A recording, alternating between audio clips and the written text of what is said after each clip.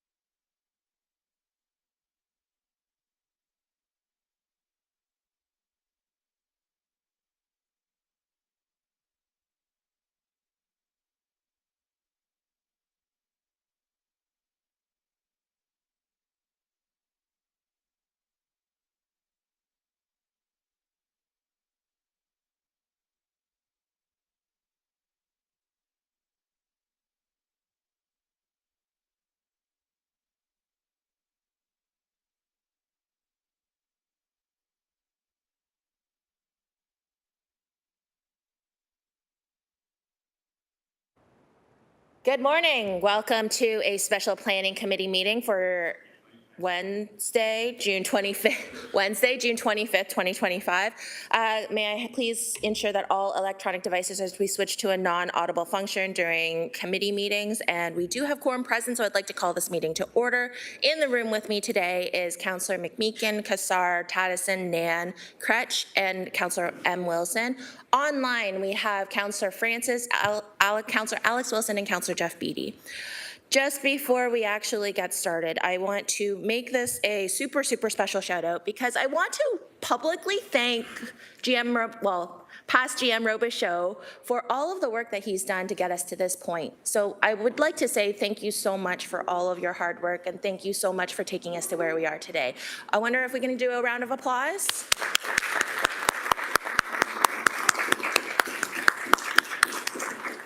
And then yet another special shout. Or did you want to say something? No? Okay. Just asking. Just look like. Yes, I would like to take the opportunity to say thank you. It was both an honor and a privilege to be the acting general manager. We've had a lot of very good debates and discussions over the last 18 months, but I could not have done it by myself. It was with the support of the other directors who supported me, and as well as all of the staff over the last 12 to 18 months, and the confidence that this committee has shown in planning and economic development. So I just, on behalf of the department and the other staff, I would just like to say thank you very much for your kind words. They're greatly appreciated. Thank you. And also, I'd like to welcome our new general manager, Arvind Prashad, for joining us today. GM, did you want to say a couple of words? We got a big meeting ahead of us, so, Oh, you got to press the button. There's a button. Okay, there we go. Perfect. Yes, well, thank you very much. And good morning to Madam Chair and members of the committee, as well as my new colleagues of the city and members of the public that are here this morning. It is a true honor to be here today. I believe this is my 8th day as General Manager of Planning and Economic Development here at the city. I want to start out by thanking those who have come before me, moving the city progressively forward, including those in recent acting roles. I come to the city with over 3 decades of municipal experience, most recently with the city of Markham, and a real deep belief that Hamilton, perhaps unlike any other city in Canada, is well poised for economic growth and prosperity. In Hamilton, we have the downtown revitalization initiatives, have the new LRT, redevelopment, and large established industries and post-secondary institutions, as well as a very engaged community that wants to see the best for this city. So the time is now for the city, I believe, by virtue of the fact that we have a choice to grow and how to grow on today's agenda. That is an indicator that Hamilton is a desirable place for investment and growth. Hamilton has ambition for the future, and I'm really excited to be part of that story. I'm passionate about working collaboratively, Madam Chair, to enable strategic growth, attract investment, support local businesses, and advance community building that reflect our shared values. So I look forward to listening, learning, and working with each of you to help realize Council's vision for a prosperous, connected, and vibrant Hamilton. So thank you very much for the warm welcome, and I'm excited for the journey ahead. Thank you. Thank you, GM Prasad. This is awesome. We've got a lot of work to do, so I'm thankful that you've joined our team as well. Welcome, Councillor Pauls, to the chamber. So let's move on to approval of the agenda. Clerk Kelsey, are there any addendum items on this agenda? Yes, Chair Wang, we have 6.1 delegations respecting urban boundary expansion. We have added registered delegations, items 4 to 10. We have added written submissions, items 25 to 80. For 7.1, how we got to the stage of urban boundary expansion applications in the June 25th public meeting, there's an added staff presentation. 8.1, official land amendment to expand the urban boundary to include the White Church lands. There's an added staff presentation. 8.2, official plan amendment to expand the urban boundary to include the Elfrida lands. There's an added written submissions, items 8 to 49, and an added staff presentation. Thank you. Staff have also requested that delegations under 6.1 will be heard as the first item under public meetings before item 8.1. So what that really means is we're going to start with 7.1 first as a presentation, just to get everyone the benefit of hearing the staff overview before proceeding with delegations, and then we'll continue on with the public meeting. Are there any further amendments to the agenda, please? Okay, seeing none, may I have a mover and a seconder that the agenda be approved as amended, please? Councillor Crutch, Councillor Taddison. And this is an e-scribe vote, so may I have your vote electronically, please?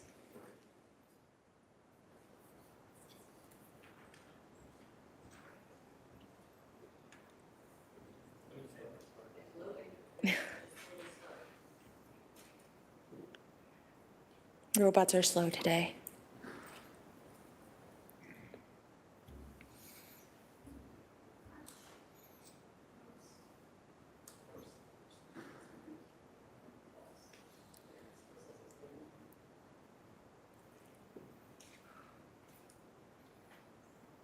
And the vote is up.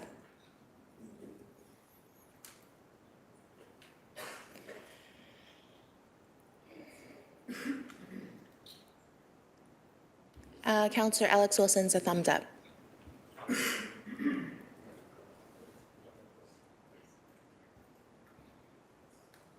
And that vote carries 10-0. Okay. Okay. All right, let's move on to declarations of interest. Members of committee, are there any declarations of interest today? Seeing none, we are going to move on to 7.1, which is how we got to this stage of urban boundary expansion applications, and this is for the June 25th public meeting. I'd like to call down Director Dave Hayworth to give us a presentation. Come on down, Dave.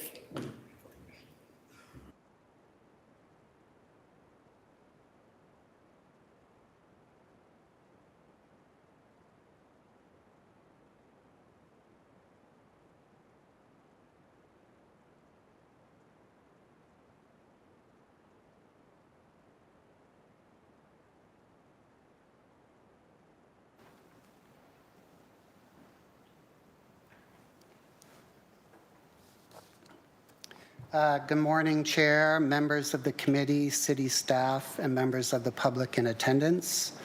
My name is Dave Hayworth. I'm the Director and Senior Advisor of Strategic Growth Initiatives at the City of Hamilton, and I'll be offering this presentation, which is intended to lay the foundation for the 2 urban boundary expansion applications, which will be heard by the Planning Committee today. The purpose of the presentation is to outline the history of provincial and municipal policy development as it pertains to urban boundary expansions, and to provide a roadmap explaining how it is that we got to this stage of reviewing the privately initiated expansion applications. To plan for growth, the city undertook a substantial policy review in 2017, initiating updates to its official plans through a municipal comprehensive review and the Growth-Related Infrastructure Development Strategy 2, otherwise known as GRIDS 2. This review was driven by updates to the provincial growth plan, which in turn required updates to the city's official plans to ensure the city's growth to 2051 was planned for. By November 2021, Council had approved a no urban boundary expansion growth strategy, and in June 2022, the municipal comprehensive review process culminated in Council approving the associated official plan amendments, which directed that all city growth be accommodated basically through intensification. Following this, the official plan amendments were sent to the province for approval, and in November of 2022, the province approved the plans with modifications, adding approximately 2,200 hectares of land into the urban boundary. A year later, in December 2023, Bill 150 received royal assent, which reversed all but 3 of the provincial modifications made to the city's urban and rural official plans, restoring the no urban boundary expansion growth strategy and deeming the previous provincial decision to expand the urban boundary as having never been made.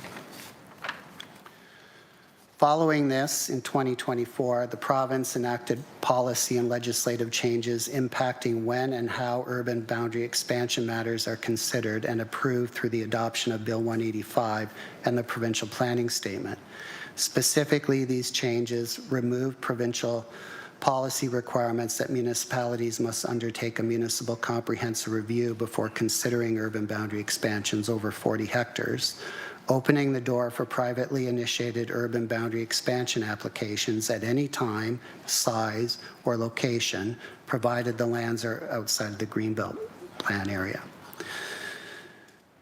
It also amended the Planning Act to allow applicants to appeal council's refusal or non-decision on urban boundary expansion applications to the Ontario Land Tribunal. The OLT holds the final decision-making authority should applications be appealed. In response, the city developed a draft framework in August 2024 to guide staff's review of urban boundary expansion applications, which establishes a clear and diligent process for review while ensuring transparency and providing opportunities for public input. The draft framework had 3 parts, one being rigorous submission requirements, Part B, that the city will lists what the city will consider when reviewing applications, and Part C outlines the full process for submitting and reviewing applications. In April of 2025, City Council approved the final framework, enshrining the requirements into policy. The city subsequently received 3 appeals of the implementing official plan amendments to the Ontario Land Tribunal from the Elfrida, Whitechurch, and 20 Road West landowners groups. No hearing has been set for these appeals at this time. The framework has been used as a guidance document in staff's review of applications.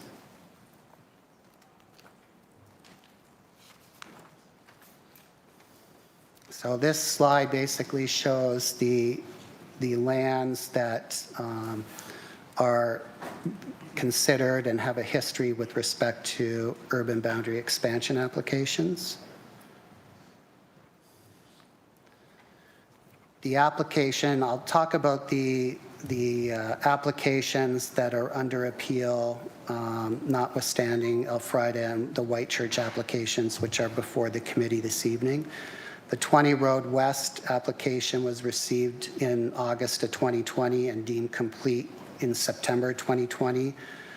It seeks to add 90 hectares of land to the urban boundary to accommodate approximately 2,450 units. The applications were appealed by the applicant to the Ontario Land Tribunal for lack of a decision in June 2024, shortly after Bill 185 took effect. The tribunal hearing will take place in April of 2026. An official plan amendment for a new secondary plan covering both 20 Road West lands outside the urban boundary and portions of the Airport Employment Growth District were also submitted by the applicant in November 23, deemed incomplete in December of 2023, with the incomplete decision also appealed to the tribunal. This hearing is scheduled for August 14, 2025. An official plan amendment for a new secondary plan covering the Whitechurch lands was also submitted December 2023, but deemed incomplete in January 2024. The decision to deem the application incomplete was appealed to the Ontario Land Tribunal by the applicant in February 2024, and no hearing has been scheduled to date to consider the application's completeness. And lastly, there's the application at 159 and 163 Sulphur Springs Road, which was received December 2024, deemed incomplete in January 2025, and thereafter appealed to the Ontario Land Tribunal. The Ontario Land Tribunal deemed the application complete May 26, 2025. The application is about for 10 hectares of land and about 75 dwellings on a condominium road. It's a bit unique in the sense that it's within the Greenbelt Plan and Niagara Escarpment Plan, where it's indicated in the Act that appeals are not allowed for those applications, but we feel that the applicant may challenge that position if the application was denied.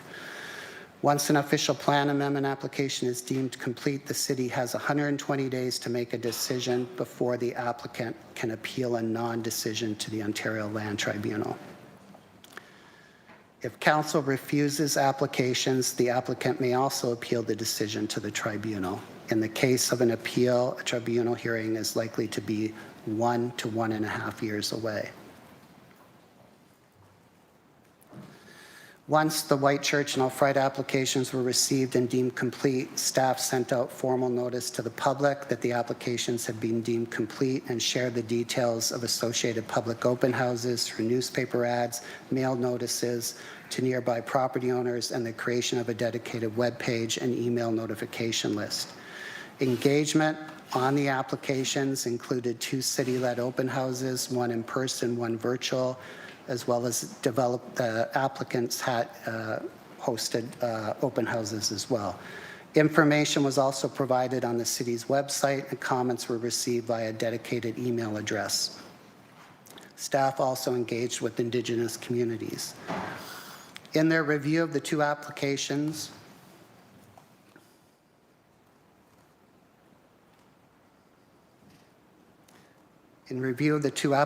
before the Planning Committee today, city staff reviewed all materials submitted by the applicant as well as all comments submitted by city departments.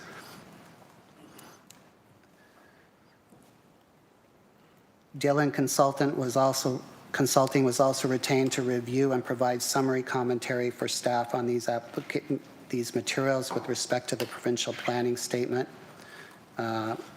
Hamilton's official plan, and the draft framework. Finally, the city also engaged several consultants to undertake peer reviews. Thank you. Of significant studies submitted by the applicants. The studies that were peer reviewed have been highlighted on the screen, along with the consultant responsible for the peer reviews.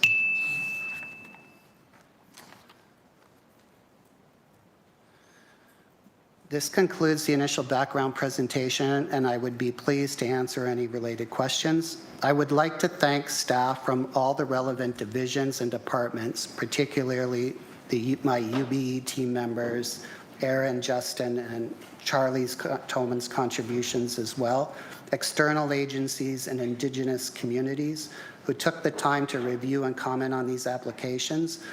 I also want to thank the peer reviewers and Dillon Consulting for their contributions. The 2 applications are very large, complex applications, and it took everyone's cooperation as well as coordination to have the recommendation reports on today's agenda within the 120-day time frame for a decision. Thank you. Thank you very much, Director. Director, I know that we may or may not get into a long list of questions, so perhaps I'll just invite you back to your seat, and then that way you can take any questions from your seat.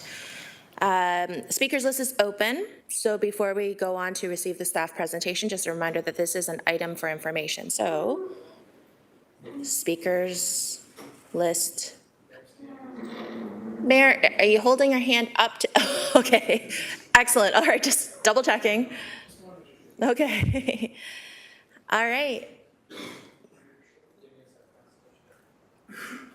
Councillor Pauls, please.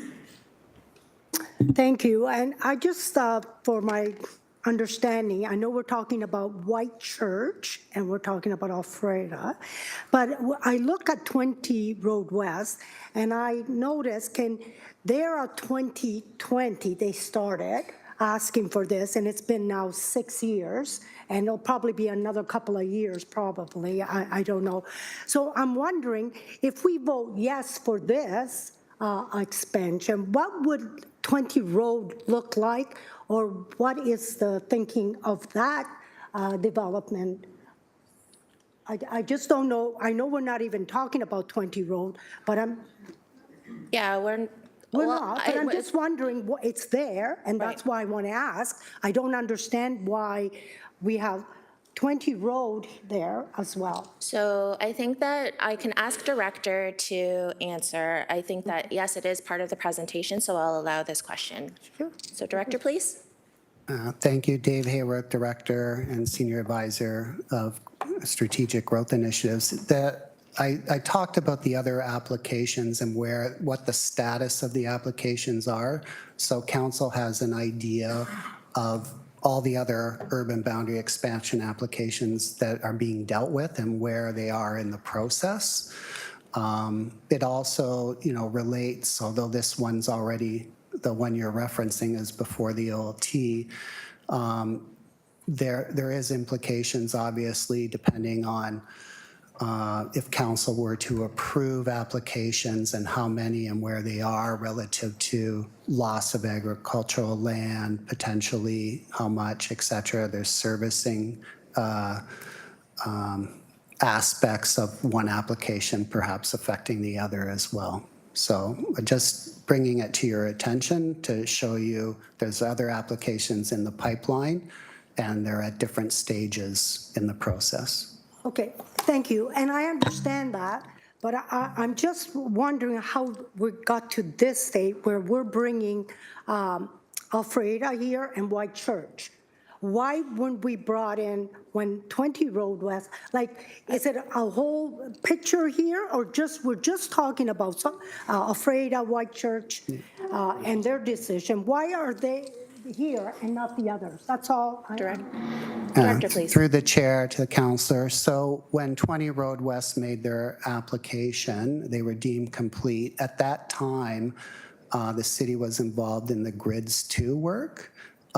So there was no decision made on that application. And at that time, the applicant could not appeal the fact that there was no decision made on it until the province changed what you call the ground rules, so to speak, relative with Bill 185, which then allowed appeals. So as soon as Bill 185 came into effect, I think it was about a week later, the applicant then appealed those older applications to the tribunal.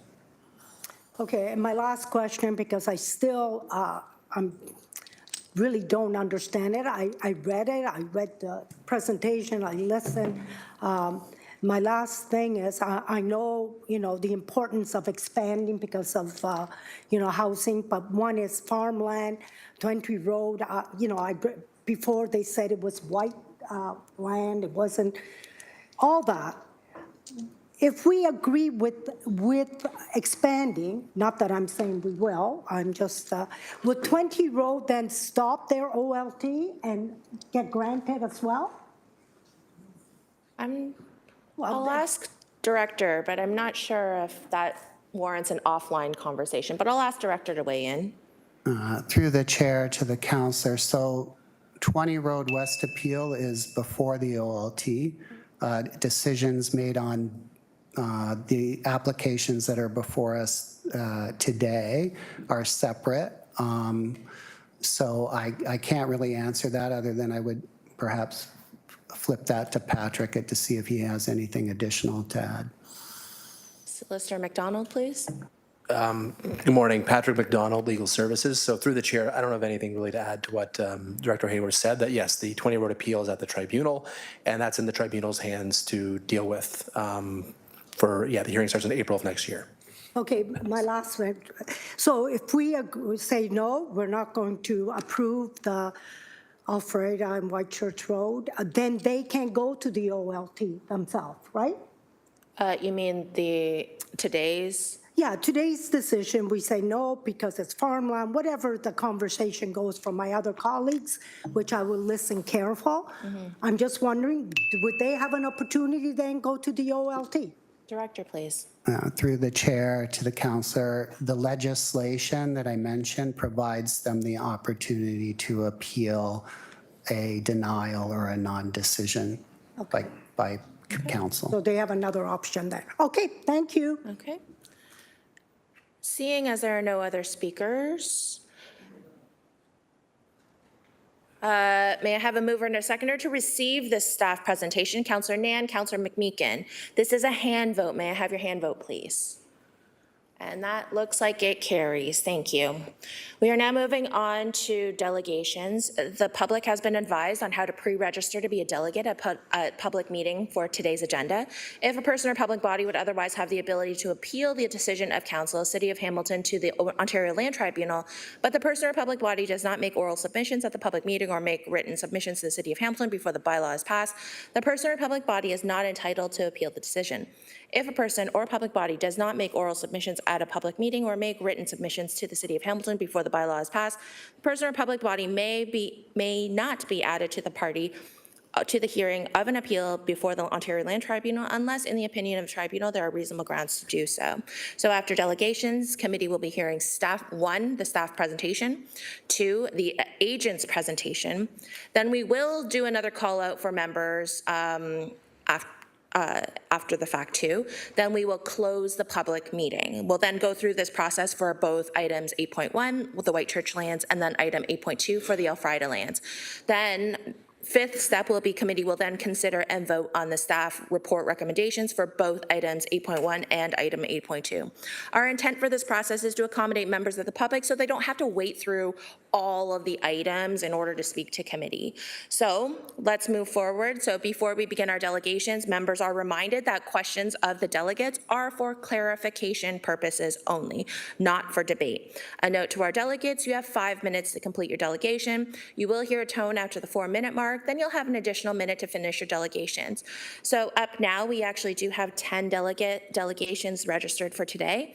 First up is Mike Colin Williams from the West End Home Builders Association. It is in person. He's coming down. On deck, so I'm going to try and do that. So up now and then on deck. On deck is Greg Dunnett from the Hamilton Chamber of Commerce, and that will be virtual. So let's start with Mike Colin Williams.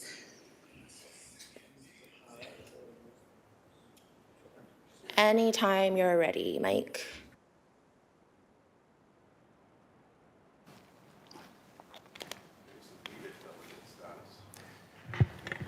Good morning. My name is Mike Collins Williams, and I'm the CEO of the West End Home Builders Association. I'm here today to discuss the necessity of an urban boundary expansion. Expanding our urban boundary is about families, jobs, and the future of our economy. Under the current plan, nearly 80% of all new homes in Hamilton will need to be intensification through the construction of apartments. But we know, and city staff have acknowledged, that the market simply cannot deliver that level of intensification.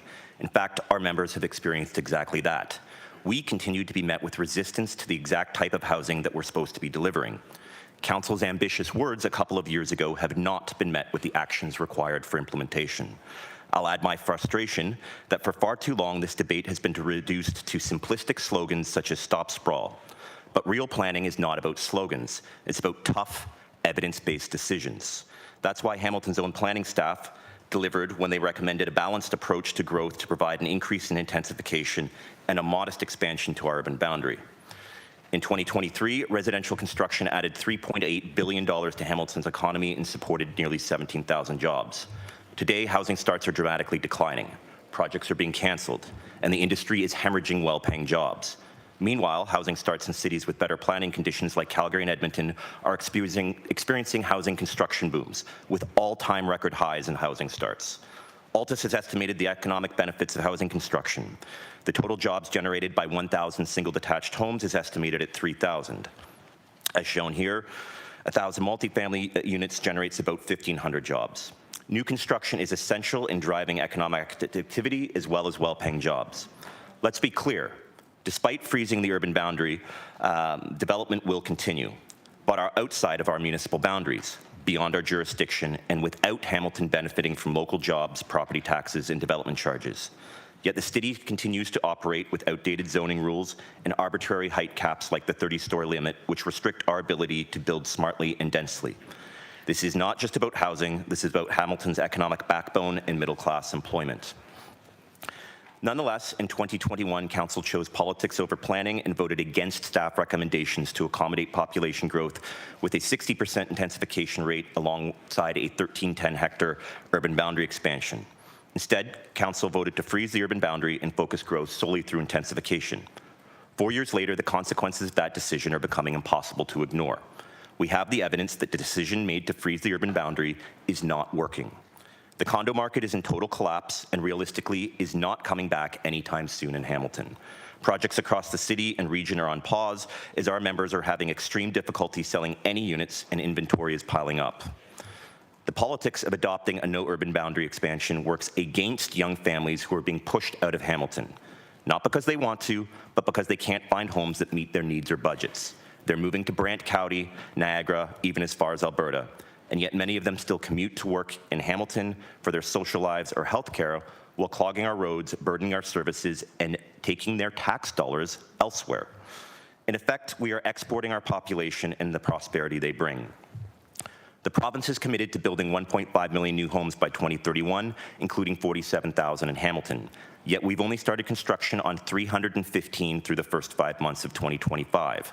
A land needs assessment and peer review confirmed the need for an urban boundary expansion to accommodate the over 110,000 new homes needed by 2051. And I'll note that was with the old growth plan numbers. We have higher population numbers to contend with today through the Ministry of Finance. Since adopting the no UBE policy, council has continued to deny high-density applications for being too tall or too dense. So we can't build out by virtue of the no urban boundary expansion decision, and any intensification of proposal that is met with any local political resistance can't seem to get through this council. So applications are then appealed and then generally approved as submitted at the OLT. This slide shows a very small sample of the larger applications. This has resulted in fewer homes being built, soaring prices, and greater inequality. Hamilton's had a few years to prove that it was serious about intensification, but has failed to do so. As we look ahead to Hamilton's future, we must confront the essential truth that if we want to provide homes for the next generation of Hamiltonians, we must expand the urban boundary. Let's plan for growth, not just with ambition, but with realism. Thank you. Thank you for your delegation. Speakers list is open. Okay. Seeing none. Oh, Councillor Maureen Wilson, please. Excuse me, I have the floor. Yes, please. Thank you, Chair. Through the Chair to the delegate, thank you very much for your continued participation and your sharing your industry insights. I am trying to understand, though, what seems to be your core premise, and please correct me if I'm wrong, that it is the urban boundary that is the primary cause of non-construction that is causing harm to the industry. Through the Chair. Yes. No, the urban boundary is not the primary issue causing harm to the industry. The urban boundary is about the long-term prosperity of the city. We're in an immediate situation right now caused by a variety of other factors. That being said, expanding the urban boundary would provide an immediate injection of jobs, not in construction. Construction won't start tomorrow, but in terms of planning, engineering, and the work needing to be done over the coming years. We are in an acute situation today caused by a variety of other factors that I've spoken with at length with the council previously.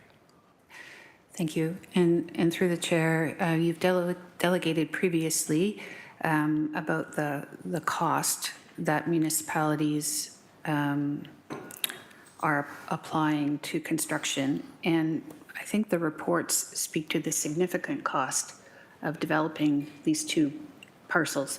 How are those services going to be paid with if not for DCs? Through the Chair. So through the Chair, our previous delegations were focused on immediately addressing the current crisis and requesting a temporary reduction in development charges for the next 2 years to try to get projects that have already been approved and shovel-ready under construction. The debate that we have before us today, urban boundary expansion, even if council approved it today, there are no shovels that are going to hit the ground within the next 2 years. So those would be paying full freight in terms of development charges. And we also certainly need assistance from senior levels of government. There are a number of programs in place, whether it's Housing Accelerator Fund, Building Faster Fund, there's a Municipal Housing Infrastructure Fund, and a new Housing Enabling Water Systems Fund. We would be your strongest advocates to partner with and work with the provincial and federal government for additional housing enabling infrastructure funding, targeting those large services such as water and wastewater. And the province has started engaging industry and other stakeholders in discussions on shifting water infrastructure out of development charges towards a public utility model. Those conversations will take a few years to crystallized, but by the time that happens, that is likely to be somewhere in the realm of where construction may actually be occurring on these boundary expansion lands. Thank you, and I'll have questions for staff on the possible implications of a public utility model. Thank you. Thank you. Up now is Councillor Alex Wilson, please. Thank you. I just wanted to clarify something that was said during the delegation, just following up on Councillor Maureen Wilson's clarification about the urban boundary being a short-term versus a long-term policy. In the delegation, I heard the comments, and I believe this is almost a verbatim quote, the firm urban boundary policy has failed. The condo market here in Hamilton and across Ontario is in collapse. Are you able to help me understand the link between that? If we're just understanding that the urban boundary is about long-term growth here, how has our policy that's been brought in 2 years ago caused the condo market to collapse both here and in other places in Ontario? Through the chair, the policy that was brought in a couple of years ago has no direct impact on the condo market. I would say it's the reverse, that the policy brought in a couple of years ago for an 80% intensification target is based on having a strong condo market and a strong volume of consumers choosing to live in high-density condos, and that market simply has evaporated. It is not coming back anytime soon in Hamilton. When it finally does come back, it will likely start showing signs of life in larger metropolises such as Vancouver and Toronto well before Hamilton. So if the long-term plan for Hamilton is to accommodate growth downtown, and I'm an urbanist, I certainly strongly support intensification and growth downtown. Many of our members are very active and have invested hundreds of millions of dollars downtown. Those numbers and that population is not coming anytime soon. So we need a balanced approach, and I think we need to understand that a unit is not a unit. A studio or a one-bedroom condo on James Street is not the same as a single detached home or a townhome with a backyard in a potential expansion area.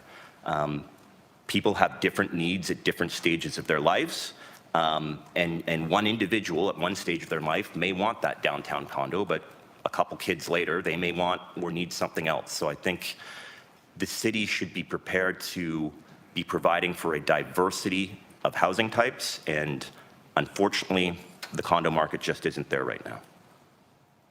Thank you. Through you, Chair, I'd agree. A unit's not a unit. A condo's not an accessory dwelling unit in a backyard. It's not a fourplex or a sixplex or missing middle. There's certainly more types of solutions there. I just want to clarify two other things, though, about numbers and growth that were shared during the delegation. One of them was about this number about the condo market sales collapsing. We know that primarily the largest buyers are speculative buyers in the condo market, folks trying to sell, resale, not necessarily resident owners. So do you have information about actually resident owners purchasing condos, or is it just that the broader sales in the market are collapsing, and so therefore potentially non-resident owners are no longer buying condos? But that's not actually the housing stock, that's the commodity changing. So just wondering if you could unpack the numbers you're using. Are they just sales numbers, or do you have actual information about residency? So through the chair, I will answer the question directly, but I suppose there's a slightly philosophical difference of opinion that investors do make a major component, a sizable component of the condo market. It is a very different market than the low-rise market. When you are building a 30 or 40-story building, you go through a couple years of sales. Digging down to build the underground parking garage and coming up might take 2 years, and building a 30-story tower might take another 2 years. So you've got a 5 or 6 year construction window. Your typical end user does not buy a unit 6 years in advance with a plan to live there, especially a young family. People don't plan their families or kids around a 6-year window through construction. So by the very nature of the product type, investors are and will continue to be the primary driver of the high-rise market. Now, once the building is built, some of those units will go into the resale market and go to end users, and predominantly most of those units will go into the rental market. So those units are still being occupied by individuals and families. They are housing units. It is just a difference in tenancy, ownership versus rental. So I'm not sure if that answers your question. In terms of the market overall, the investors have completely vacated the markets. I don't think they're coming back anytime soon. There are end users in the condo markets. I myself, my first home was a condo because it was a starter home, and I did wait the 5 years, but I think I was probably in the minority of individuals buying as an end user in a high-rise building. Thank you. And through you, Chair, last question from me, and it's just a clarification on where a number is coming from, is that you shared numbers about the growth projection, and you said this is before the recent population projections. Is the number that you are using as the to-date population projection reflective of the federal government's recent changes to immigration and projections there, or is that the number from about a year or two ago, the Ontario Ministry's growth numbers? So just what number did you use in your delegation? So there's a variety of different numbers. So the Hamilton official plan number for 2051 is 820,000. The Ministry of Finance projection in 2024 was 903,000. The Ministry of Finance will update those numbers every year. We will expect a slightly different number later this fall, given changes to federal immigration. It will probably be lower than 903,000, but it will be a lot higher than 820,000. So council will have to contend with different numbers coming from the Ministry of Finance every year, and I'm empathetic that it is difficult to make decisions on shifting numbers, but we are in a very different landscape than we were several years ago when the Ministry of Municipal Affairs and Housing, through the Ontario Growth Secretariat, came up with a Schedule 3 numbers. Canada's population hit 40 million in 2023, and it is the fastest growth rate 2 years ago that we'd had since 1957. We're expected to hit 41.5 million this year. So there have been changes at the federal level to slow the pace of growth, but we've gone through an unbelievable period of growth the last number of years. And this region that we're in, Hamilton, GTA, the Golden Horseshoe, is the fastest growing region in North America, not by a little, but by a long shot. Thank you, Councillor Alex Wilson. Up now, we have Councillor Taddison, followed by Councillor Clark. I just wanted to welcome Councillor Clark and Councillor Spatafora to planning. They don't usually come, so thank you so much. Councillor Taddison, please. Mike, you did say that people will need different homes for different stages of their lives. Your presentation is all about new builds. Do you have any data? How many homes are we expecting to become available from existing stock due to owners aging out and preferring homes with less maintenance, such as condos? So do you have any data on that? And are you using that data to guide how many new homes Hamilton actually needs to be built?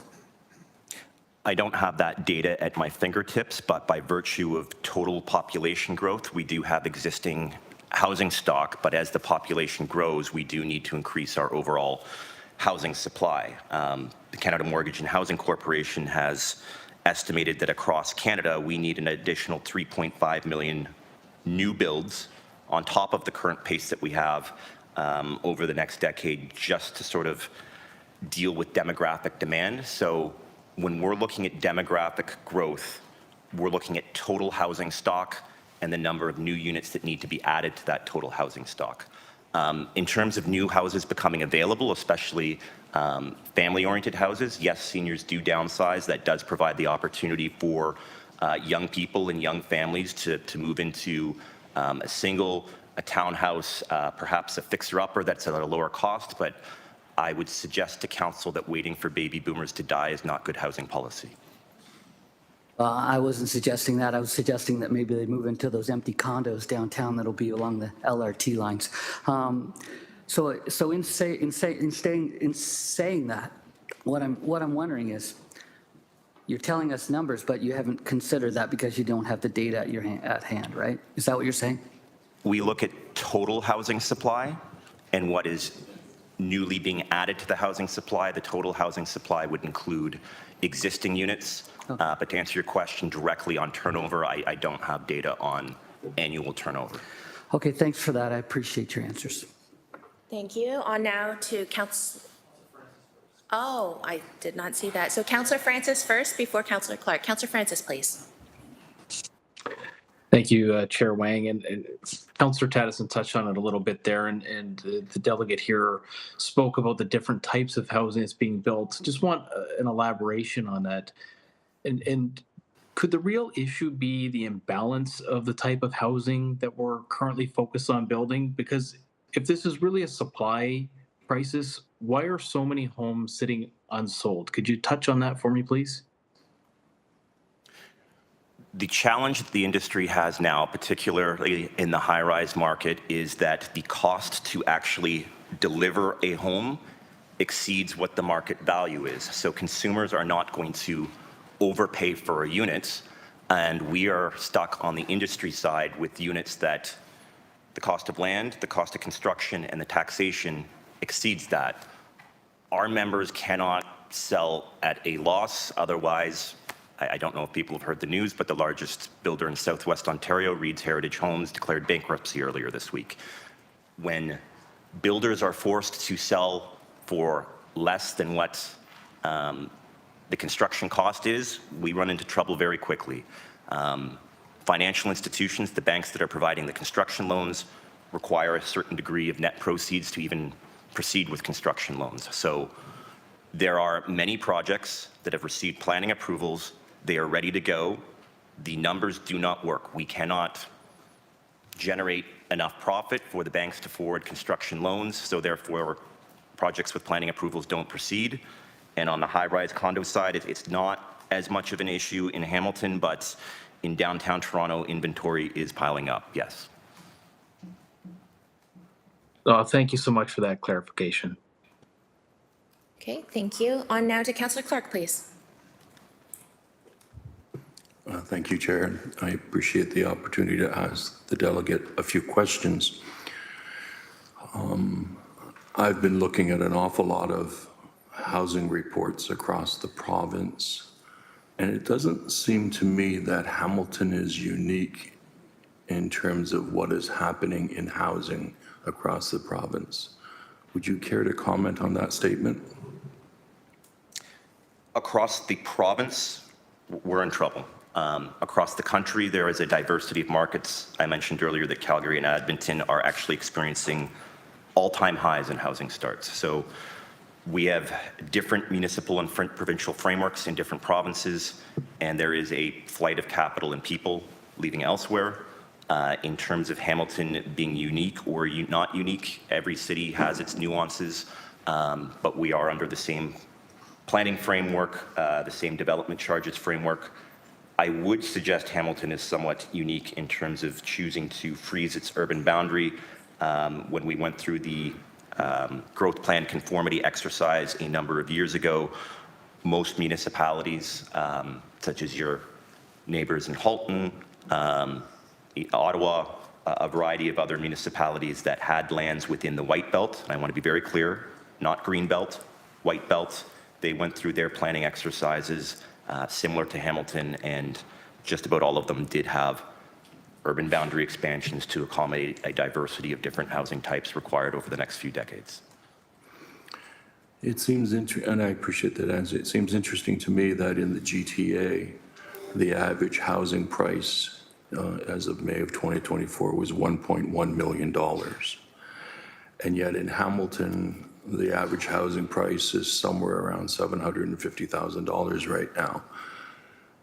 And we seem to still be experiencing a challenge getting housing built. Is the housing price the challenge? Through the chair, there's a variety of factors. If you look at income to housing price ratios, especially for young people. Hamilton is in the top 3 in the country. I think it's Vancouver, Toronto, and then Hamilton in terms of the difficulty in terms of those direct ratios. So for better or for worse, average incomes are lower in Hamilton than they are in Oakville. Thank you. And with regards to the current policy of the city of Hamilton when it comes to a firm urban boundary, it seems interesting. We seem to have the same challenges as every other municipality in the province of Ontario. So how is it that Hamilton is experiencing a different? It's because of the urban boundary freeze. I'm struggling because I'm looking straight at stats. That's all I'm looking at. So through the chair, The discussion around the urban boundary is primarily focused on the future and the future of this city versus the acute situation that we find ourselves in today. We do have a lack of housing supply in terms of the diversity of options available, and it's not just about the two applications today. We do have the Scooby lands that were brought into the urban boundary 20 years ago, and there have been no houses built there. So there are other challenges in terms of bringing that diversity of housing options to the market. But when we are having the discussions today, this is not about addressing today's housing crisis tomorrow. This is about setting the city up for the long-term planning exercise to bring those lands in and build complete communities through the future. Should council make a decision, should planning committee make a decision today to move forward with these applications, shovels aren't hitting the ground tomorrow. This is not going to address today's crisis. The concern is, as we move forward, are things going to get worse, or are we going to start making different decisions to pivot to a different planning environment? Thank you. Last question, if I have time. I'm very pleased, Chair, that Mike has raised the issue of the Scooby lands.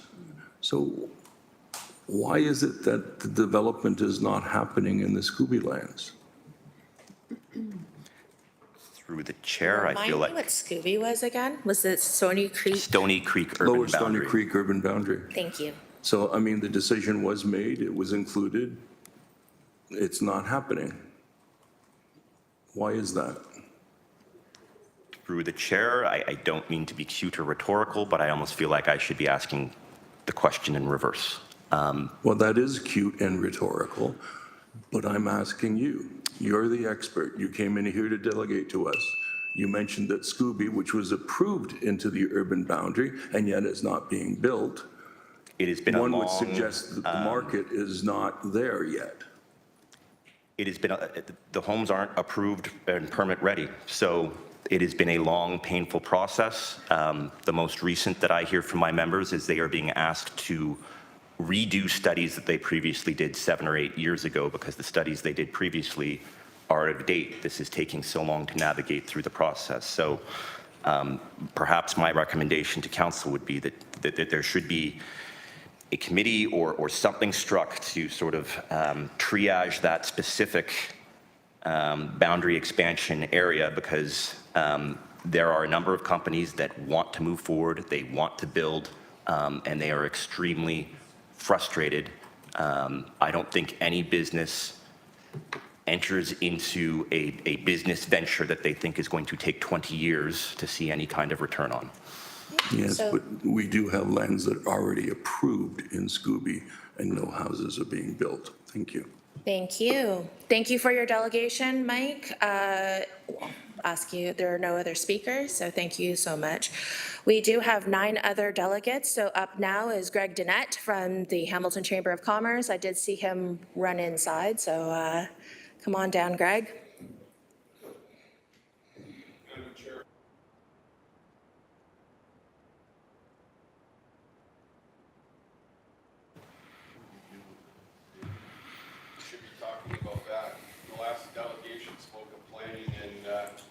This, just to be very clear, that we are talking about planning today. 6-week labor disruption. And I'd like to have order in the room, please. Order. The city council stop playing politics. If you continue to speak out of turn, sir, I will have to call a recess. You won't grant status, delegate status. City council won't allow us to speak. Committee, as chair, I will be calling a 20-minute recess. Thank you.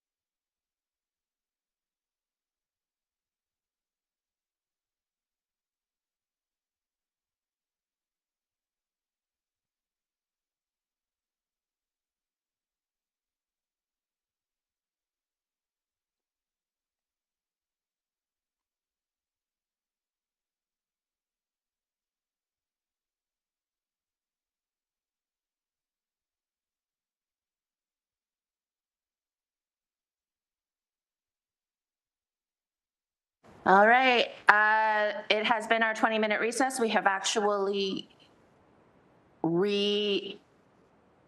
there's a little echo, so I'm just going to speak slowly. Oh, all right, fantastic. We have now reconvened back in 264. Thank you so much for the consideration. Up now, we do have Greg Dennett from the Hamilton Chamber of Commerce. Greg, you have 5 minutes. I have a virtual timer on my phone, so I'll just start to wave at you very emphatically when you need to wrap up.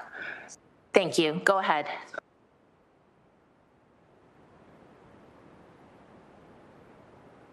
There we go. All right.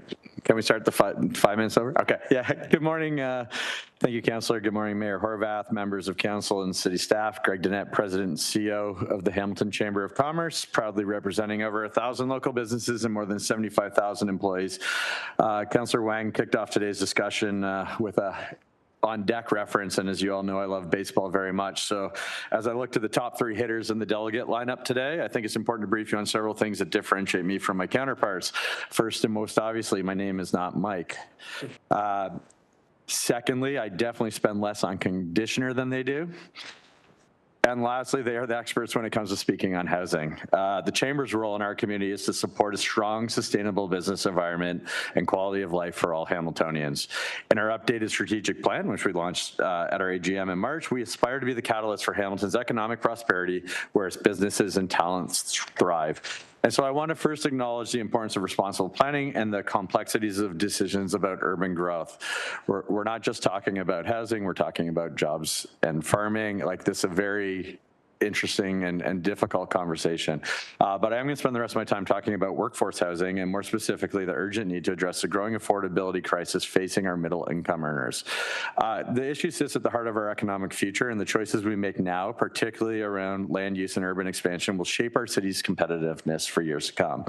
Workforce housing is the missing middle of our housing continuum. These are the homes that teachers, tradespeople, healthcare workers, and early career professionals should be able to afford, people who are the backbone of our economy. And yet today we're watching them being squeezed out of Hamilton. I always like to share Caroline and my story. So I met a pretty girl on the 6th floor of Brandon Hall.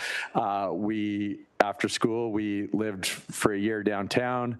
We then bought a house up on the mountain before having 2 children and moving into downtown Dundas, where we now happily live and have a fantastic community. That opportunity doesn't exist here in Hamilton today. And despite steady employment, rising housing costs are pushing a growing number of middle-income earners, those making between $52,000 and $104,000 annually, towards financial precarity. Many are spending upwards of 63% of their income on housing, far above what's considered sustainable. And the reality is that while the median household income in Hamilton is $96,000, it now takes $214,000 in annual income to qualify to purchase an average home in our city. And so we're hemorrhaging talent, and we're hemorrhaging young families in particular who are voting with their feet. Working households are increasingly unable to see a future here, not because they lack employment, because they cannot find housing within reach. These families don't qualify for traditional affordable housing supports, but they also don't earn enough to compete in today's housing market. They're stuck in the gap. This growing pressure is creating serious ripple effects on our economy, as 68% of local businesses say that housing affordability is affecting their ability to attract talent. For our manufacturing sector, nearly half, 47%, report difficulties in filling roles due to the housing challenge. Across all industries, talent acquisition and retention has been flagged as the #1 concern by Chamber members. And increasingly, we're seeing housing availability emerge as a top 5 factor in corporate location decisions. Innovation ecosystems are starting to fray, and the hollowing out of the middle class doesn't just affect households, it's creating operational challenges for employers who depend on a stable, local, middle-income earners and workforce. This is the context in which we must consider the future of land use in Hamilton. Constraining housing supplies, particularly ground-oriented and family-friendly options, continues to amplify the crisis. We know that not all growth can be accommodated within the existing boundaries when we get to the 903,000 people that Mike referenced earlier, and we need to take a staged and planned approach to urban expansion. Not as a first resort, but as a realistic part of how we meet demand, improve affordability, and support economic resilience. We're still at least 5 years away from anticipated needs for the wipeout lands, but the groundwork, planning, phasing, and infrastructure alignment would begin now. And if not now, when? We're in a housing crisis, and a no-growth position may seem appealing in the short term, but inaction today will limit our options tomorrow and continue to drive out the very people we need to keep Hamilton strong. This is a top-line economic development issue. It is a competitiveness issue, and ultimately it's a livability issue. It's a question of who gets to call Hamilton home. And I ask all of you to make decisions today that create a balanced, inclusive, and economically vibrant city for tomorrow. Thank you. And I'll just add, because we've got the time, I think you all know that I really, really do believe in building density and building, but we do need all forms of housing to make this community the best community not just in Ontario, but in Canada. And we'll continue to aspire for that as we go forth. And I think at that, I will conclude my speaking notes. What? Greg, three seconds left. Not bad. So speakers list is open. I do actually have Councillor Maureen Wilson first, followed by Councillor Pauls. So let's go to Councillor Maureen Wilson, please. Thank you, Chair. I'd like to thank Greg for his always thoughtful, balanced remarks and noting the complexity of these issues.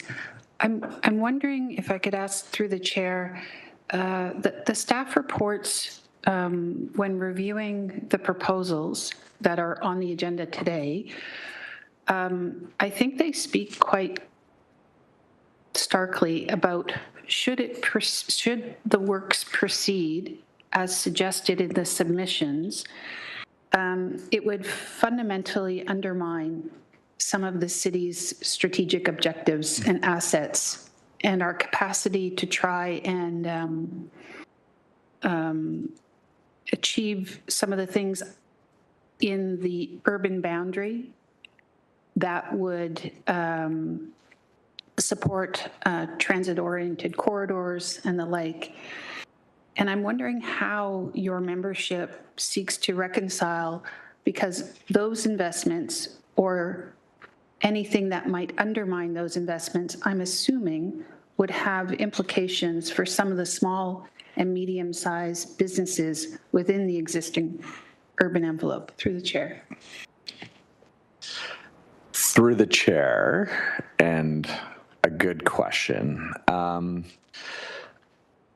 It's the fascinating aspect of city building today. And having that full understanding of the housing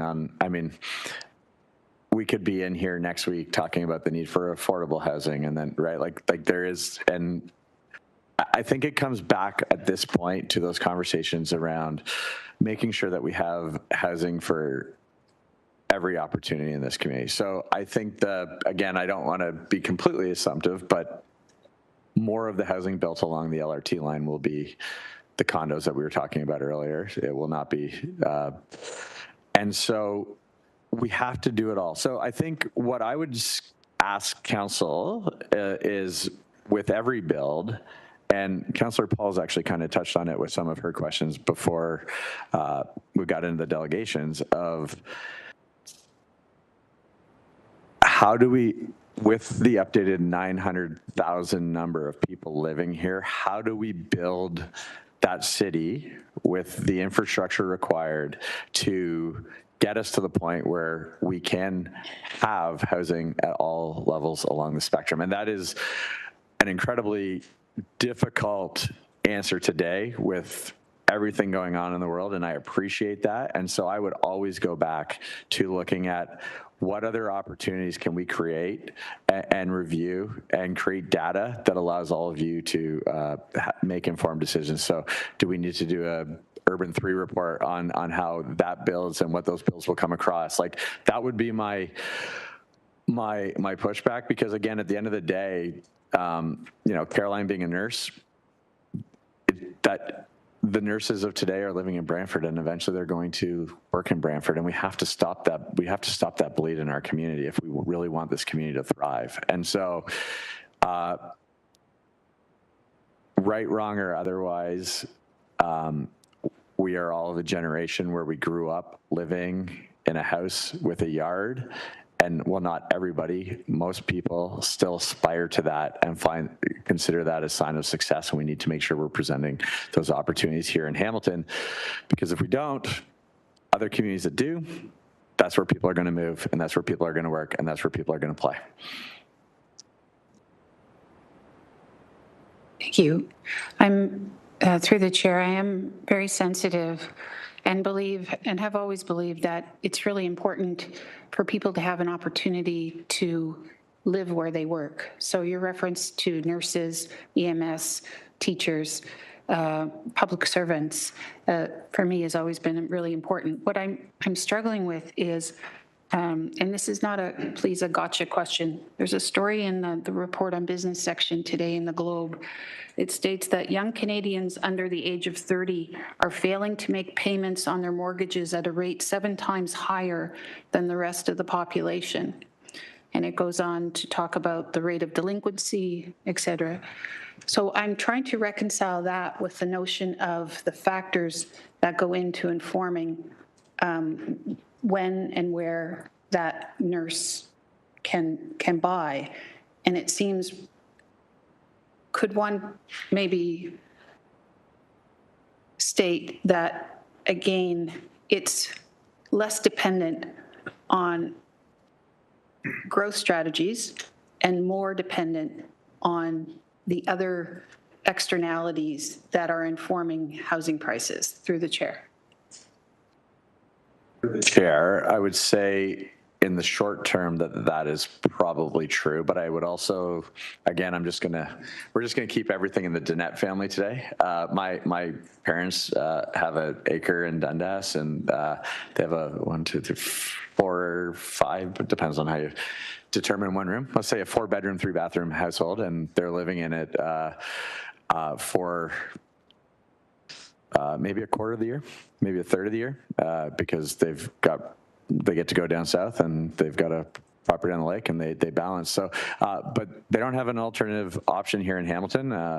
Again, my mom would say why they're not selling is number one is because she wants to be able to have a place where she can come and see her grandkids. So again, I think it's about creating those opportunities. So what my mom doesn't want to do, and hi, Mom, if you're watching, though I doubt you are, is what my mom doesn't want to do is move my dad into a condo where he will go stir crazy within 6 months, even though that is probably an opportunity where they could have some additional disposable income. And those are, I mean, you talk about the differences, my parents on, less than 6 figures for most of their youth have those multiple properties. So we talk about a changing landscape and opportunities changing. I think that would be the Chamber's ask to this council, is to take that long-term lens to how we're building the city. The short-term situation is going to be dictated. I think, again, we're not talking about tariffs today, but we all know the immediate ripple effects of the tariffs are going to have on our community. We have to be building around 2050. We have to be having that vision where we're getting close to 1 million people, and we need to make sure we build that community. And again, I appreciate the challenges of balancing the needs of today with building the city of tomorrow. And I think there are a lot of really strong opportunities and positions in place that are programs in place that are helping us get to that closer future. But we can't take the eye off the long-term prize because of the short-term situations, or we'll be reactive in another 5 years. Your time is up. So up now is Councillor Pauls, followed by Councillor Clark. Councillor Pauls, please.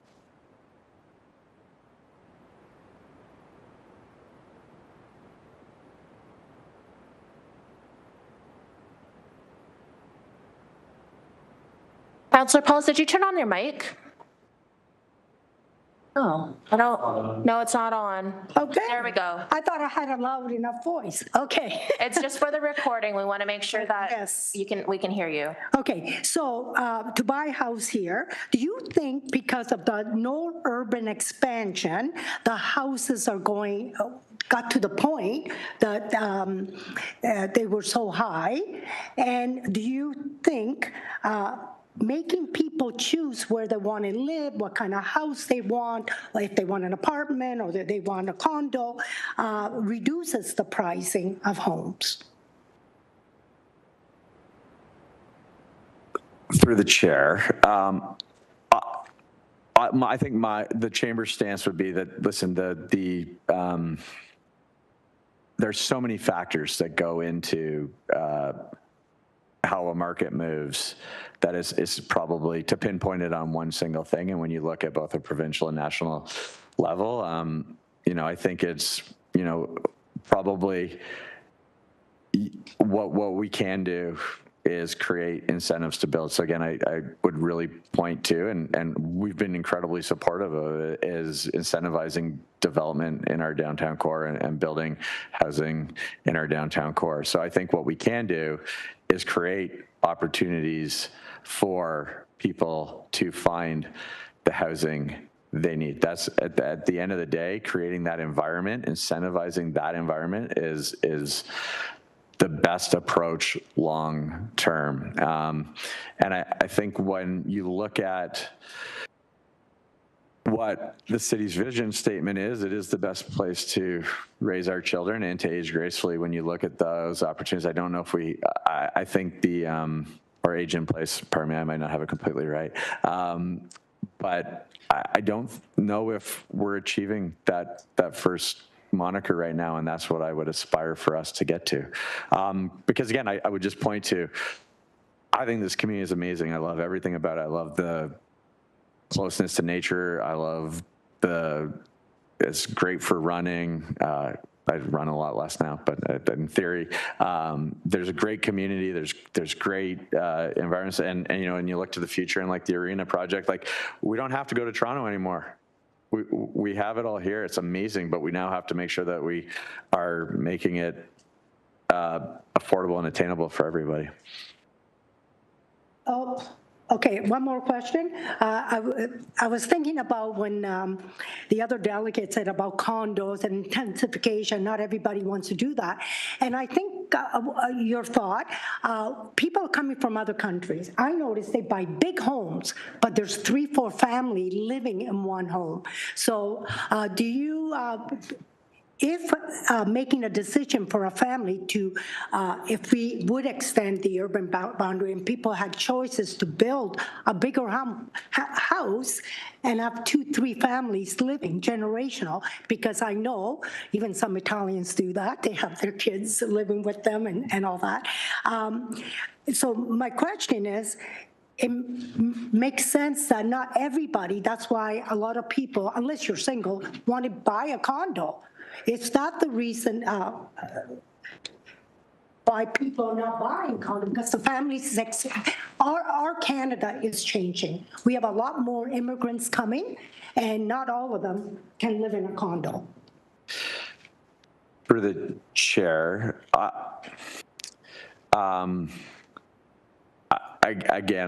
the complexities of all of this are very difficult to answer within 5 minutes.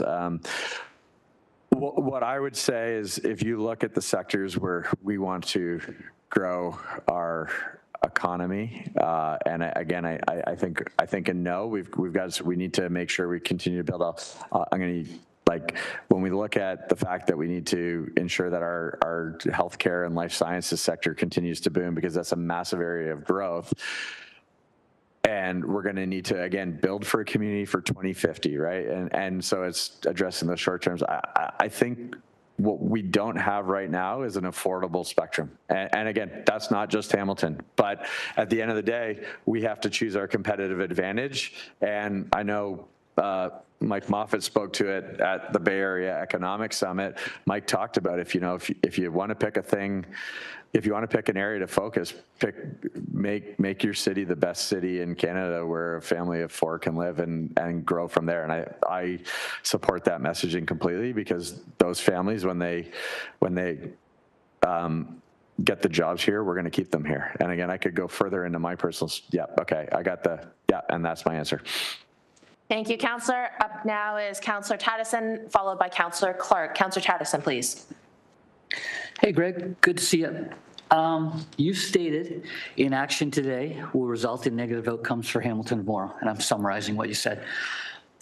But Greg, you understand there is a process dictated to us by the province that us saying to no today does not stop the process of building more homes in Hamilton. So it just is going to move us forward in a different way if we say no today.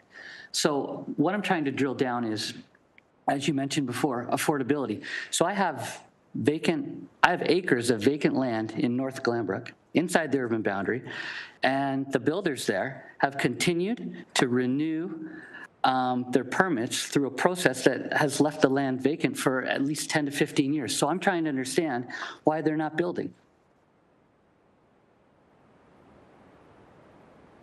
Through the chair, I think there's a, again, and so sorry, maybe I'll just take a step backwards. Listen, this isn't just a Hamilton City Council conversation. This is a conversation at the provincial and federal level, and we're aware of that, and we're having those conversations, and continue to have those conversations because chambers across the country are looking to make their communities more affordable to grow.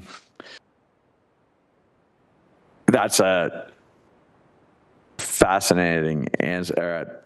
I think, Councillor, and again, this might be where I would defer to the housing experts. What steps can we take at a municipal level to spur that development happening as quickly as possible, and for those developers to invest their funds, because funding is finite for almost everybody in the world, here in Hamilton versus another community? Okay, and I appreciate that. And I'll just say that in speaking about other communities, when I go up north to visit my brother, and I have to go buy groceries and milk and so forth, it costs twice as much up there, yet his house costs half as much as if he were in Oshawa, where he raised his family, or in Hamilton, where he grew up. So my question is, based on supply and demand of materials, why does getting a house built up north cost half as much than does one down here in this area? Can we have? Yeah, through the chair, and I don't know what Mike Moffat's presentation is, but I do know he has a very a chart that kind of points directly to what a $900,000 build happens in Kitchener-Waterloo, and I apologize, I don't have it on me, but it does point to those core costs, and so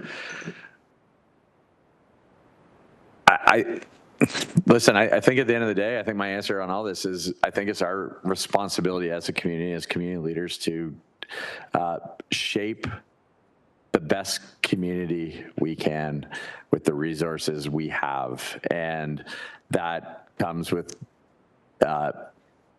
ensuring that we have social responsibility, but also economic responsibility, so that we create a platform for shared growth that ultimately raises up this community. And that's the conversation. And I would just circle back to my earlier points, is make sure we have the right information and the right data to make informed decisions going forward around any and all bills as we go forward, because it has to be part of an overall plan, right? Like nothing is in singular.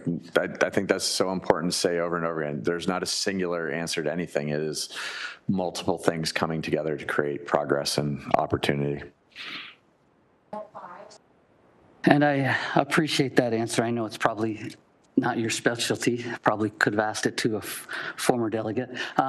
So I understand all what you're saying, and I'm hoping that you understand that the proposals that are being brought forward today still have lots of issues with them. So I can support not supporting them because of those issues, and I hope you can understand that, and that this is the beginning of a process, not the end of it. Okay, thank you. Up now is actually Councillor Crutch, followed by Councillor Clark. Councillor Crutch, please. Thanks. You talked about downtown. The previous delegate mentioned downtown. I'm sure it's going to come up a few more times in these delegations, but I'll ask you this question. One of the big issues I'm faced with as a downtown councillor is hearing from residents about what I call missing teeth. We look around the downtown core, there are vacant land that's been there for 20 years inside of our urban boundary, just sitting there. doing nothing unproductively. And conversely, we hear that we don't have the space to be able to build inside the urban boundary. But for whatever reason, because of the provincial planning legislation in front of us, we can't just go in there and grab that property and do something with it because of the way that real estate costs have gone, right? The most famous example is a block from here at the James Street Baptist Church, where that property reached an unbelievable market price of $27 million, which the city can't afford to expropriate. So to some degree, we're kind of held by this idea of private property ownership. And I just wonder what your thoughts were on this. I mean, this is a problem where we're trying to revitalize neighborhoods. We're trying to ensure there's density downtown. We're trying to make sure there's spaces to be. People own property, and they simply won't build on it. And this is not a new problem, right? This is something that's been going on for a very long time. So I wonder what you thought about that. Yeah, through the chair, I think it's, this is the balancing act of all of it. And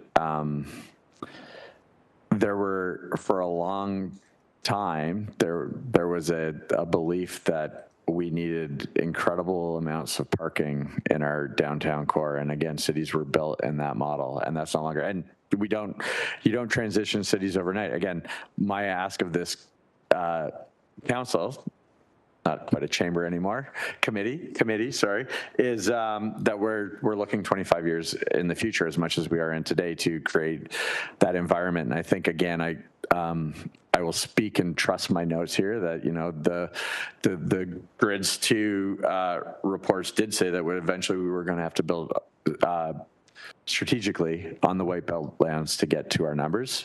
And so if we're having a conversation today that will take multiple years of planning, that will ultimately get us to where these builds happen in 10 years, is that the opportunity now to help position this community for long-term success? Councillor, I think when it comes to the downtown, there's a lot of work to be done. We are one of the communities, we talk about how we're one of the communities most impacted by tariffs. We were also our downtown was significantly impacted by the pandemic, and we are still feeling those effects and those pressures that small business owners have felt and continue to feel. And it was the genesis of Hamilton Day, and we will continue to work for and growing Hamilton Day because we have to support all levels of community and business. And at the end of the day, if the right way to build our cities is to have all of those amenities and opportunities within walking distance of your household, whether that is in the downtown core, whether that is in Dundas, or whether that is on the Elfrida lands. Thanks. I have one more question, and then that's it for me. You talked about this tension that exists with speaking to a notion that we need to build outside our current urban boundary to be able to meet our density targets. Not that I'm suggesting this was professional work done, but a group of volunteers actually mapped the entire urban boundary and found all kinds of space inside the urban boundary to be able to do this that would be the equivalent of the expansions being proposed. I guess what I'm asking is, does that really matter? Like, I think that we could densify inside our urban boundary, and there's lots of people who agree with me, to meet those housing targets. That doesn't seem to be the actual question in front of us, is whether or not we're going to meet those housing targets or not. As much as the province can project our growth targets, and we can do that, we have no idea what that's going to look like come 2050, 2051, whatever it might be. So I guess I'm asking you, like, today, that question, because yes, it's important for us to plan 25 years out, right? But there's a discussion out there saying, we already have the space we need inside the urban boundary. We don't need to do this. Yeah. So through the chair, I think with any report, there's margins of error. And so, I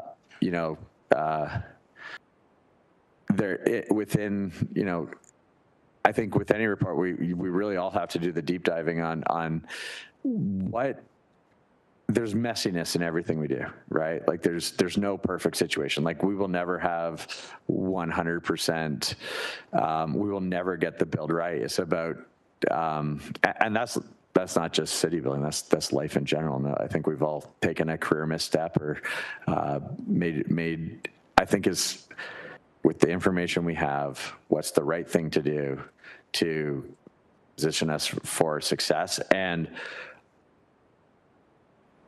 because I'm talking a lot about housing today, we also want to make agriculture is an incredible important part of our economy here, so we need to consider that too. So I think my overall answer is working to get the information to find the best balance possible to grow this city would be the ask that the chamber continues to put to the council. Thank you. Thanks, those are my questions. Thank you. Last speaker is Councillor Clark, please. Thank you, Chair. My questions might be a little bit ancillary to where we are today, but if you can give me some latitude, you'll see where I'm going. So what is the Chamber's position on the current tax rates in Hamilton?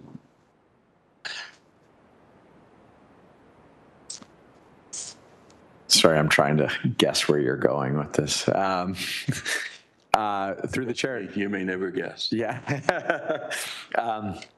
Through the chair. I think that, again, we're talking a lot about affordability. I think that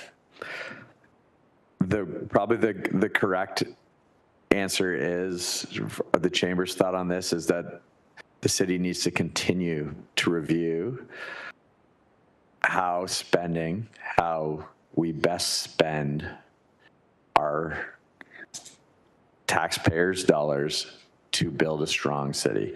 And that I think when people can see direct results for their taxes, they are okay with it. When they cannot see those direct results, that is when concerns come in. Again, there's no single, our business is not starting here or launching here or moving here because we don't have the talent for them. Is it because the taxes are too high, or is it because there's multiple factors weighing into that are limiting our potential growth? I think that's where I'll leave my answer for now, but as you direct the questioning, I may come back to it. And if you want me to clarify any more, because I'm leaving it a little open, and I'm glad to. So, thank you. So I'm going to give a bit of context and ask one question. So this council, actually not this council, the previous council, of which I was a member, and I supported the freeze on the urban boundary. It's a 10-year freeze as per the Planning Act. We will have to review it within 10 years. We are halfway there.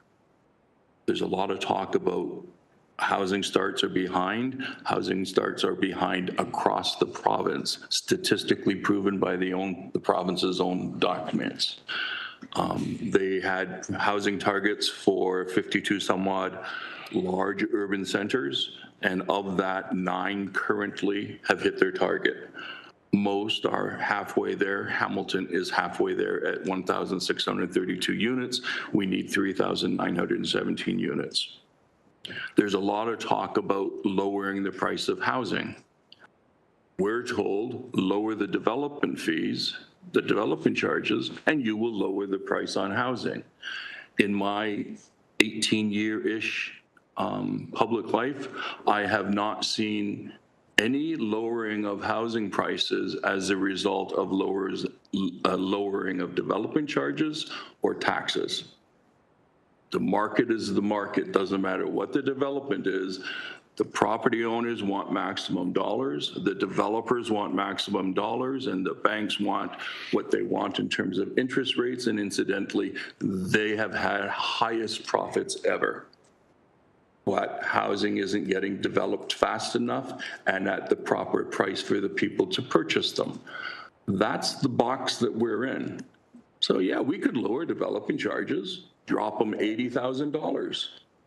It would not lower the price of housing because the market is the market. And those that own the property are trying to maximize their profit. We're simply trying to provide the proper, reasonable amount of services at a reasonable cost. And so far we have done it. Taxes, in my opinion, are too high, but to drop them, you need to drop services. So where do we improve this? When I'm looking at this the way it is right now, we should wait to see where we hit in 10 years and then do a land needs assessment to see if more land is needed. Is that not the most reasonable and pragmatic way to go? I'm just looking at Tammy for time because I presume, but okay. Please answer the question, but Councillor Clark will not have any more speaking time. So go ahead, Greg. So I think that the risk factor that needs to be weighed considerably in that is what happens if we wait 10 years and by that point in time we've hollowed out the talent and we are, while other communities have built and made themselves more affordable through multiple means. And again, it's not just market rate housing, it is all levels of housing.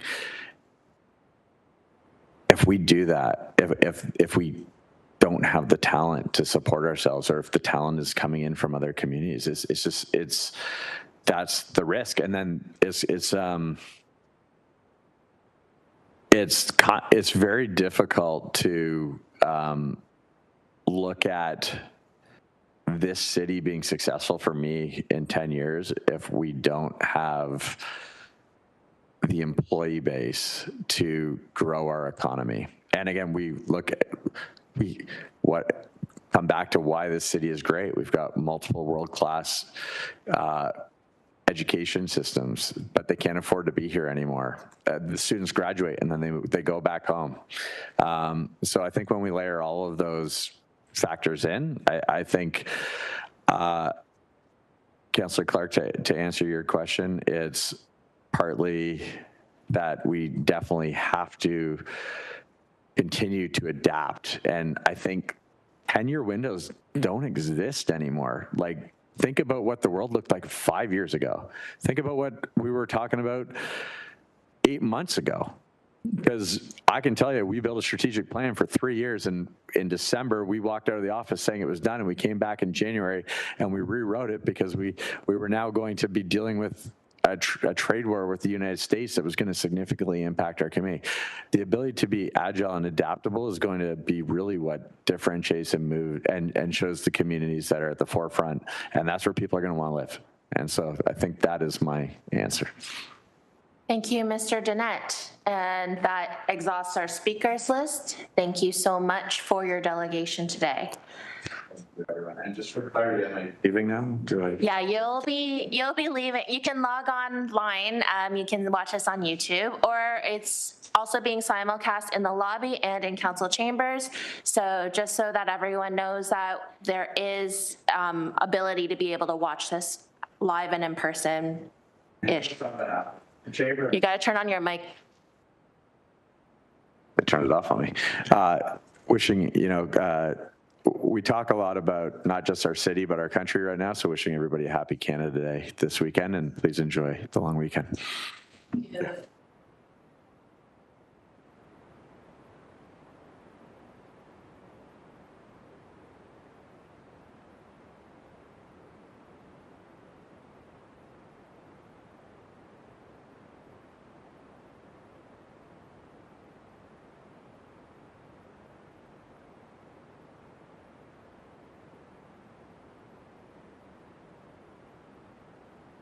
Those that are online, just wanted to reinvigorate, just reframe what I just said. We have Mike Moffat that is virtual, followed by Nicholas Von Bretto, Ian Borsick, Phil Pothin, Marion Sager, Kelly Pierce, Joan McNeil, Don McLean.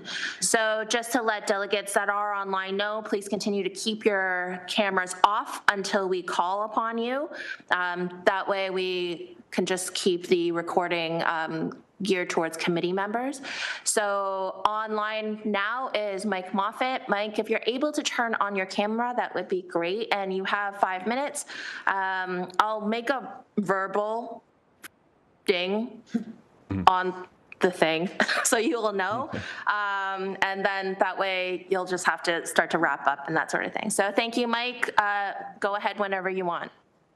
Yeah, absolutely. Just looking to share screen here. PowerPoint, there we go. Let's see here. So my name is Mike Moffat. I'm the founding director of the Missing Middle Initiative at the University of Ottawa, and wanted to give a high-level discussion around housing and Hamilton and some of the dynamics we see in Ontario. So the middle class, as folks have mentioned already, the middle class was getting priced out of the Hamilton-Burlington market.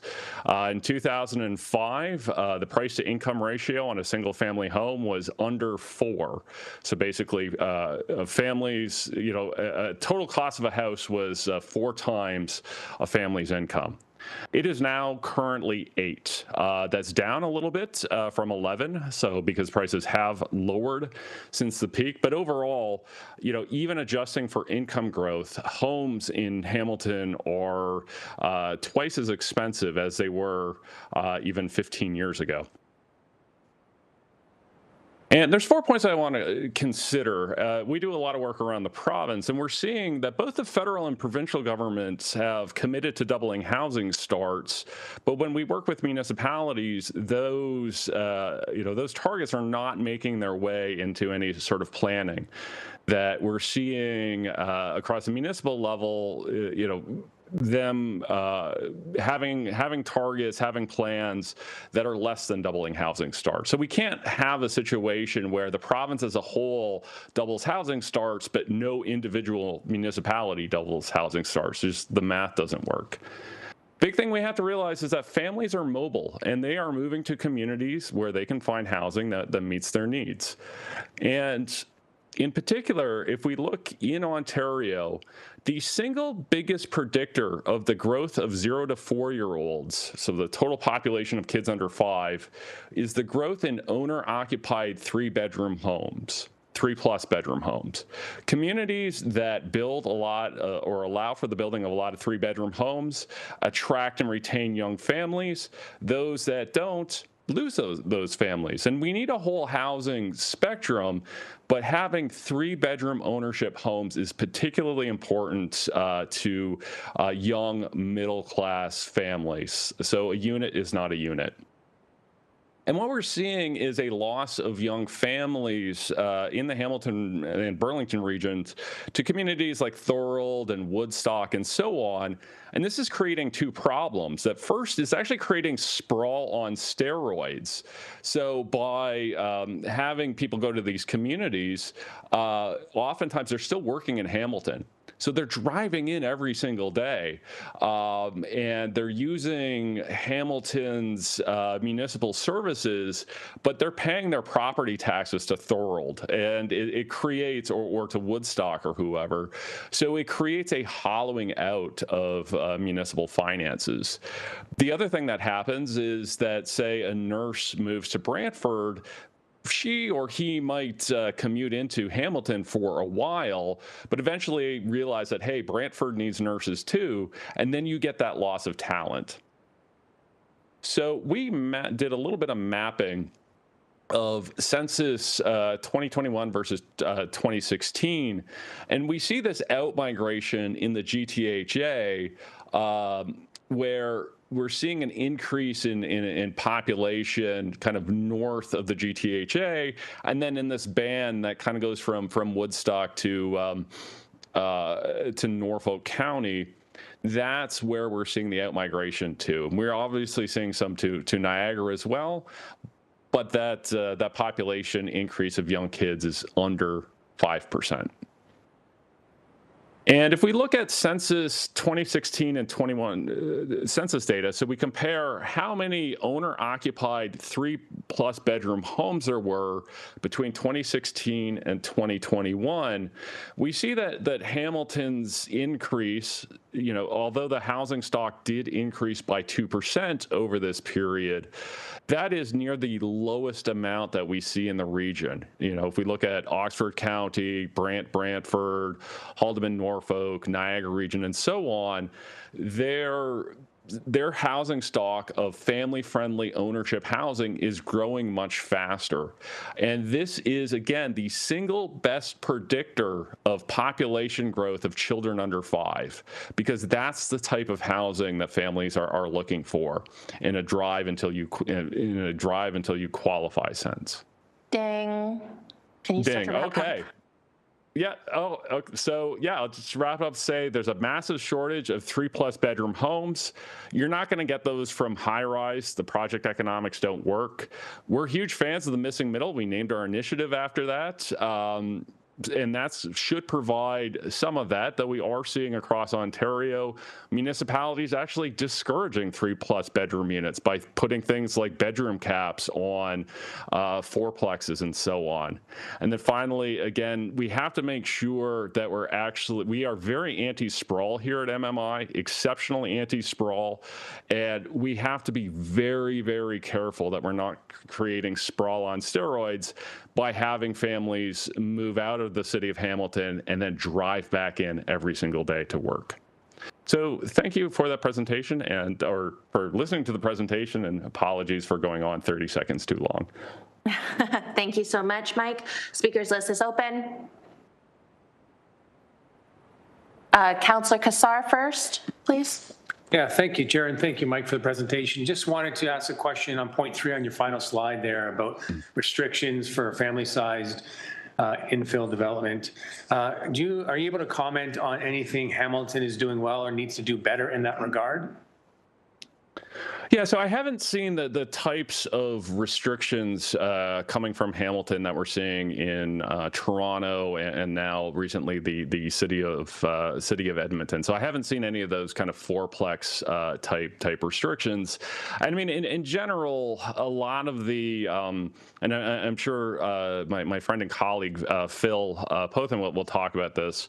A lot of the restrictions on building really family-friendly infill 3-bedroom units are issues around the building code and issues like that. And Environmental Defense had a wonderful, just a magnificent report on that. And the challenge for municipalities is that that's provincial in nature. So a lot of those challenges of building infill are more at the provincial level rather than the municipal one. Thank you. Seeing as there are, Councillor Maureen Wilson, please. Thank you. Thank you for your presentation. You were emphatic in stating that your organization, your entity is very anti-sprawl, and I'm trying to, and I appreciate the comments made based on data that is seeing younger families moving out to Woodstock and Norfolk and the like. How do you, could you talk to us about reconciling the impact on agricultural lands, prime agricultural lands in this Southern Ontario, Southwestern Ontario dilemma, through the chair? Yeah, absolutely. Through the chair.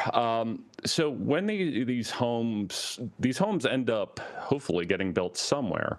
So what happens is if these homes get built that require longer commutes, there's actually a larger loss of land, because not only are you having to build the home, but you're then having to create new roads, widen roads, and so on to allow for that loss of traffic or that increased traffic. So it's very important that we not lose our prime farmland. It's very important that we don't build homes on floodplains, and that's the best way we can do that is by creating homes where people live. So that way we're shortening commutes, we are reducing the amount of infrastructure we need to build, and that helps protect that farmland.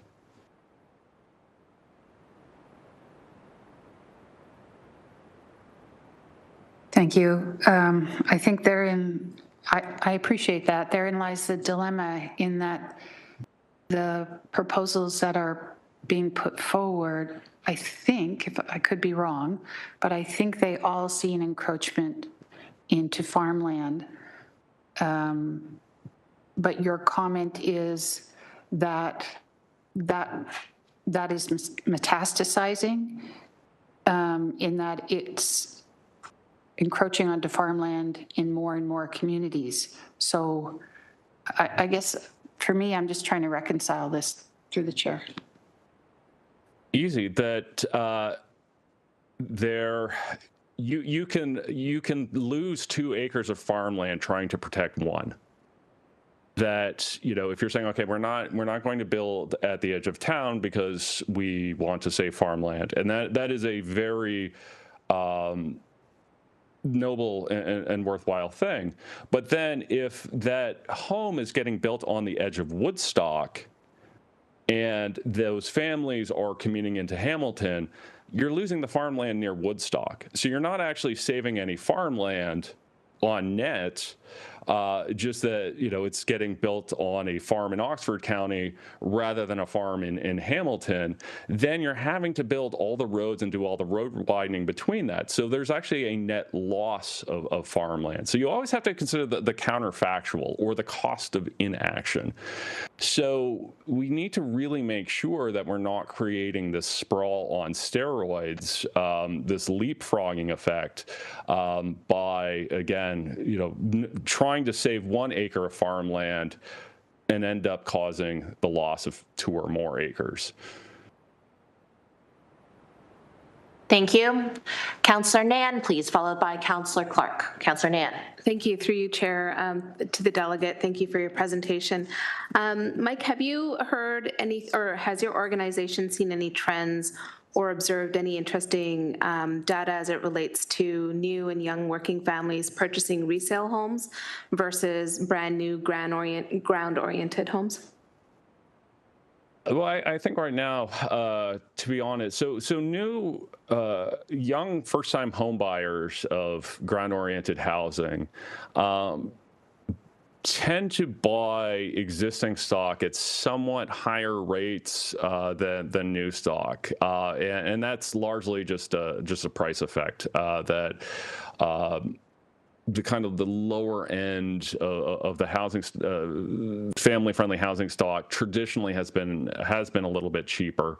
Now there are certain dynamics to that depending on the location. One of the councilors mentioned earlier, you do see a lot of new Canadians buy form multi-generational families, and that's actually more likely to be in new housing. So there are some differences in dynamics here. But I think ultimately, young families are getting priced out of both. That there's not the stock of existing homes at a price they can afford, and there's not necessarily new homes either. So again, many of them are leaving and going to other communities. Thank you.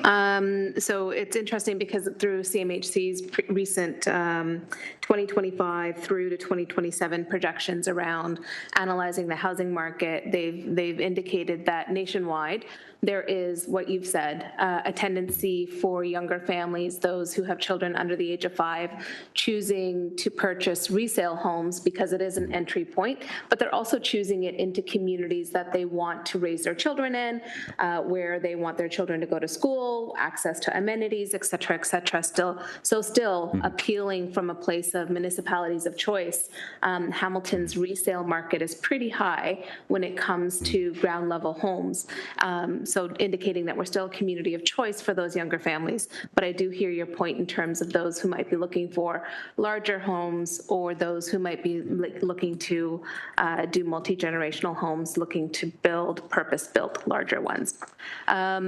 So last question I have for you is regarding your assessment around rental housing and the missing middle. So from your perspective, this is only about purchasing and not a rental scenario?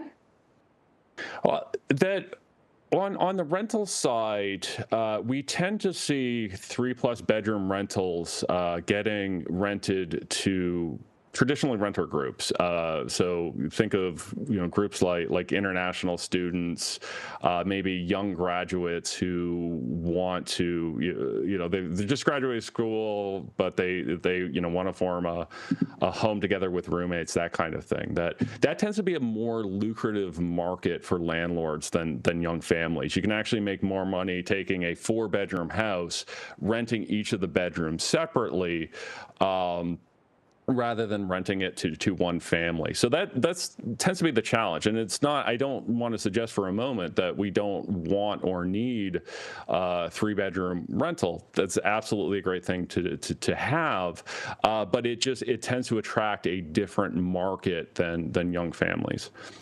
Right, it attracts investors, not families. Thank you. Thank you. Up now is Councillor Clark, please.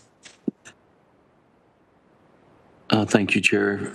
Mike, I listened very carefully to your comments and presentation, and I am a little bit confused. So we are here ostensibly to discuss 2 private applications to expand the urban boundary in Hamilton. In the one, which is the Elfrida expansion, it would bring 117,000 residents into my ward and Councillor Tattison's ward. And what I was hearing you say, ideally you want to protect farmland, but if you protect the farmland from an urban boundary expansion, it takes farmland away from another community. So I'm struggling to find the balance there. Can you clarify for me to help me understand how your experience would apply to the situation that we are finding ourselves in? Absolutely. So I'm from a little community called Whalen's Corners, which is 3 families. It was the French family, the Moffat family, and the Hodson family. My dad is Pat Moffat, and my mom is Barbara Hodson, and I'm the product of limited choices. And what we've seen.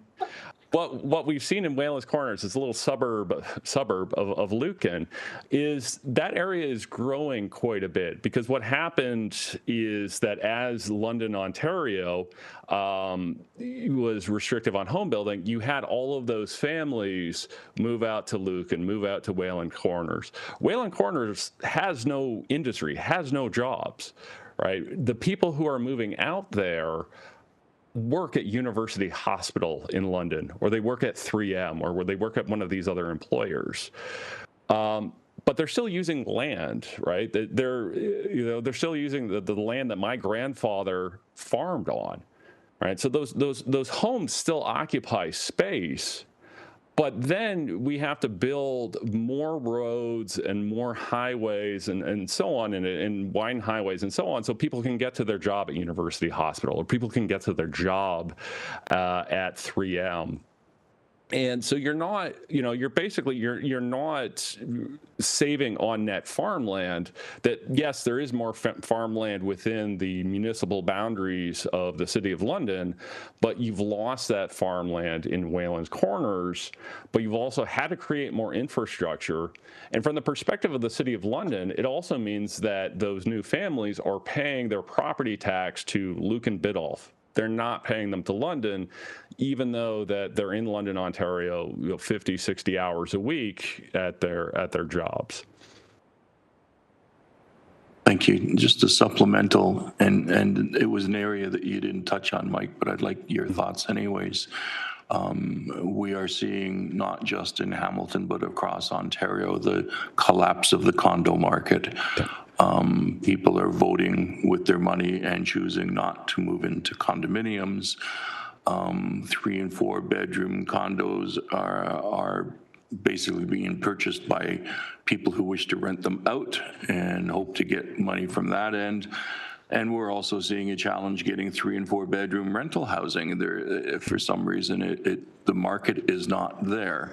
So we're struggling trying to make sure that we're using every available space of land in the city, in the urban center, before we ever begin broadening the urban boundary. So in your experience, should we be looking at expanding the urban boundary in Hamilton, or staying the course, given all of the stats that are available? Well, I would go up a layer of making sure that that the housing that your plan allows for has a diversity of housing types would be step one. And step two is sort of recognizing Ontario's population growth and the need to double housing starts. Now, if I take it down a layer, that, yeah, I do think cities will need to, including Hamilton, will need to expand urban growth boundaries. And I think the risk of that is basically, if we don't do that, we're going to pave over places like Whalen's Corners. We've already lost, we're already losing the land that my grandparents farmed on because of this out migration to younger centers, right? I never thought that Tillsonburg would have a bubble tea place, right? Tillsonburg, in my mind, is the ultimate agricultural community. And now, the elementary schools are full of portables because so many young families have moved there. And I really worry about this trend where we're just continually pushing out young families to centers that don't necessarily have that much employment, and then having them drive into work every day because that's the only real form of transportation. Thank you. Your comments have provided me a keen insight. Thank you. Thank you very much. Seeing as our speakers list has been exhausted, thank you, Mike, for logging in and sharing with us your delegation. You're welcome to log off of the WebEx and watch us on YouTube. Up now we have Nicholas Von Brejo from the Cornerstone Association of Realtors. This is a pre-recorded presentation. On deck is Ian Borsick. He's in the room with us. So we'll go straight to Nicholas Von Bredo's presentation, please. Hello, Chair and members of the Planning Committee. I'm Nicholas Von Bredo, a broker of record and board member of the Cornerstone Association of Realtors, which many of you would have previously known as the Realtors Association of Hamilton Burlington, or RAB for short. We represent 8,000 realtors and are the second largest realtor association in Ontario. As Cornerstone, we are committed to fostering quality of life principles. These include protecting economic vitality, providing housing opportunities, and building better communities. Today, I want to address a pressing issue directly linked to the urban boundary expansion proposal, the ongoing housing affordability crisis in Hamilton. We are at a critical crossroads. Young people are leaving communities like Hamilton in search of attainable housing. The average sales price of a residential home in Hamilton reached over $777,000 in May 2025. Families and young professionals find themselves unable to enter home ownership, leading them to look for options elsewhere, like nearby communities such as Niagara, Haldimand, Norfolk, and Brantford. The drive until you qualify is being all too common and driving people right out of Hamilton. To combat this crisis, we urgently need you to consider the proposed urban boundary expansion. Without expanding the urban boundary, we cannot meet our housing targets. Relying solely on intensification is not the solution. Our members consistently hear from the community that they are asking for more ground-oriented housing options. Furthermore, rejecting necessary expansion has significant legal and financial implications. The Ontario Land Tribunal is likely to overturn any rejections, while still costing $4 to $6 million in legal fees per case, as mentioned in the staff report. The cost diverts resources and the focus from solving the real issues at hand. A slowdown in housing development can lead to job losses and prevent new opportunities from being created. Every delay means fewer prospects for our community's growth and prosperity. When our community is threatened by outside forces such as tariffs, now is the time to ensure that we remove barriers to building in Hamilton. We need homes, not hurdles. In conclusion, I urge that you support the urban boundary expansion. This is an opportunity to create a brighter future for Hamilton and a higher quality of life for Hamiltonians. And to quote the Prime Minister, we need to build, baby, build. Thank you for allowing me to delegate on this important issue. Thank you, Nicholas, for your recording and your delegation. Up now is we have Ian Borsick from Environment Hamilton. Ian, I'm going to do the dingies. Yeah, thank you so much, Chair. Hi, everyone. This is a bit more intimate than we're used to. I would be remiss to say if I didn't at the beginning, though, Environment Hamilton does stand in solidarity with the striking workers, and I do find it unfortunate that we had to relocate, and I would like to encourage the ability for them to delegate to council so this doesn't happen again. Just to begin with, under the politics section at cbc.ca, Canada's population growth at 0.0% so far this year. The political decision to cut immigration levels led to a 0% population growth for the country for the 6th consecutive quarter, and we had more deaths than we had births in Canada, at least so far. So how did we get here? I really appreciate the staff presentation we had earlier about how we got here in terms of the planning decisions. But even going back further to that point before Grids 2 started, the City of Hamilton, the community has been discussing how we build and how we want the city to grow for a very long time. Councillor Wilson, I know you don't remember this, but the first time I ever met you was prior to your entry into politics at an event that was geared towards the missing middle and discussing how James Street North could be densified to be made more livable and more enjoyable for people to use. Additionally to that, across the city, both within the City Hall and outside, people have been discussing how we can meet the housing needs that we have within the City of Hamilton without losing the farmland that we value and the wetlands that we value as well. Whether that takes the form of City Lab students leading a workshop in Riverdale, talking to residents about how their neighborhood could change and densify and accommodate new growth, or be that rallies where hundreds and thousands of people have weighed in at the City of Hamilton, trying to push for a political change that upends the status quo that we have seen for years. What we are seeing right now is the development industry and land speculators asking for us to return to the status quo. They are taking an instance of crisis that is being imposed upon us from quite literally outside of this country, issues that no one in this room and no one within the City of Hamilton has the power to actually address. And they're using it to say, look, this experiment that we took with a firm urban boundary, it's not going to last. It's not going to work for us. We need to return back to how things were prior to over 18,000 Hamiltonians engaging with the civic process and making their voice heard with how they want to see the city grow going forward. Every single councillor who was opposed to the urban boundary expansion saw support, and with the previous council, every councillor who supported the urban boundary expansion did not return to the table. Hamiltonians have made it very clear that we want to make the difficult choice of densifying our communities. We want to have infrastructure, services, and housing where we already have communities that have been built up. We don't want to be driving 2 hours to get to work. We want to potentially be taking a bus or taking a bike for 15 minutes instead.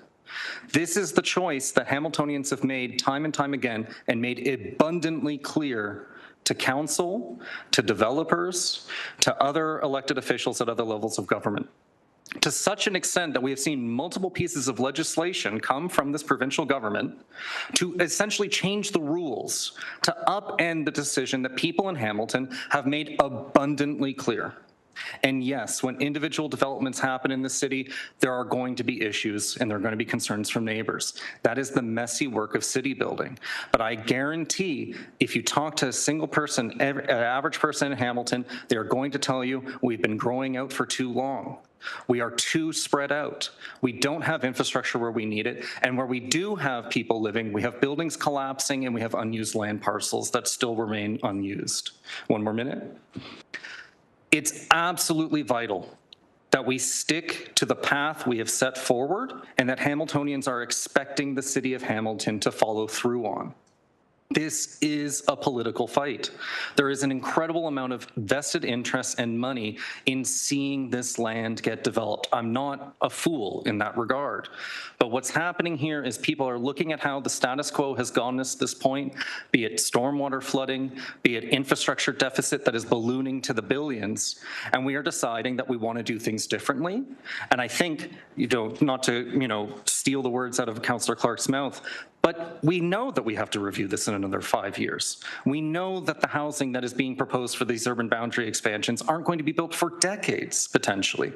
And on the topic of affordability, I remember Councillor Maria Pearson asked a developer during the last round of delegations what the price of these homes would be, and he literally laughed at the idea of it being affordable. I'll end it there, and I'm happy to answer any questions. Thank you so much. Thank you for your delegation. Speakers list is open. I will ask committee if anyone would like to ask any questions of the delegates. Otherwise, I have Councillor Clark on our speakers list.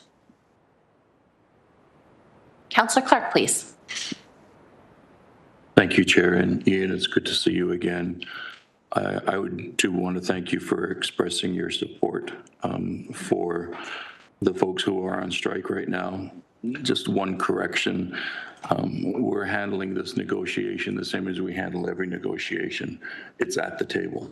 We do not do it in council chambers, and it has not been done there for more than 50 years. So we're treating them exactly the same. Have them come to the table and negotiate a fair deal. I just have one question about this one, and I am stumped by it. The last presenter talked about sprawl on steroids, I believe was the expression that he used. And the thesis seemed to be that if the city of Hamilton does not expand its urban boundary and use farmland, then suburban municipalities outside of Hamilton will end up using up their farmland to provide for 3-bedroom single homes. Care to comment on that? Press the button. It went off. I think it speaks to, from the previous speaker, the need for 3-bedroom housing in different forms, not, single-family detached homes, but, 3-bedroom condos. You don't see a lot of those getting built in Hamilton, let alone apartments and elsewhere there too. And then I also just have to simply ask, and this maybe does, may stump you even further, but will the housing we are building on our farmland here be the same price as this theoretical housing on the farmland elsewhere? Are developers saying to us that the Elfrida housing land, like the housing built on Elfrida, will in fact be a comparable price point to the housing that is being theoretically built on the farmland in Brantford? No one is able to answer that question. How much are these units going to cost? How much are these houses going to cost? As it's been said around this table, the market is the market. If you're selling a house in Hamilton, you're going to sell the house in Hamilton for the price that houses are going for in Hamilton. That's the simple reality of it. And the simple reality as well is the developers and the people who own that land are going to seek to achieve the profit outcomes that they have. And if they don't have the promise of getting that profit, we'll see what happened with the land that we already have that's approved for building. The housing won't get built. And then that land will then sit there either unused or used by renter farmers who rely on cash crops. They won't take care of the soil as much as they can. They won't do crop rotation. And then in 20, 30, 40 years, we have what used to be prime agricultural land completely degraded, and then maybe the housing will get built. That's a reality that we're looking at. And if we're looking at 0% population growth, and we're looking at people not being able to afford rent, let alone mortgage payments, are we really thinking that right now saying yes in the theoretical future that this housing will somehow unlock affordability when nurses are literally not able to afford rent right now? How are we squaring the circle there? And I think the reality is that we have a system that Hamiltonians have looked at and said, this isn't working for us. Housing isn't getting cheaper, rent isn't getting cheaper, and we're losing farmland. And so I think a lot of people looked at the situation and said, let's try doing something different. Let's build the density that we need. Let's build at least housing that we're not spending infrastructure dollars on that we're never going to get back through property taxes and development charges. And so I think in a lot of ways, we're looking at an entire housing system that is not set up in a way that benefits people overall, but we're trying to make the best of a bad situation by increasing the density and trying to reduce that infrastructure cost in the long term. I should be able to do that. Can you expand on the affordability comments, specifically developers who are saying that, the housing prices would be lower? I made a comment earlier, I've never seen housing prices go lower. Whatever the market is, the market is. So we could reduce development charges by $80,000, increase taxes to the appropriate amount so everybody pays for the infrastructure, what's the guarantee that those developers will ever provide lower priced housing? There isn't. And we know that costs well outside the developer's control are also going up. Personal anecdote, but I'm originally from Toronto, and I remember going to Canada's Wonderland my first time, and I took Drop Zone, the big tower that's been superseded by other towers. And the first time I went up on Drop Zone, I was surrounded by farmland. 10 years later, I went to Canada's Wonderland for the second time in my life, went up, surrounded by houses. Those houses aren't any cheaper than the houses in downtown Toronto. They're not any cheaper than the houses that were built even further out towards Innisfil and Barrie. They're not any cheaper and any more affordable in any real way. And ultimately, the only thing that's really factoring into affordability is, yeah, the houses in Brantford are cheaper because you have to drive a long time to get to that point. And so there's a lot of factors at play here that go into affordability that we're not actually addressing with this. We're just meeting this never-ending demand that, to your point, when have housing prices come down because of an increase of supply? When have housing prices ever really come down and it's not seen as a major indication of a recession happening? I think this is a really tough question, and ultimately the answer is I don't know the full answers, but people in Hamilton have said we need to try something different. And we've made that very clear, and council started to do that, and we have another 5 years left of that. And I think it's absolutely, to your point, Councillor, makes complete sense to me to wait another 5 years and do that review. Thank you very much. We do have one more speaker. Councillor Taddison, please. Dean, you did make a statement. You said that prime agricultural land will degrade with poor farming. And I'm hoping that was a general statement and not a reflection of the farming land use in the immediate.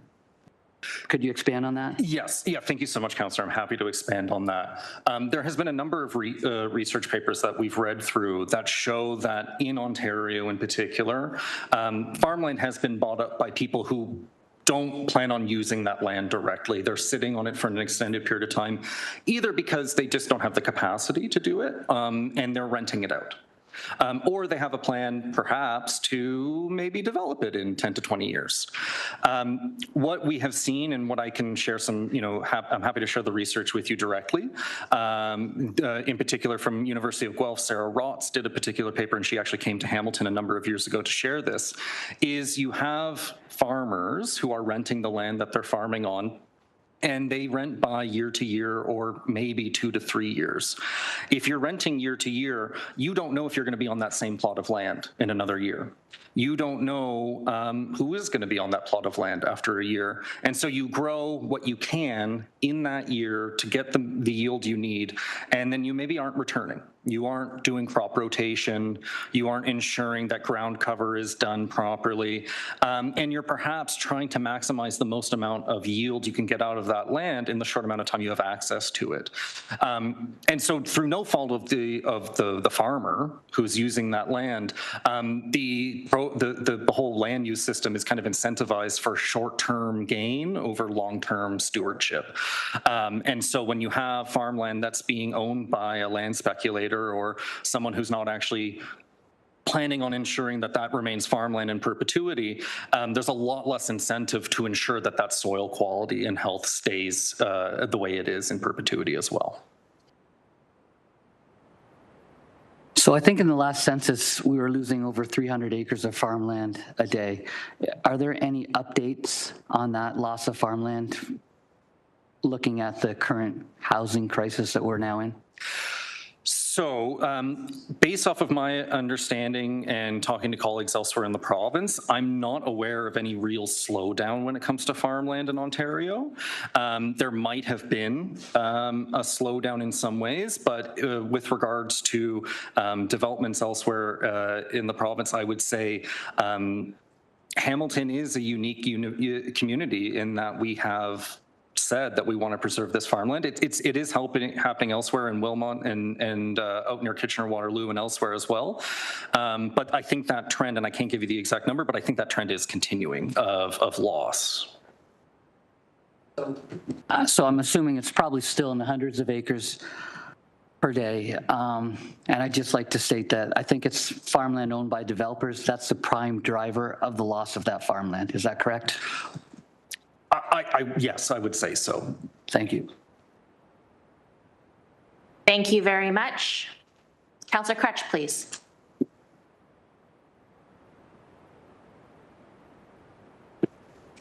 Hi, Ian. Thanks for coming. I think you're probably in a unique position to answer this question, so I'm going to ask you a similar question to what I asked Delegate a few minutes ago. We continue to have this question and conversation about the urban boundary and about densifying inside the urban boundary. There's tons of evidence to support the fact that we have the space we need. Yet we continue to see the situation downtown where we're beholden to private property owners who just refuse to develop. Sometimes we know, we've seen it bear out, that those are speculative measures. People are looking to, frankly, just bank the land, make money off that land, in the hopes that the value will go up and they can sell it for a profit. Other times we know there are other considerations that developers are facing. Sometimes those are hard choices they're making, can't get the financing, the partnerships dissolve or don't work out. Other kinds of stuff happen, companies go bankrupt, we've seen it all. From your perspective, like, what do we need to be doing to get on with this already? Because I think, if I think of an example like the corner of King and Wellington downtown, there's been a lot sat there for what, I don't know, decades now. There's a desire path running through it. People use it to walk through, and otherwise, hopefully occasionally an occasional butterfly lands, and that's nice. But beyond that, it's sat there to do nothing. What do you think needs to happen from a legislative perspective anywhere to get going on these kinds of things? Because that to me seems to be what's holding some parts of downtown back, is the ability for us to have vibrant neighborhoods and density where we should have them. I mean, you, as a councillor for the city of Hamilton, you might be relieved to find that I very much agree with the previous delegate, Mike Moffat. Like, the province needs to step in and do something about this. It doesn't help the city of Hamilton's moving forward with 4 units and quadplexes as a right, and then the premier says, oh God, that's terrible. We would never allow that to happen. It doesn't help that the province convened a housing task force, and the only recommendation that they took from it was, oh, we might need some more land. It doesn't help that you have a provincial government that has repeatedly made decisions and passed legislation that almost directly, like Bill 185, like, what is Bill 185 for, if not to undo what Hamilton decided to do democratically? What is the Greenbelt scandal, if not a sloppy attempt at continuing a trend that this provincial government has taken, which is, if you have a lot of money and you have access to buy land, or you've already bought that land, and you have the ability to say, look, I can sit on this land as long as I want, but I'm going to generate a lot of profit whenever it does get developed, that seems to be taking precedent over everything. And not just in Hamilton, but province-wide. And so, quite frankly, I think what needs to change is the provincial government's direction. And so, much like before, much like now, I think the city of Hamilton needs to take a principled stand, needs to show that you are taking the right steps. I do agree, and I know the delegate after me, Phil Pothin, will be speaking to more what Hamilton could specifically be doing more of. But I think ultimately, the reason why we're having this discussion right now, the reason why I'm making this delegation, is because people bought land that they would like to develop. And that's it. And even though that's not in the public's interest, even though it'll increase our infrastructure deficit, even though it'll make traffic worse, even though it'll make flooding worse, even though it'll not have actually anything to do with affordability, that is the direction that the province is going. Thanks. My last question for you is a bit of a maybe unfair question, but I think you'll be able to answer it. Right now, we're hearing a lot of doom and gloom from the development industry, rightfully so in lots of ways. And so if what they project will happen when they come here is basically the entire development industry is going to collapse, we're not going to have any more housing. You've seen how development happens in other parts of the world, and you understand what not-for-profit models look like and so on. What does the hopeful part of this future look like if things don't go the way we want them to do? Is there another way forward? Is there something else we could be doing here? I think we've seen some positive rhetorical inclinations from the current federal government. I think we've seen pretty strong political consensus that there is a housing crisis, which is good. I think we've maybe seen some political decisions happen already that's going to have some impacts. 0% population growth, I think, is certainly going to be impacting demand into the future. But beyond that as well, looking outside of our borders, there are other countries that are looking at how they want to address these things. You have cities like Vienna and Berlin deciding, hey, selling off our public housing that was not, social housing as we see it mostly in Canada, which is, for folks who are low income or have income assistance. Like the municipalities and governments elsewhere can just provide market housing at a reasonable rate. In Mexico, you have a plan of building 1 million new homes. 500,000 of those are going to be 0% mortgaged. There are other plans that we could be following through on that, quite frankly, City of Hamilton can't do on their own. And I think more what we need to see from is the leadership that City of Hamilton's already shown and bring along the province and feds along with us. And if not, at the very least, we know we've tried to do the right thing. Thank you for your answer. Thanks, those are my questions. Last speaker is Councillor Maureen Wilson, please.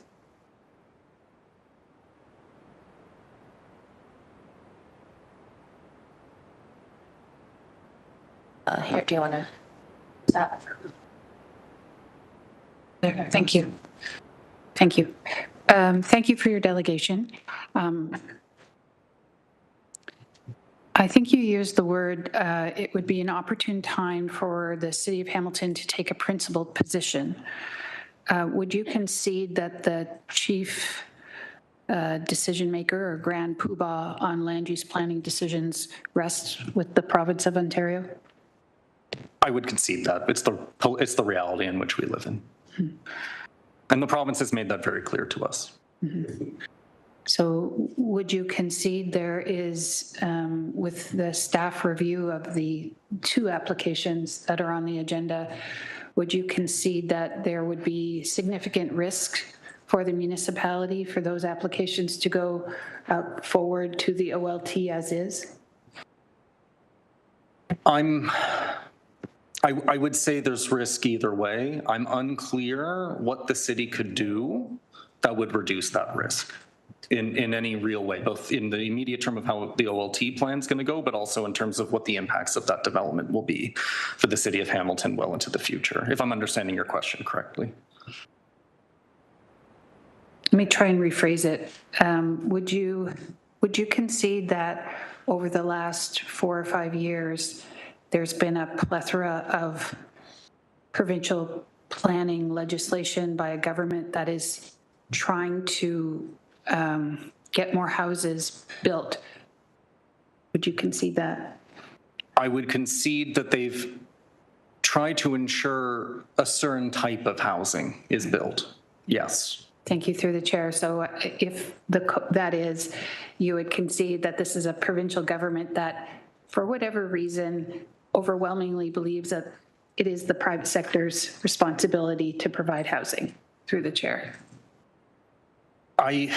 Yes, I think that is the case. However, the level of involvement and the amount of heavy lifting that needs to be taken by the province and how much legislation has been passed by the province, I think there is some acknowledgement that provincial policy does dictate how housing unfolds. I don't know if they would all admit that in the same way I did, though. Thank you. So back to my other question then. The staff review and the recommendation of denial of the 2 applications hints to applications that, as presented, would probably not be in the public's interest, whether it be financial or otherwise, because it's not planned in such a way.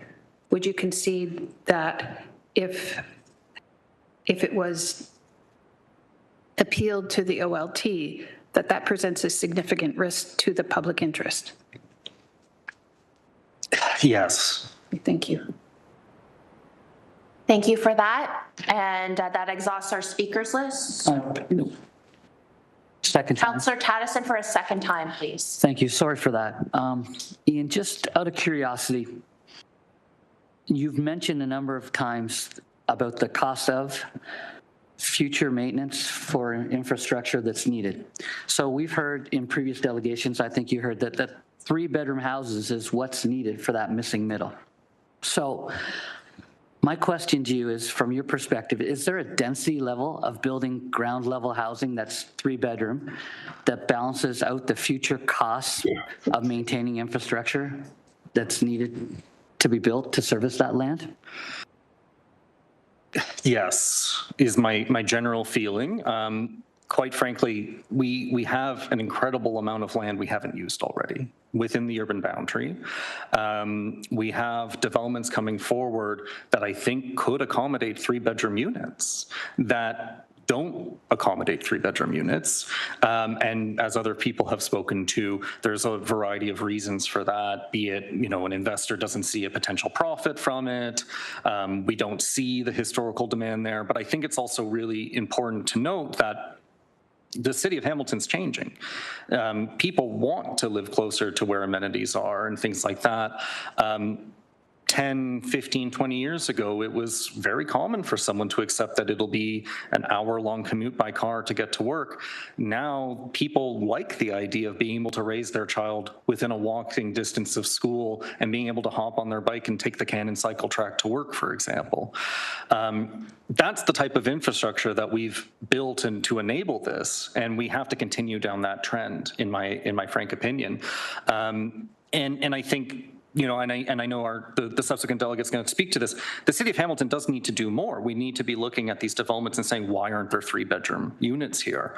But the lack of 3-bedroom units built in the infill or built within the urban boundary isn't the reason why we need to build 3-unit houses outside of the urban boundary.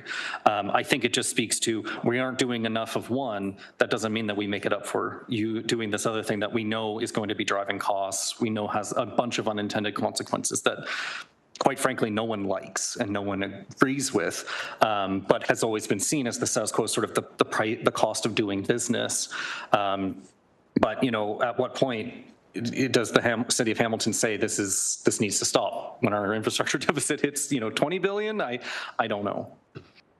Okay, so initially you did say yes, there is a density level that we could build on new land or unused land that does meet the future costs of that infrastructure, but it's more dense. And I think it's really important to note.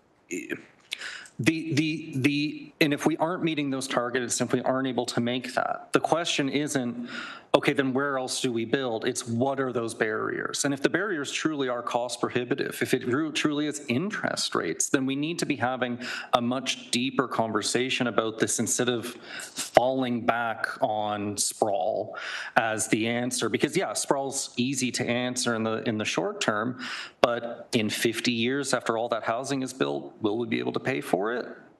The trends of the entire city's history say no. Okay, thanks, Ian. No more questions. Thank you very much. Councillor Pauls, please. I just want to ask you, the speaker before said something like lots of people work outside, we're losing lots of work talent, lots of taxes, congestion driving from Brantford to, he said Waterloo, Woodstock, all those places. What are your thought of that? Why are people leaving then Hamilton and doing that? If you, yeah. I mean, I can just speak from my personal experience. Housing prices have gone up and wages have not gone up. People are not making enough to keep up with the rate of inflation as is. Rent is through the roof, and if you are in a position where you're looking at how much you're paying for rent in Hamilton, and then you say, oh, wow, we could potentially be saving, a few $100s a year if we got a mortgage in Brantford, and I'm willing to accept, a 2 to 3 hour commute every day. That's the decision that they're being forced into. We're not building the housing that we need in Hamilton that will meet that and enable those people to afford to live in Hamilton. And so far, no one has claimed that this housing in Elfrida will be affordable. that they'll be able to buy that instead of moving to Brantford. And we're being told almost like a trickle-down version of it of, well, if we build it here, then somehow pricing will come down in general. But I think in reality, unless wages come up, unless people are able to make more money, or housing prices come down in a significant way, which I think most people who currently own property don't want to happen, people are still going to be incentivized to leave Hamilton, no matter how much we build out into farmland here, because the housing is just not going to be affordable. The last question. I live in Ward 7. There are construction happening, but you know what they are? 25-story buildings. One area, there's going to be 6,000 people living in. People are upset. People come to the meeting saying that cannot happen in our city. So how do you lineate by saying intensification? We need this, but the people do not want it. Yes, and I tried to speak to this earlier, and I really appreciate you teasing this out. I think it's a simple reality of the messiness of city building. For every one development we have where there's significant controversy, in my frank opinion, and I've seen this play out in Hamilton and other municipalities, it's easier to make a pitch to someone about this tower or mid-rise development if you can say this is going to be geared towards families. If it's nothing but 1 or 2 bedroom apartments, then it's a lot harder for someone to a harder pill for someone to swallow that this is going to benefit their immediate community. The other flip side to that is I live in Ward 1, just near Dundurn and King. We have about 7 different houses that have been sitting empty for over 10 years now, and people are literally going door to door, getting petitions signed, submitting those petitions to Loblaws, which is who owns those lands, asking, please develop these properties. We're tired of having these empty properties sit here. We want this to be housing. So I think you have to address individual developments on a case-by-case basis. I spoke to the outreach that we do in the city of Hamilton. We've worked with City Lab students and elsewhere too, and you have to talk to people about what development means, and you have to work with them in a way that ensures that people know that, yes, changes are coming, but my concerns will be met. There's something that can alleviate my concerns about this development. And unfortunately, the way planning is done in Ontario, and I would say North America at large, is we don't have that level of community involvement, or when we do have that level of community involvement, it's seen as like this wildly unique and novel thing. And so it's going to take work, and for us as Environment Hamilton, we, since the urban boundary expansion fight began, we've been continuing to talk with people around the city about these things, but it's going to take ongoing communication and education. Thank you. When you talk about building, we need more 3-bedroom. I know a lot of families that wouldn't want to raise 2, 3 children in an apartment where there's no place to play with the kids. They'd rather have a single home just with a little bit of a backyard. So that is hard to swallow for people that live in areas when they're going to see 25, 30 stories, 6,000 people in a certain area. So that's hard to explain. So I really appreciate that, what you said, but having 3-bedroom apartment doesn't mean a family is all excited about moving in there. Thank you, Councillor. Just wanted to make sure that wasn't debating. So just say how do we deal with that? Okay, really quick answer because we have other delegates. Just really quick, I think it just speaks to, the need of community benefits, that community engagement, ensuring that there's green space and community concerns can be listened to for each individual development. Thank you, Ian. Thank you so much for your delegation. You are welcome to just step down. We have 5 more delegations.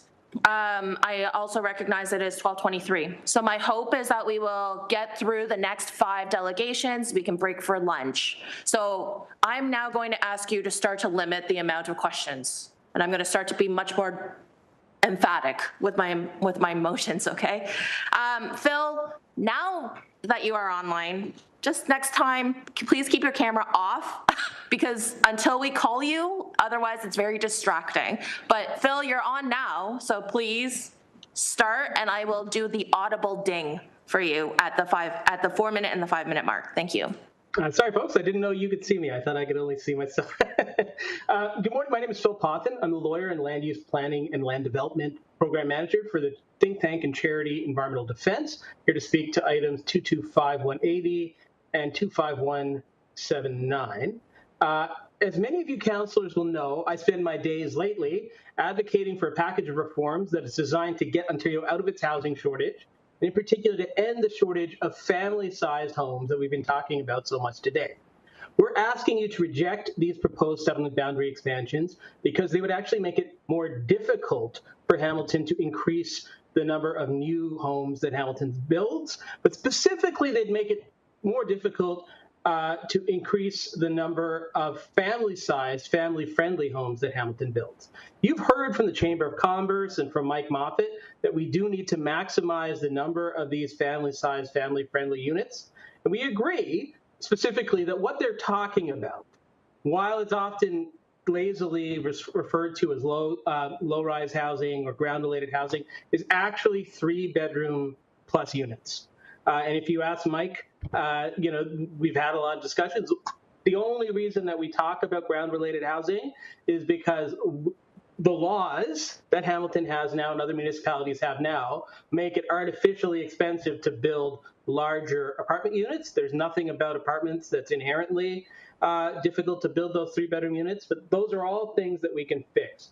And so we're not of the view that there is some sort of secret conspiracy by builders to keep housing of this type off the market. It's just obstacles to mid-rise housing that Hamilton can fix by rejecting this settlement boundary expansion and proceeding with its plan to accommodate 80% of density within existing neighborhoods by legalizing mid-rise apartment buildings in particular within what are currently residentially zoned low-rise neighborhoods. Our research makes it clear there is no approach efficient enough to deliver the number of family-sized homes Hamilton needs at the rate we need them in order to end the housing shortage without shifting the construction that's currently being used and has been used to build singles and semis and townhomes on Greenfield and McMansion rebuilds to stick frame, mid-rise, family-sized apartments and 4-story, 4 to 6 unit multiplexes on what are currently residential streets. The idea that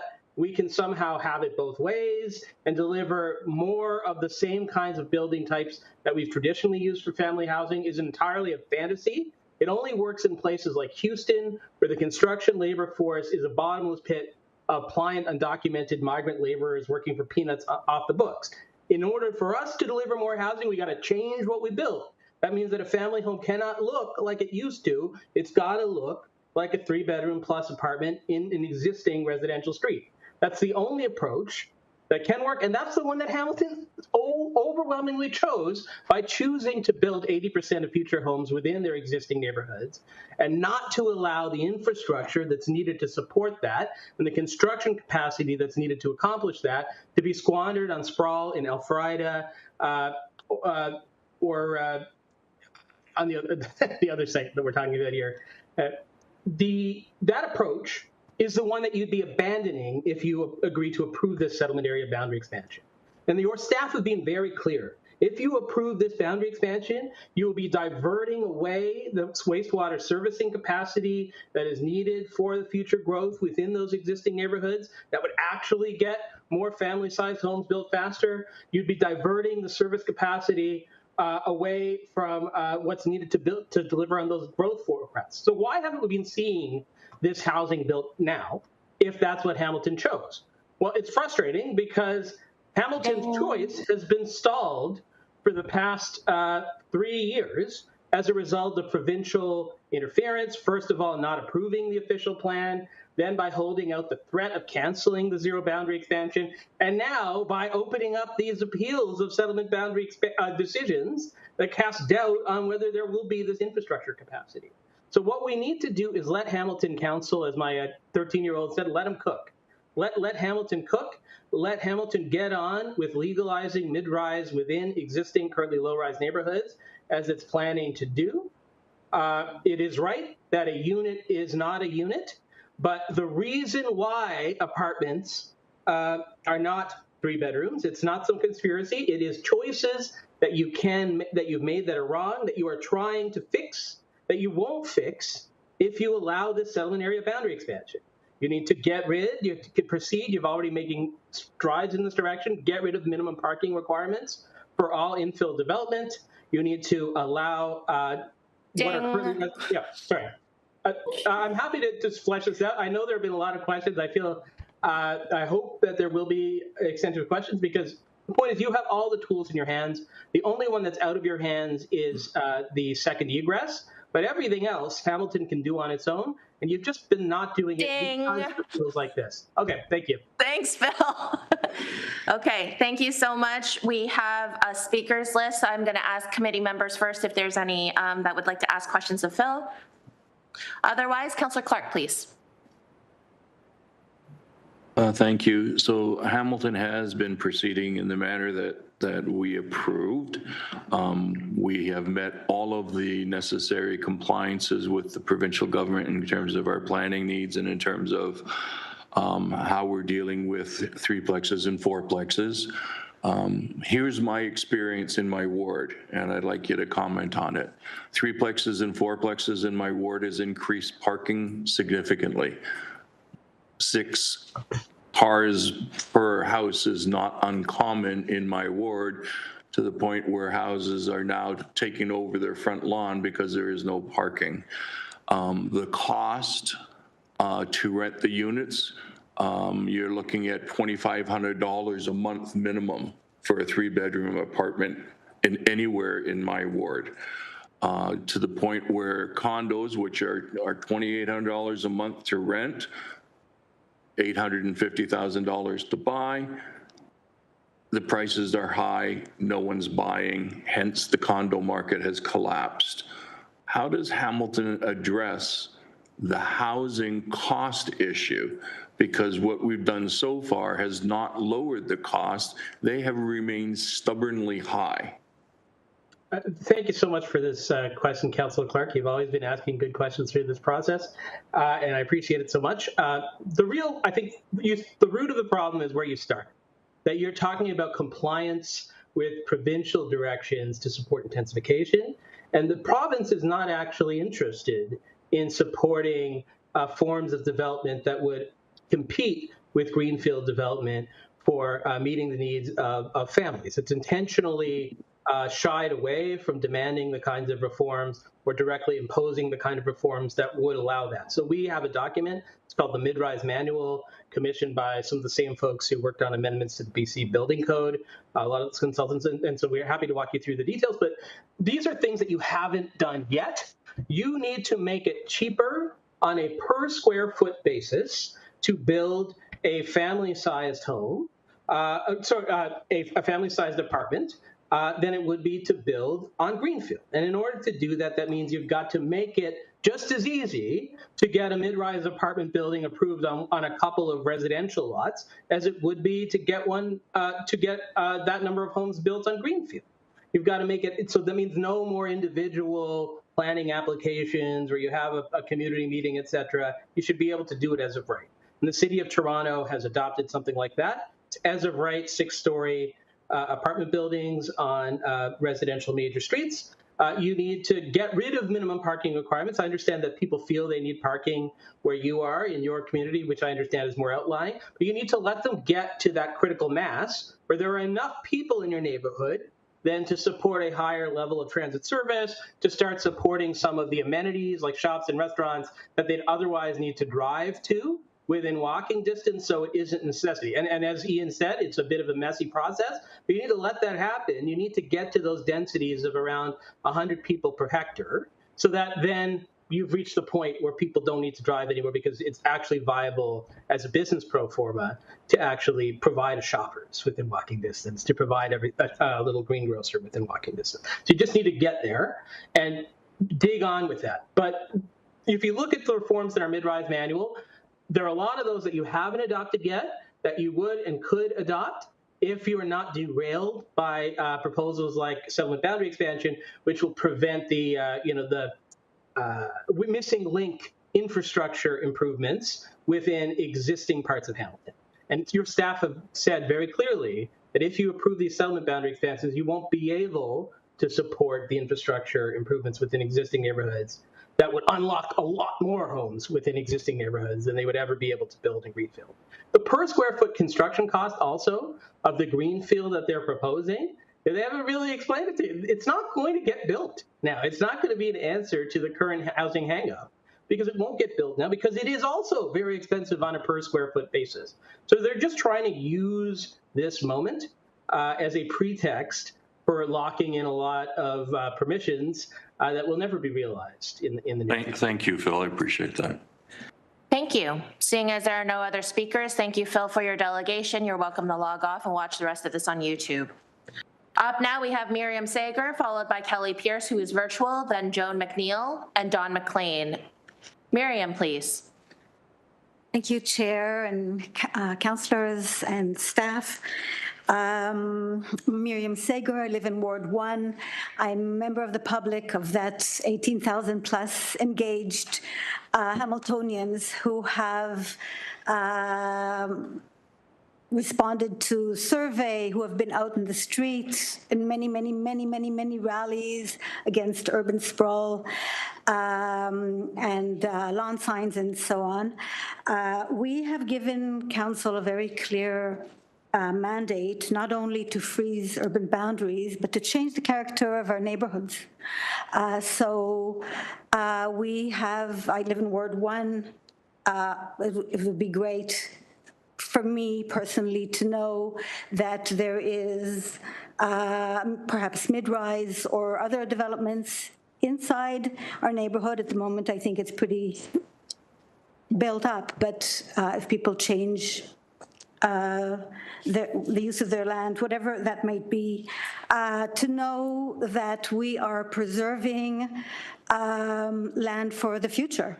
That the world is changing. We are facing, faster than we are aware, a climate emergency upon us. We can't really afford to give up those green spaces, even though it feels like, we will continue with the status quo. Every young family wants all their space. It's actually not entirely true. On Sunday, I was at Open Spaces with Elders for Climate Sanity, open streets, in 35 degrees. There were young adults riding by on their bicycles.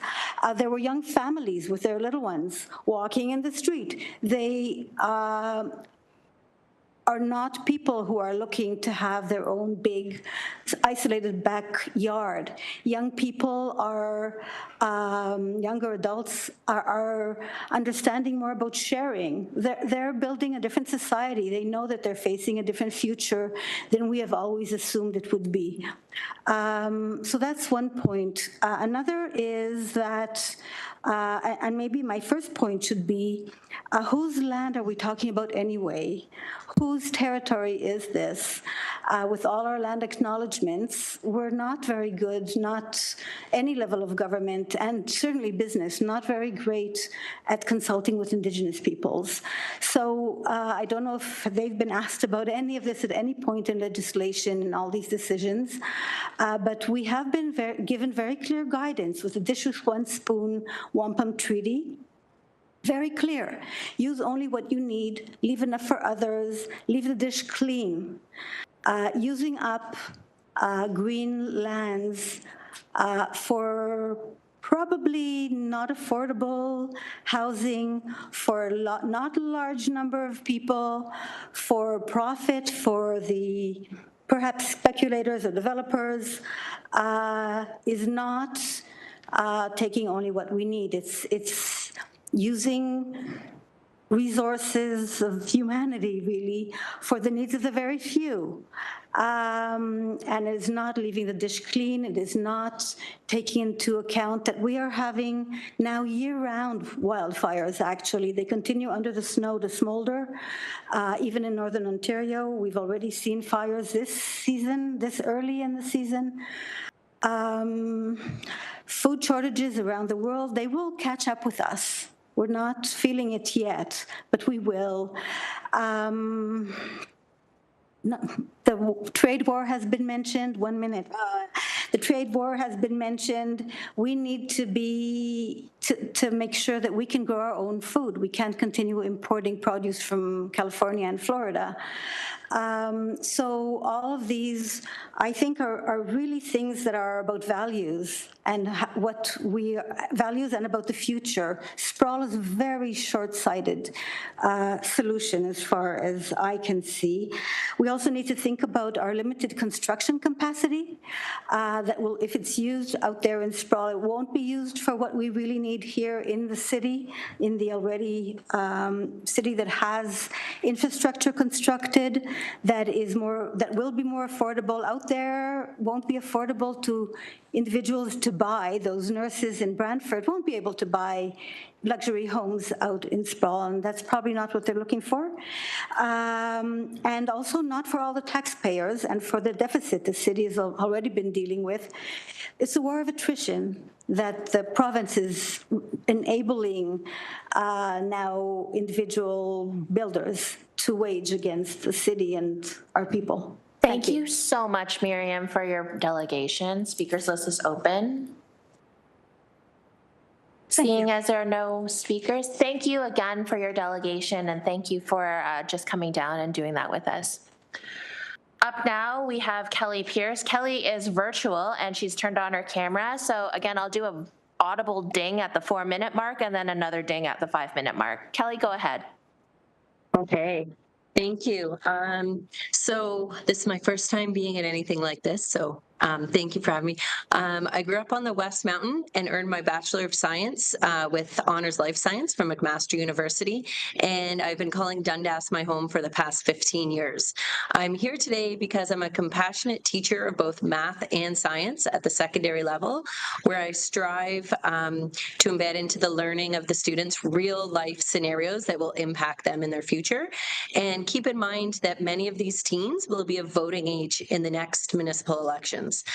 I also have 2 youth of my own for whom I want the best future, one where their food comes from their surrounding areas, like Miriam just mentioned, food security grown locally, and where their adventures come from hikes in the nearby wilderness, and they can also explore a vibrant city.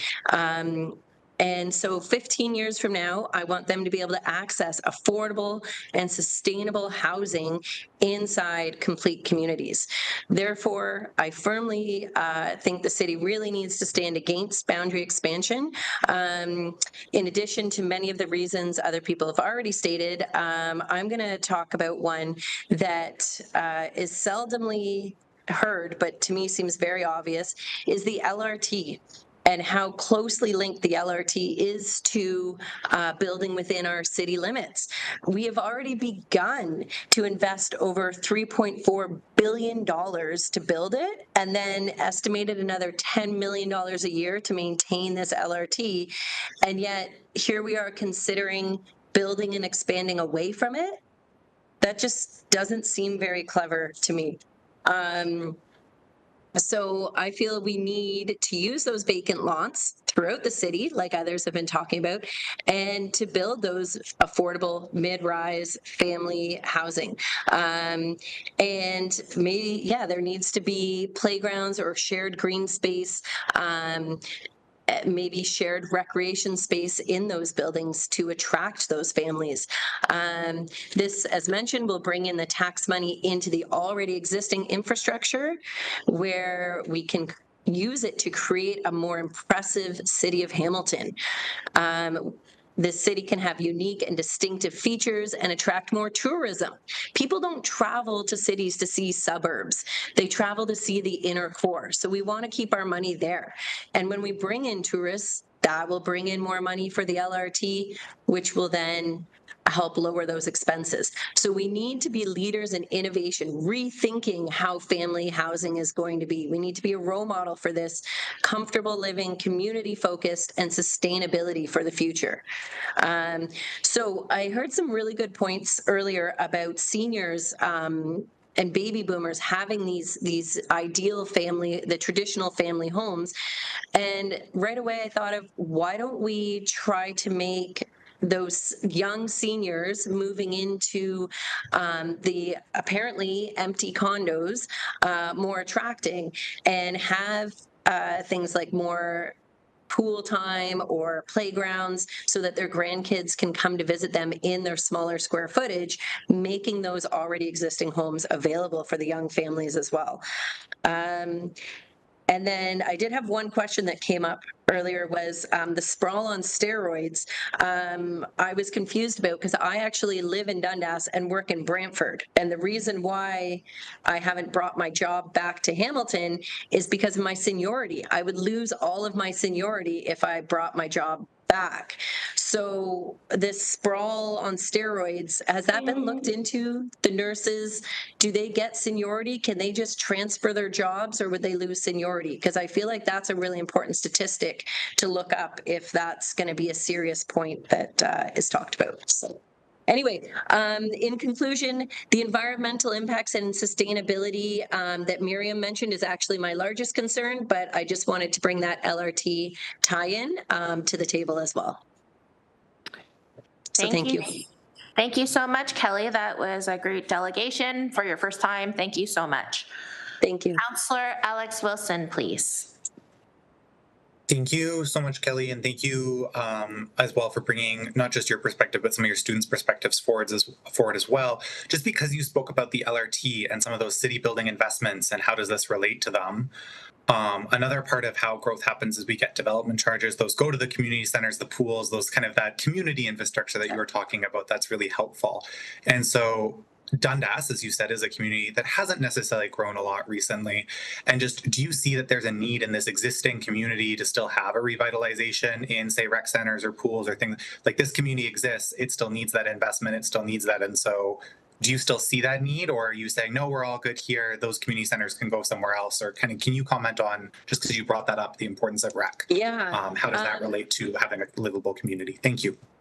Yeah, no problem. So we're already debating like building a small living structure in our backyard for our 14-year-old son as he ages. But right now, all he wants is a skate park. And, you know, we're having to drive to Burlington, or we're having to drive up to like Rymel Road to get him to a skate park.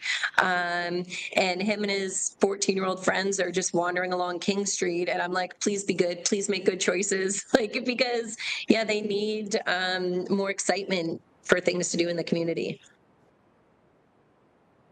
No, and more busing too would be good. Yeah. Thank you for that. Apologies. I think my connection might be a bit choppy through the chair. I'll just add that, yes, as part of the LRT plan, we're also getting 10-minute transit in Dundas as part of that. And so as having that LRT, that's good enabling infrastructure. So thank you so much, Kelly. Really appreciate your delegation. Thank you. Thank you. Seeing as there are no other speakers, thank you so much, Kelly, for your delegation. You're welcome to log off and watch the rest of this on YouTube. Up now is we have Joan McNeil. Joan is here in person. Joan, come on up to the chair, and I'll signal to you at the 4-minute mark, and we'll turn on your mic for you. Thank you. Okay, can you hear me? Okay. I'm an ordinary person, a mother, a grandmother, retired translator with a low income after the bottom fell out of the translation market when it was moved to other countries. I'm strongly opposed to the expansion of urban boundaries. It's unnecessary, it's destructive, it's reckless, and it's expensive. There are better things for this city council to spend its money on. It's unnecessary. Our urban boundaries are already fairly ample. We need to build up, not out, and we can. And ask me, please, if you want more info about what our options are. I want to challenge the idea that only a suburban style house with a separate, a detached or semi-detached house with a private backyard is a suitable setting to raise children. Other countries other cities of a similar size manage to raise successful children with high educational achievements and good mental health. They're doing better than we are. They're doing better than we are. Suburban life is not what it's cracked up to be. And at some point, people are going to call to account the developers, construction companies, landlords, and the real estate people who sold that vision to families, that the only way for you to get off the rental treadmill is to buy a house, and the only place you're going to be able to afford to buy something is always going to be blah, blah, blah. But don't worry about buying a place that you can't really afford and borrowing, maxing yourself out, because it's just going to keep going up and up. It's just going to keep going up and up, right? So people wind up over-mortgaged, or they wind up being gouged by rent, by landlords. Decent-sized apartments in walk-around neighborhoods can be fine places for people to raise children, to live in dignity while they're working, or as retirees, whether or not they're in a couple. We have to remember that not everybody is part of a couple. They may have started out, their family as part of a couple, but families come apart. But there's a proviso. You have to have parks very close, not just, a long car's drive away. You have to have parks very close, where you meet other parents, where your kids meet other kids, where you have to have greengrocers, you have to have public transit, you have to have community gardens and other amenities in the neighborhood. Okay, ask me more about that if you want. Longer commutes to get to places beyond the current boundaries of the city will mean that parents will arrive home later and likely be more tired and more stressed. Parents will therefore have less time with their young children and teenagers. That's part of the crisis that's going on in our society. And it's not, people think back to how things were, a generation and a half ago. We're never going to have that again. It's impossible, okay? And the repercussions for the mental and physical health of the parents and children will be felt for decades to come. Okay? Ask me more if you want examples. Long commutes are also fatiguing for seniors and others with mobility issues and people who are more sensitive to heat, cold, noise. There are risks in pinning your hopes on condos. I can well understand why people don't want to raise their children on the 25th floor. Yes, but we should do what a lot of European cities do and have low and mid-rise apartments. I want to end on a note of, there are many other things that I would like to say, but new construction methods, for example, constructing with mass timber components manufactured off-site and other innovative methods can reduce the time now down to a year, 2 years. In some cities, they're even doing it in 6 months. Safe housing. And Hamilton should become a center for that kind of development, those kinds of industries. And if you Joan, insist on that, you will create the market for that here. You'll have good jobs. Thank you, Joan. Excellent point. Thank you for your delegation. Speakers list is open. Councillor Pauls, please.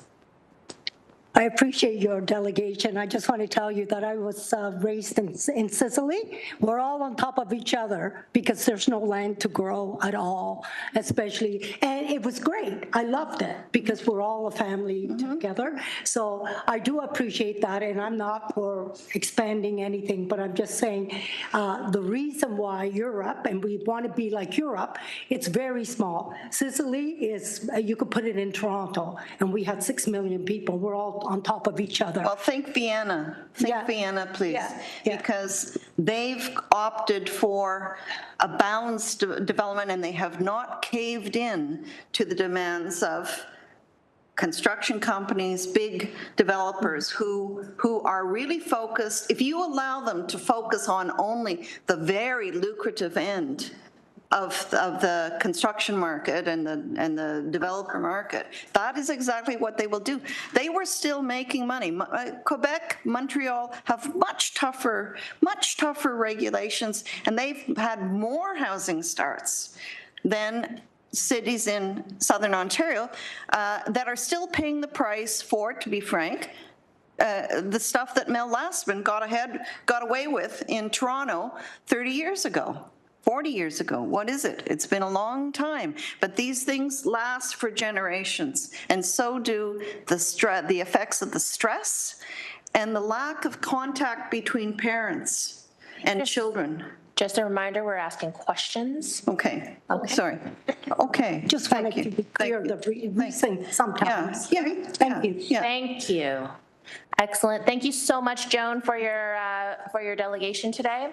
We have one more speaker, and that's Don McLean. He is online. So Don, you have 5 minutes. I'll audibly ding you at a 4-minute mark, and then another ding you at a 5-minute mark. Thank you. Thank you, Chair Wang. And thank you for the opportunity to speak here today. Especially thank you to councillors for being councillors and trying to represent us, especially when you have a provincial government that is pushing so hard against you. And you and all of us are being abused by that government. You usually hear from me about climate change. However, times change. And we understand that tariffs coming from south of the border should lead us to make quite different conclusions. So, for example, opposition to new pipelines should be set aside. The same with opposition to more oil and gas extraction. And indeed, we should probably try to drive more and get rid of bicycle lanes. All this would have the additional benefit of bringing our thinking more in line with the US president, who has explained that climate change is a hoax. We could go further in concert with Mr. Trump and ban investigation into this, or even the use of the now apparently offensive talk about hurricanes, floods, wildfires, etc. The tariff monster tells us we should also do things differently in house building. We need to start by ignoring the recent city staff report on the shortfall in spending on maintenance of our existing roads, pipes, and other city infrastructure. This several billion-dollar deficit should be ignored, as it largely has been in the past. It certainly should no longer be an excuse for collecting development charges or for opposing the expansion of urban services to the Elfrida and Whitechurch lands. You see, the tariff monster changes everything. Indeed, I understand that what some people have been calling a heat wave this week really isn't extreme at all, and nothing that City Council should worry about or should worry its little head about. So going back to that infrastructure maintenance deficit, I had the privilege about 20 years ago of sitting on the Development Charges Stakeholder Committee. I recall that the average DC collections were quite a bit less than $10,000 per home, and much less than some neighboring municipalities. Is that connected to the maintenance deficit? Perhaps council could ask staff to try to explain how the city has gotten into this enormous deficit hole, so we have a clearer view of how to get out. I'm thinking that repeated urban boundary expansion and inadequate development charges might have contributed. Further to Councillor Clark's question about the Scooby lands added to the urban boundary more than 20 years ago, how much has been spent servicing these lands? And how does that compare to how much has been collected from DCs on these lands?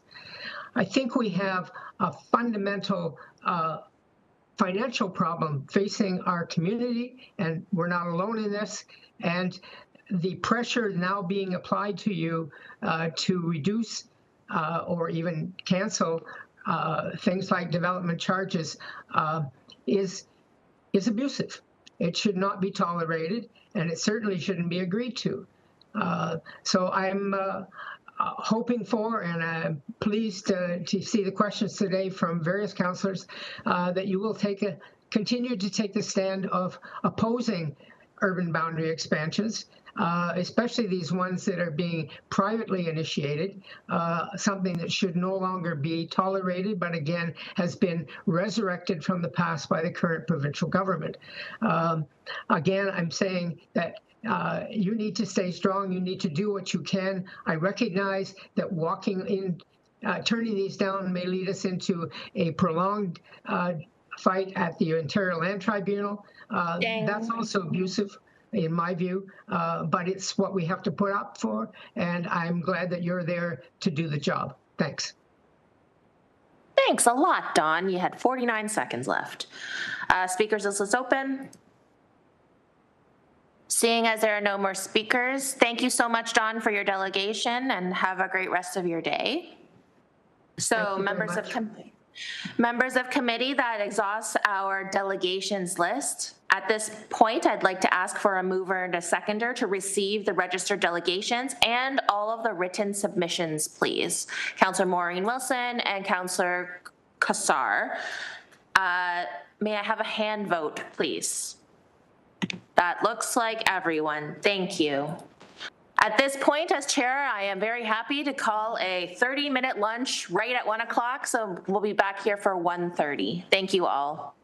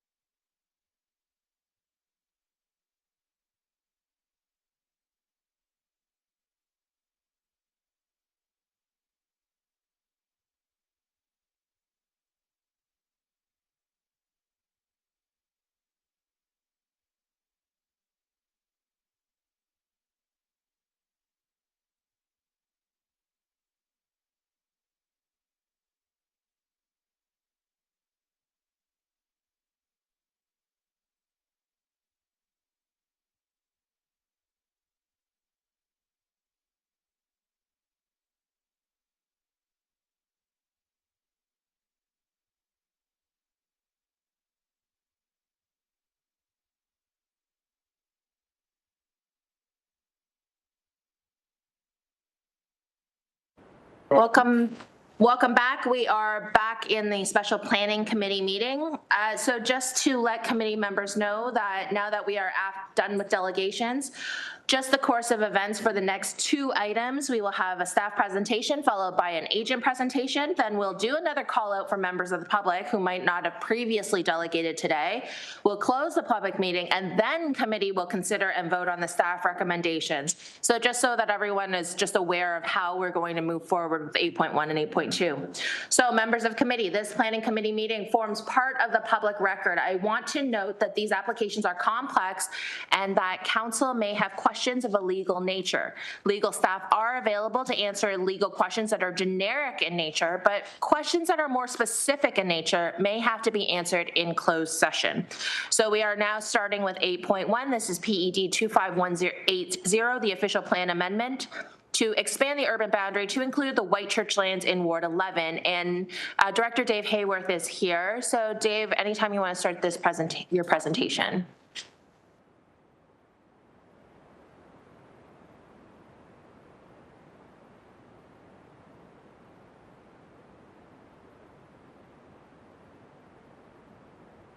Great, thank you, Chair. Good afternoon, Chair, members of the committee, city staff, and members of the public in attendance.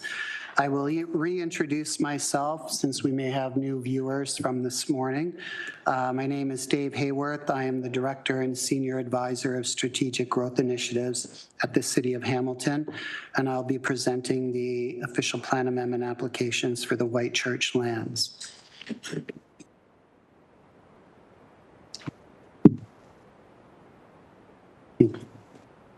There you go. It's just not advancing. Just 1 second.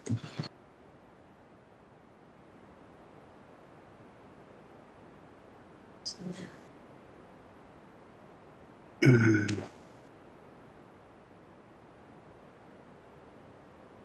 just having a technical issue advancing the slide. Go to your, make sure you're in the power. Yeah, click on that. Click on what? Yep, just click right there. And then click right bottom left. You'll see over to the left a little bit more. There should be like little, oh, you should be able to just move it now. Okay, yeah, okay. There we go. Thanks. The purpose of these applications is to remove approximately 364 hectares of land from the mapping and policies of the Rural Hamilton Official Plan and to include them in the Urban Hamilton Official Plan, thereby expanding the city's urban boundary. According to the submitted land needs analysis, the intent of the applications is to use the lands to accommodate approximately 27,000 people at 77 people and jobs per hectare. The submitted planning justification report projects about 7,600 residential units at full build-out through the final unit although the final unit numbers and mix would be determined at the secondary plan and development approval stage. The White Church application was submitted by the White Church Landowners Group, which represents the owners of approximately 11.3% of the properties that comprise the subject lands, or 44% of the subject lands by area. The site is roughly 2.8 kilometers wide east-west and 1.3 kilometers long north-south at its longest extent. The lands are bounded by Airport Road East to the north, Miles Road to the east, White Church Road East to the south, and Upper James Street to the west.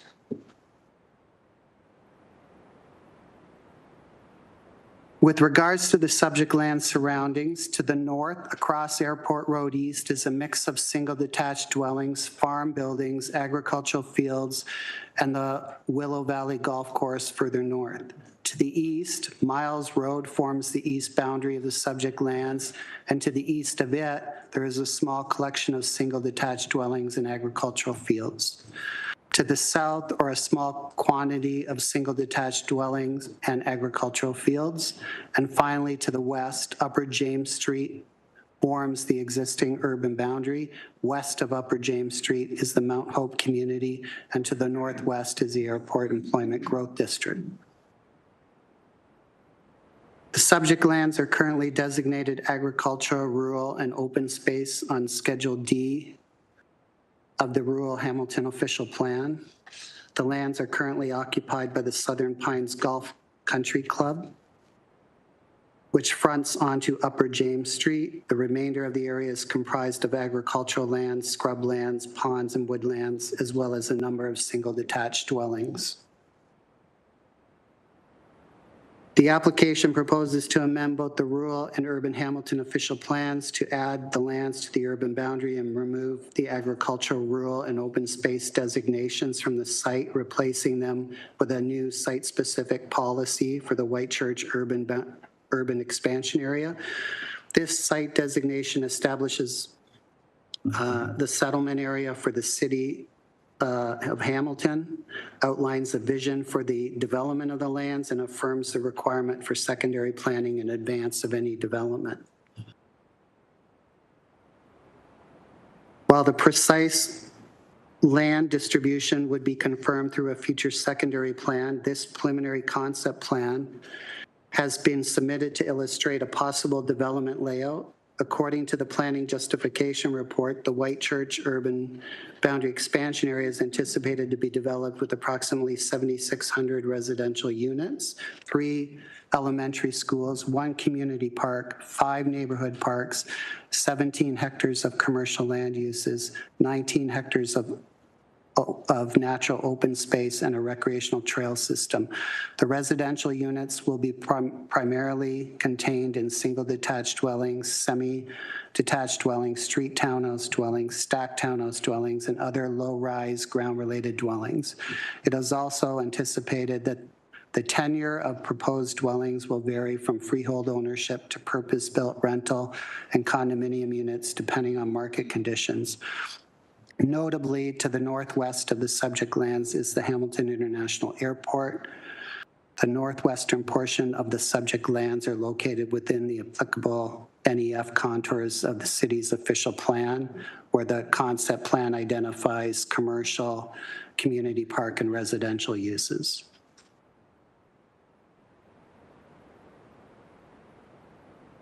As part of the planning process, notice of complete application and the statutory public meeting was published in the Hamilton Spectator twice and mailed to property owners within 400 meters. Staff also launched a dedicated webpage and email list to provide updates.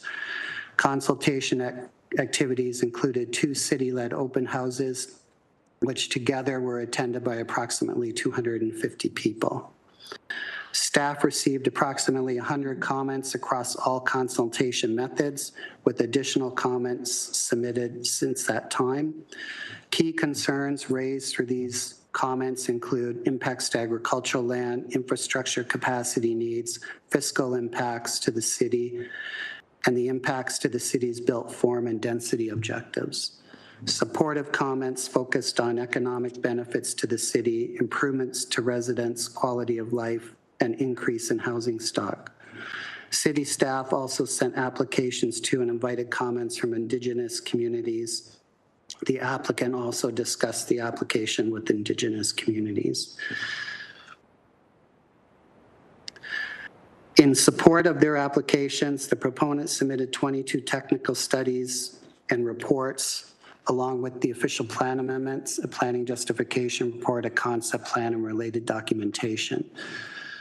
These were circulated to internal departments, external agencies, Indigenous communities for review. The city received feedback from 15 internal divisions, 5 external commenting agencies, and representatives from the 6 nations and Grand River and 6 nations of the Grand River and Mississaugas of the Credit First Nation.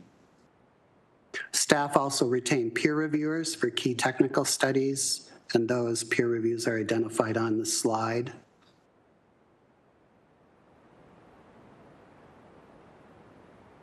Staff's review of the submitted materials sought to test the applications against relevant provincial and municipal policy, including key policies from the provincial planning statement and the City of Hamilton's rural and urban official plans, which are outlined in the recommendation report.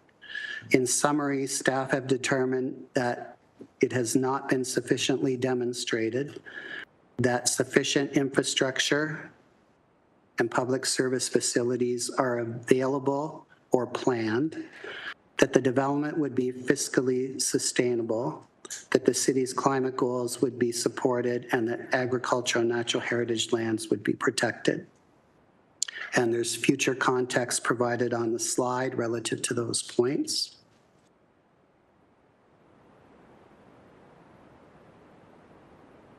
Based on these deficiencies, staff have determined that the applications are not consistent with the provincial planning statement and do not align with the general intent of the urban and rural Hamilton official plans. As a result, staff are recommending the applications be denied. With respect to next steps, if council denies the applications and the decision is appealed to the Ontario Land Tribunal, a hearing may not begin for a year or more. Staff may also need to review the 2026 budget to prepare for a possible tribunal hearing if the decision is to deny the applications. And the applicant could also revise and resubmit technical studies during this time, which would result in the tribunal reviewing updated information differing from what was submitted to the city. Council may also consider several alternatives to staff's recommendation, including approving the applications in full, approving a portion of the lands, denying or deferring the applications and directing staff to create a deferred urban designation for the subject lands, identifying them for long-term urban purposes beyond 2051, and alternatively applying alternative 3 that I just mentioned on a broader basis to deal with other expansion lands. And all of those alternatives, as mentioned in the staff report, come with adding specific requirements relative to updating secondary plans, master planning, and establishing policies. In conclusion, staff are not recommending approval of the official plan amendment applications, as planning staff are of the opinion the applications as submitted are not consistent with the provincial planning statement and do not align with the intent and purpose of the urban and rural Hamilton official plans. This concludes my presentation, and I'd be pleased to answer any questions. Thank you. Thank you for that. Speakers list is open. Currently, I have Councillor Clark, but I'll ask if any committee members would like to go first. Seeing none, Councillor Clark, please. Thank you, Chair, and thank you to the staff for their comprehensive response to these applications. I'm curious, and I'm not sure who could answer the question, Chair, but the provincial housing target that they have on their webpage, it shows City of Hamilton needs 3,917 units, and that we are at 1,632 units. So what does that mean? Does that mean those units have been approved for a building permit? It's not really clear on the provincial site, sorry. Mr. Robichaud, please. Steve Robichaud, Director of Planning and Chief Planning. The provincial housing tracker, I presume, is what the councillor is referring to. That is, the province uses CMHC, and they have their own separate methodology, and it's essentially looking at starts. So they actually go out and count for foundations, or that construction activity is started as it relates to conversions, or I believe they also include student residences and long-term care facilities. So physical construction has commenced on the site as it relates to the number of units that's reported on the provincial housing tracker.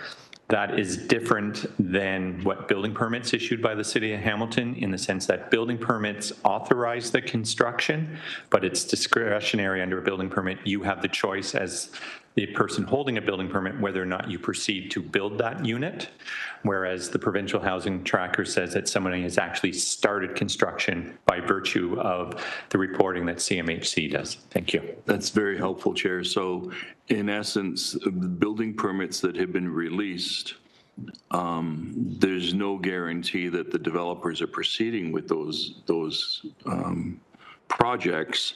And the biggest challenge that seems to be the situation is that the banks are kind of tight with their money. And so if they don't get the right pro forma, the bank doesn't approve it. So the building permit could sit empty until financing is available for them to actually do the work, correct? That is correct. Thank you. Can I get, so I'm looking at, I think it was alternative 3. And I was curious about that one. It says council could defer the application or deny the applications, but direct staff to develop a deferred urban designation to be applied to subject lands, et cetera, et cetera.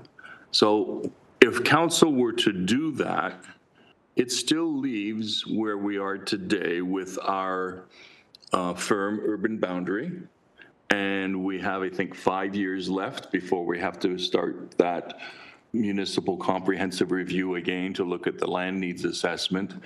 So how would this work where we are today? Do you understand my question? Through the chair to the councillor, I believe so. So first of all, that alternative would be to bring the lands into the urban boundary, but as a kind of deferred status. So development wouldn't be able to take place until the master planning's updated, there's secondary planning. There's a policy set established through an official plan amendment that sets out kind of the process and way the lands would gradually be phased for urban development over the long term. It's somewhat of an approach, instead of dealing with the site-specific applications, and it would be based on council denying this application or deferring it.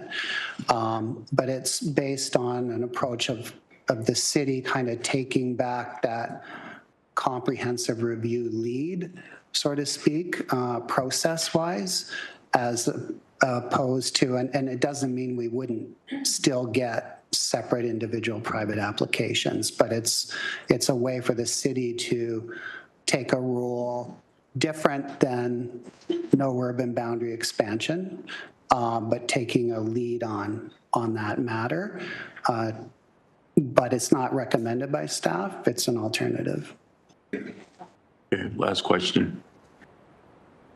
If I understand where we are, we made our decision based on a 10-year plan, and that after the 10-year plan, or in year 9, we would begin a municipal comprehensive review to ascertain what land needs we have going forward.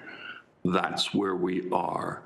Then the province came in with their last, I shouldn't say last, but they came in with a decision that says any property owner who wants to extend the urban boundary, if they have a certain amount of property, can do that, and hence we now have these applications. What happens at the OLT? Director, please. Through the chair to the councillor, so you're asking what happens at the OLT if we take this alternative versus? My experience with the OLT more recently is 1065 Paramount. Our staff did a remarkable job explaining why we denied that application. But we got shot down so fast by the OLT, it's not funny. And yet we made a very clear position, not based on NIMBYism, but based on our official plans. So we have a plan here that goes on until, 5 years from now. We're being thrust into the middle of this. How do we tackle it at the OLT? Through the chair to the councillor, I would have to pass that to legal and determine whether they can answer that in open session or not. Solicitor Shields. Through the chair, Lisa Shields, City Solicitor. How do we tackle that at the OLT? Probably my answer would be something I could give in camera, but Patrick, maybe you can answer this part, which is what evidence we'd bring forward to support staff. position or council's position in a generic case.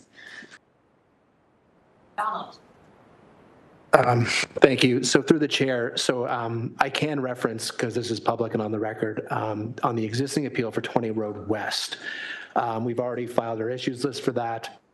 And we've identified the areas for witnesses at a high level. So obviously that's not a direct comparator to this, but there's going to be similar issues for urban boundary expansions. And in that case, there was a number of disciplines that have been identified for potential witnesses. So there's land use planning, potentially land economists, municipal finance, along with kind of the things you would typically see in a site-specific appeal, such as transportation, natural heritage, engineering, but obviously the scale is going to be a bit different. So it's not dissimilar based on what 20 Road West, the anticipated evidence there. It's not dissimilar in terms of the subject matter areas, but there are some additional items on that appeal that would probably come forward in similar UB appeals were they to happen. Thank you. Up now we have Councillor Maureen Wilson, followed by Councillor Pauls. Councillor Maureen Wilson, please.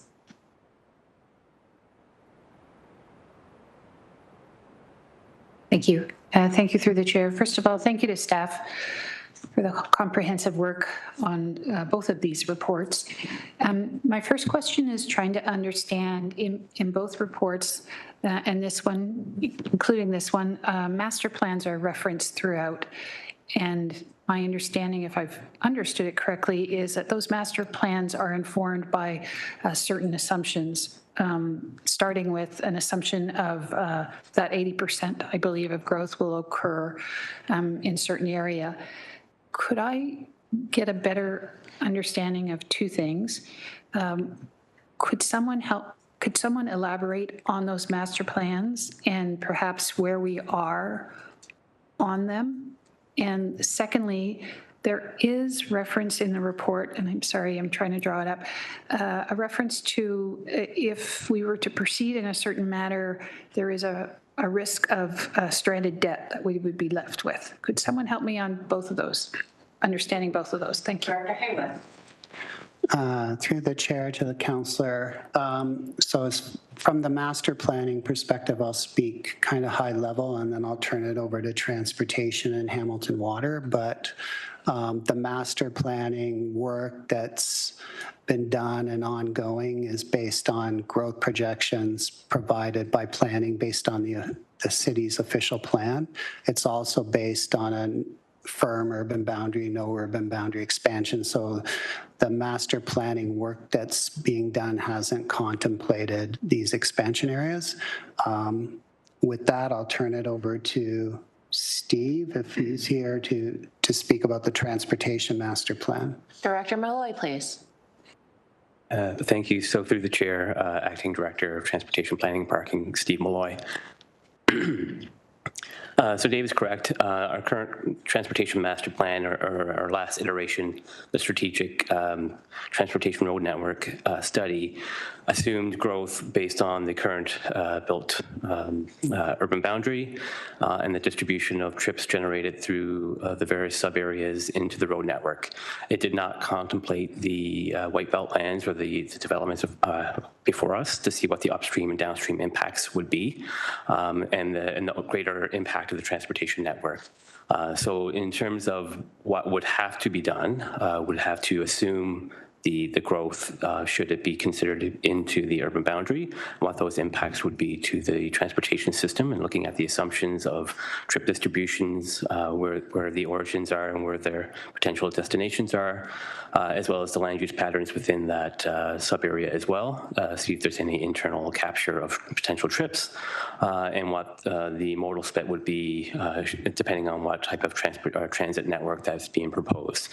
So based on the information that we have today, that's unclear, it's undetermined, and we really don't have a good view or picture of what that upstream and downstream impact is to our transportation system. Director Winters is also online. Good afternoon. Just confirming that you can hear me okay? Yep. Okay, thank you. Nick Winters, Director of Hamilton Water. Similar to Acting Director Malloy's response, the water, wastewater, stormwater master plan follows a similar process.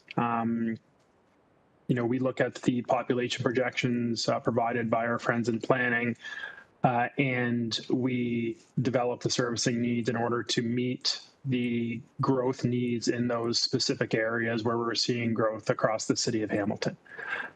With respect to the water, wastewater, stormwater master plan, there's been works in progress for a number of years to bring an updated master plan across the finish line. Unfortunately, given the ongoing changes to population targets within the city, that has been delayed. However, we are in the process of finalizing an updated master plan for the end of 2025.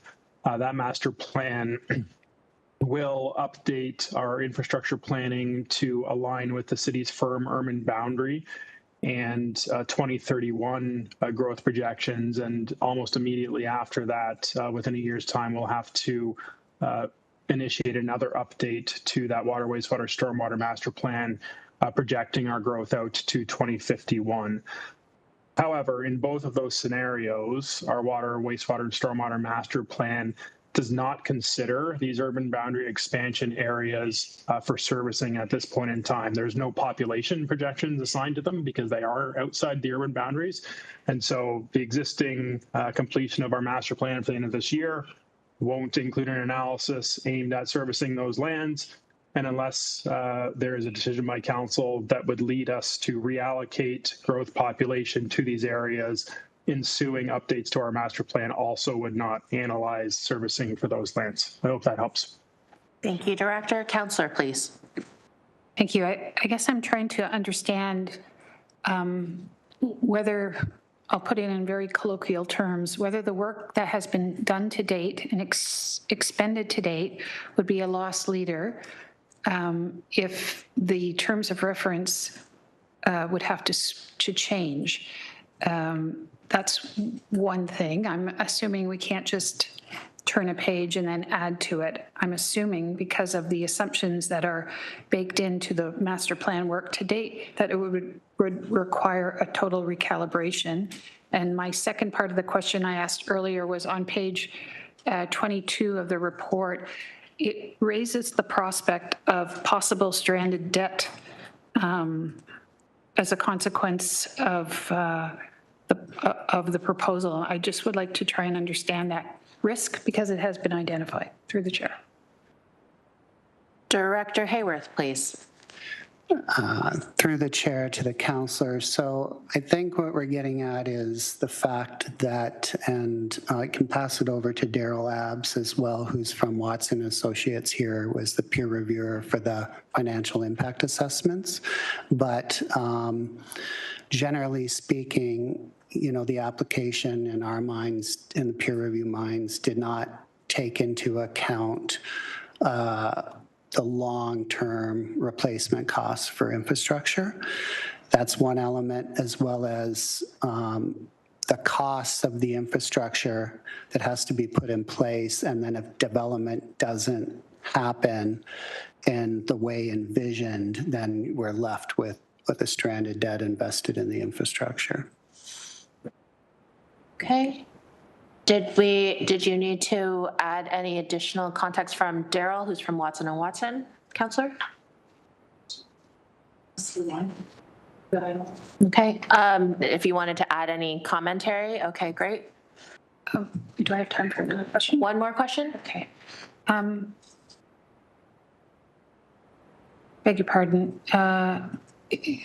The assumptions, for example, one assumption that's highlighted in the report on page 20 talks about even for an urban development, it's assuming that it will be serviced with volunteer firefighters as opposed to salaried.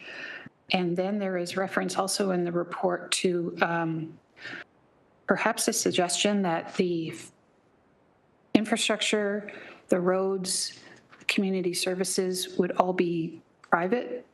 Could anybody elaborate on that? Are we talking like gated community private, or it would be an exclusive use to the residents in the proposal? And if there's not enough detail there, you're flagging it just as, hey, there's not enough detail there. We don't know how this is going to play out. That's fine too. Thank you. Director, please. Through the chair to the councillor, I think you might be speaking about context of the peer review in relationship to the financial impact assessment, so I would refer that to Daryl. Daryl, if you could introduce yourself, please. Yes, thank you very much, Madam Chair. My name is Daryl Abs, Managing Partner at Watson & Associates Economists Limited, and I was the author of the peer review for the financial impact analysis. So I think in respect to that section, it's referring to the funding of the initial infrastructure that's going to be identified as a local developer responsibility. So if you recall through the development charge background study process, we did look at revising our local service policy for the city, such that if there was some boundary expansions, that the water and the wastewater linear infrastructure would be a local developer responsibility. They would have to pay for the installing that infrastructure, and then that becomes funded directly from them rather than development charges. One of the components that we're suggesting is missing from the analysis is then, although they might pay for the initial infrastructure, that becomes a life cycle cost, kind of a liability that you need to start saving for the ultimate replacement, and those costs are missing from the analysis. Thank you. Up now we have Councillor Pauls, followed by Taddison, and then Kassar. Councillor Pauls, please. Thank you. And I just really have only one question. 2023, City of Hamilton exceeded target by 20% of their target. So we had 4,140 new home starts. And we received from the province 17,587,000. 17 million we received. That's in 2023. 2024, we did not achieve that. And my only question is this: with our no urban expansion, can we achieve our goals? I will ask Director Hayworth, please.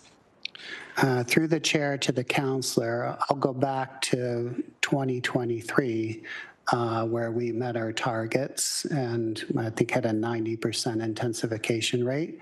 So, you know, history shows it can be achieved. I think the not achieving the targets, which I believe there's numerous municipalities that have not achieved their targets, is more of a broader economic aspect.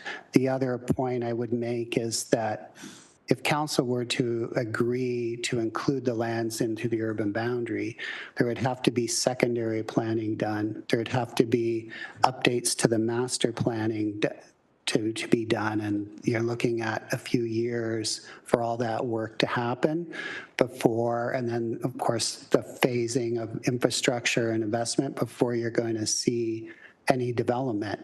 So an approval to expand the urban boundary, in my opinion, would not immediately allow for more homes to be built that would solve meeting the target. Thank you, Director. Okay, so 2024, 2025, and probably 2026, you're probably predicting that we will not meet the target. Did I hear that correct? Because we didn't in 2024. So I'm just wondering, with the no urban expansion, you're saying whether we have it or not, I just want to be clear, whether we have it or not, we're not going to meet the target. That's what I'm hearing, right? Director, please. Through the chair to the councillor, well, I think not meeting the target is a broader economic aspect with a lot of other implications as to whether you meet the target or not, beyond the urban expansion issue. Right. Can I ask one last question? We exceeded 20% on 2023. That 20%, could we have forwarded to 2024 and then we would have met it? Like, we're 20% over. So it's just that I had a couple of residents shocked that we lost $17 million and I kind of digged into it, and I thought the 20% over, would that be transferred to 2024? I'm not clear on that. And I'm not sure how it fits within the context of what we're speaking about. So, Councillor, is that something that maybe you can ask offline then? Well, it does, because if the summaries, there's other cities that are exceeding it all the time, and one is Niagara. I looked it up. So I'm just wondering, I just want to be clear that whether we say no to the urban expansion, that we can still meet our objection for the Building Faster Fund, because the Ontario government is giving Faster Building Fund. This is $17 million or more that we could be receiving. So I just plain want to know can we meet our targets? I'll ask Director Robichaud, please. Sorry, thank you very much, Madam Chair. Just to clarify, this year, in speaking with the chief building official earlier this week, we're at approximately 2,000 dwelling units have been authorized by building permit. So, halfway through the year, we're at 50% of that provincial target. The challenge is the translation of those building permissions into bricks and mortar. We don't control whether or not a individual then decides to build that basement apartment or that new single detached dwelling or that multiple dwelling. That is what we're hearing is a function of market conditions. In some cases, there's uncertainty now that the federal government is looking at GST relief for first-time home buyers. So those announcements actually can slow the market down while purchasers try to figure out when's the optimal time to enter into that purchase and sale agreement or the rental agreement with the builder. But we are still seeing strong interest on the residential and the non-residential side for the purpose of obtaining the permission. So the city, through building permits, planning approvals, engineering approvals, is doing everything we can to facilitate new construction. As we heard earlier this morning, and we've heard from the industry, the challenge is there is very little sales traffic in terms of the sales pavilions are empty, or that the investor market has disappeared because there's pig in the python where investors and speculators purchase condos, still has to cycle through the market, people can't close, et cetera, et cetera. Until that works its way through the system, there is still a fair amount of softness in the market. But it's not the inability of the city or something the city has not done to do what is necessary to put in place the policies, procedures, and permissions to allow for construction to occur so that we can try to meet those targets. It's now for the market conditions to turn to a situation where builders and developers feel confident advancing their projects. That's the big uncertainty, and that in many ways is beyond our control, save and except I know Finance is looking at some DC reform to see if there's an incentive that can be provided there. I think last week or a couple of weeks ago, Council removed this community benefit charge. So the city has been doing things to help alleviate some of the financial problems, but it's still, there's a fundamental softness in the market and lack of consumer confidence. And until that returns, it'll be very difficult for us to achieve either the provincial target or the targets prescribed under the federal funding arrangement. I just wanted to clarify that. Thank you very much. Thank you. That's all your time. Yeah, I just want to say thank you. That clarifies it, that it's not about the urban expansion or not. It's the market that's, the condition of the market. So thank you very much. Thank you, Councillor. Up now is Councillor Tattison, followed by Councillor Cassar. Councillor Tattison, please.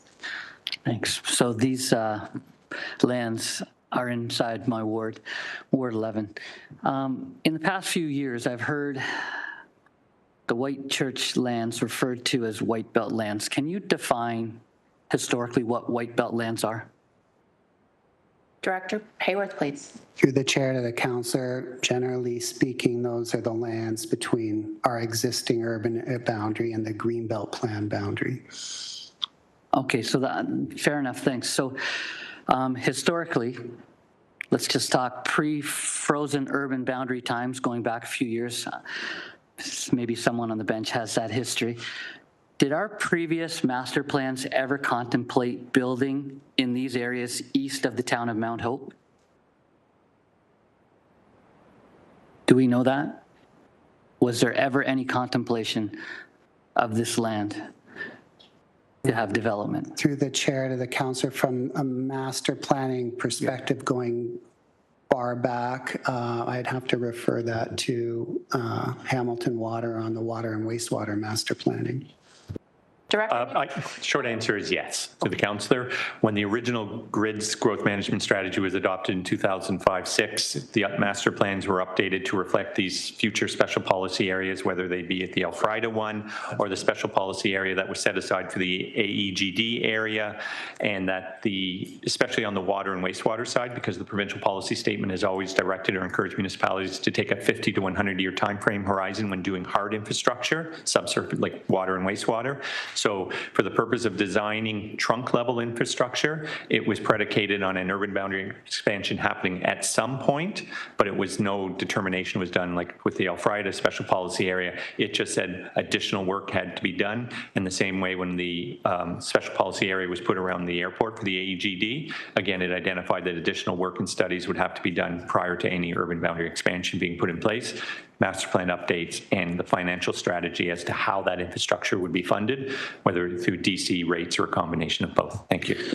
Okay, thanks. So that gives me a good historical perspective that it was possibly contemplated at one time, and that's why we would have significant investor input and purchases of that land with that goal in mind.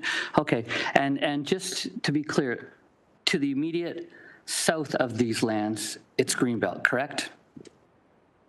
Which would be across the south side of Whitechurch.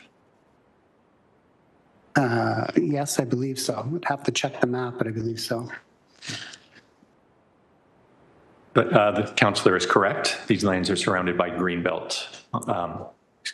Thank you. Yeah, and probably to the north as well, because we have two creeks basically in this area. So just a hypothetical question based on my understanding, and I'll probably go to Nick in water. It's my understanding that Mount Hope is the highest point between the two lakes. And on the one side, on the north side of this development, the water is going to flow into the 20 Mile Creek, and it's going to go to Jordan Harbor. On the south side, it's probably going to go down to Chippewa Creek, which becomes Welland Creek, or Welland River, which probably flows into the Niagara River at some point. Because of that strategic location of where this development is, does that pose hypothetical problems for stormwater management? Director Nick? So through the chair, to the councillor's question, councillor, you're certainly challenging my knowledge of the topography and the stormwater sheds in that area. That's something that we would have to check with our technical staff to get you a real answer on. Okay, thanks. Question, please. Yeah, we'll follow that up. Let's talk about the farmland quality. We have different levels of prime agricultural lands. There are different ways of categorizing that lands. Can anybody here tell us what we've got? We've got level 1, level 2, level 3. Can you expand on that? Through Madam Chairman to the councillor, if you use the Canada Land Inventory System, which is the traditional methodology for determining agricultural lands, all rural lands within the city of Hamilton would fall within the class 1, 2, 3, or 4 characterization, save and except for wetlands or other natural heritage features, which are predominantly in Flamborough. But within both the Elfrida, the Whitechurch, those lands, they meet the class 1, 2, or 3 definitions. The additional methodology that the city had used when we developed the rural official plan circa 2006 was a LEAR system, which is a land evaluation agricultural review, and it looks at not only the CLI mapping, characterization 1, 2, 3, or 4, but it also then looks at other variables that may impact the ability to farm those lands. It doesn't mean that they're not prime agricultural, but there may be the presence of non-farm rural residential properties, institutional uses, land fragmentation, et cetera, that make it difficult to operate in a viable long-term farming situation.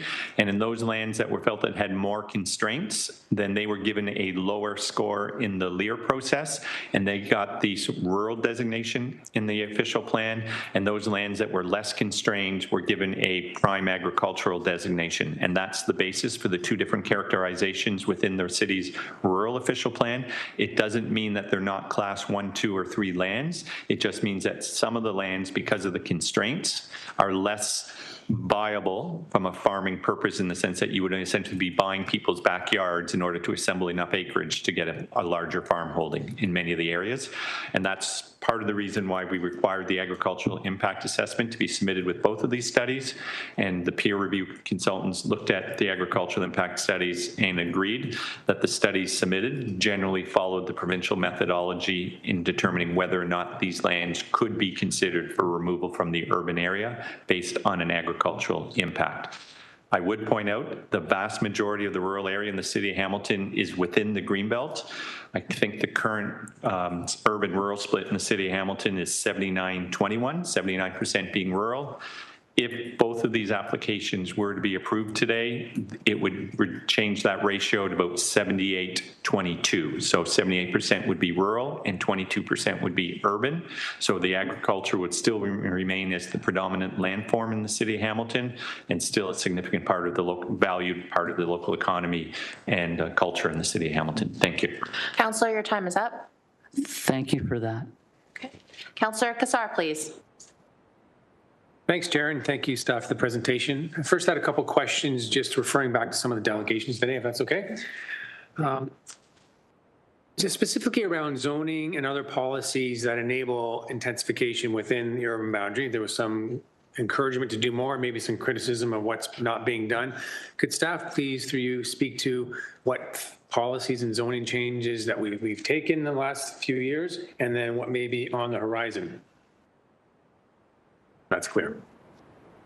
Through the chair to the councillor, as far as zoning goes, in 2024, council approved citywide zoning reform that introduced 3 new low-density residential zones, where previously only a single detached dwelling may have been permitted. The zoning now permits up to 4 units on a single lot. These new permissions represent a significant amount of the land in the urban area, approximately 40%. Staff are currently working on bringing forward the next phase of Reimagining Neighborhoods project, the mid-rise residential zones. The mid-rise residential zones permit housing often referred to as the missing middle, including forms of townhomes and multiple dwellings to a maximum of 6 to 12 stories, depending on location. These zones are proposed to be applied widely across the city on arterial roads, including transit corridors. Further, staff are reviewing the blast network for further opportunities for intensification. And the new zoning basically removes barriers of exclusionary zoning, which restricts the types of housing permitted in neighborhoods, provides housing choice and more affordable housing options for residents, promotes sustainable growth that makes the use of existing infrastructure and services, and provides more housing options for residents at various stages of life. As far as policies go, to achieve the level intensification of Official Plan Amendment 167, increased residential permissions across the urban area by, among other things, allowing for 4 dwelling units as of right in all low-density residential areas, increased the maximum height in medium-density areas from 6 to up to 12 stories, and remove maximum residential densities being applied to individual development applications to avoid unnecessary OPAs. And work is currently underway to establish major transit station areas around existing GO and planned LRT stations. There's also, new incentive programs under the Housing Accelerating Fund to encourage the construction of both ADUs and multi-rental along transit corridors. Yeah, thank you very much for that thorough response. I think it's very helpful to have on the public record, Chair, the work that the city is doing and continues to do, specifically the mid-rise work, to enable intensification within the urban boundary to provide the different types of housing that we heard about today. So building off of that, we also heard that from one delegate that the city is refusing intensification development applications. I wonder if staff could speak to that, because I can think of some examples where we're discerning between good intensification and not good intensification because we're building a city and communities, not just trying to build units. So maybe if staff could speak to that in the public record, because I think that's also important to share. Through the chair to the councillor, I'm not really sure where that statement is coming from. It could be related to applications for height above 30 stories in the downtown area, where we have policies related to that to protect the height of the escarpment. As far as any other restrictions that we're not allowing for development in kind of the downtown area for intensification, I'm really not aware of any at the moment. I could refer to Anita to if she knows of anything relative to that.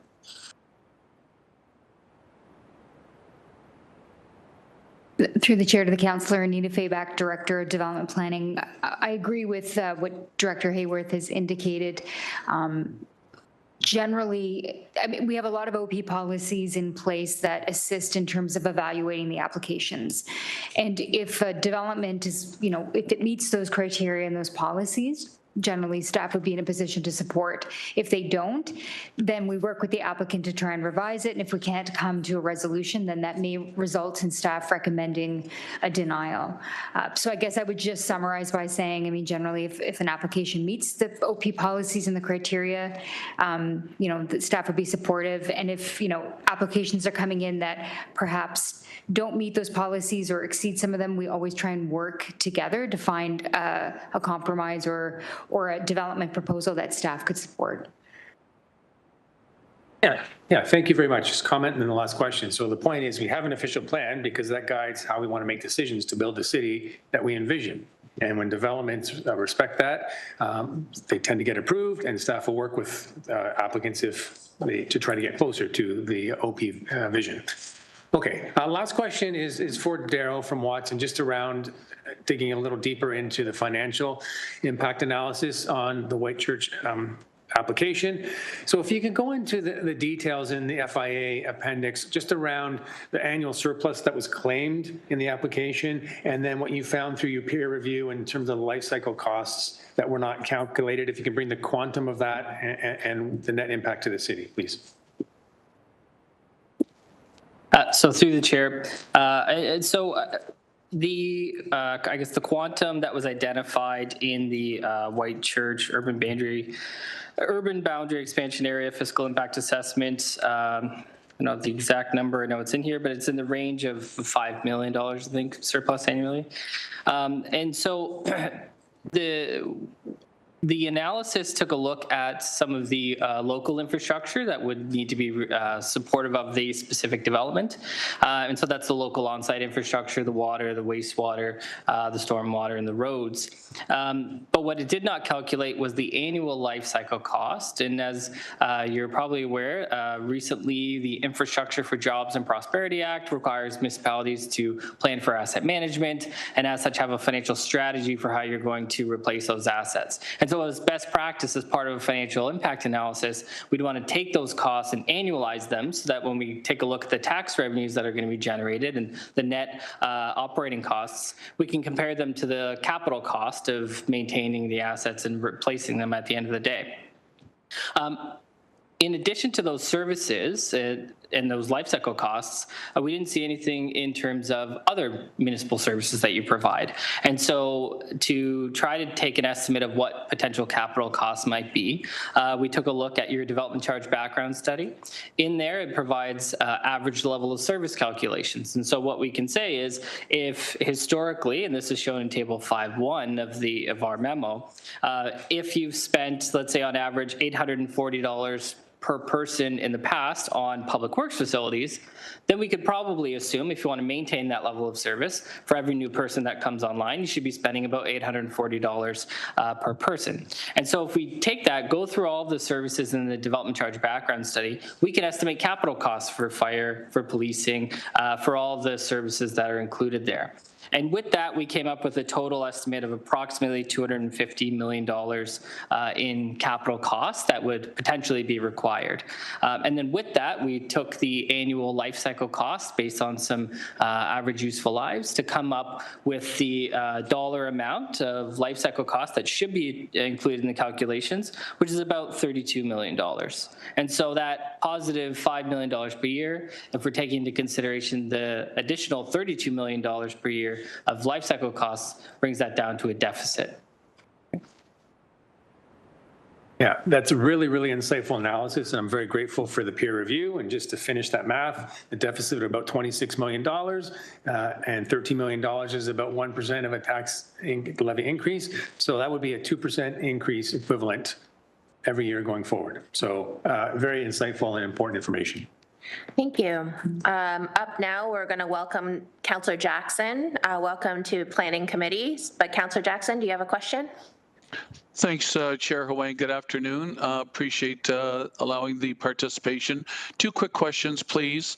If your committee and then later council supports the staff recommendation to deny, I'm always curious about anticipating the future fight that I'm sure is going to occur, the battle at the OLT.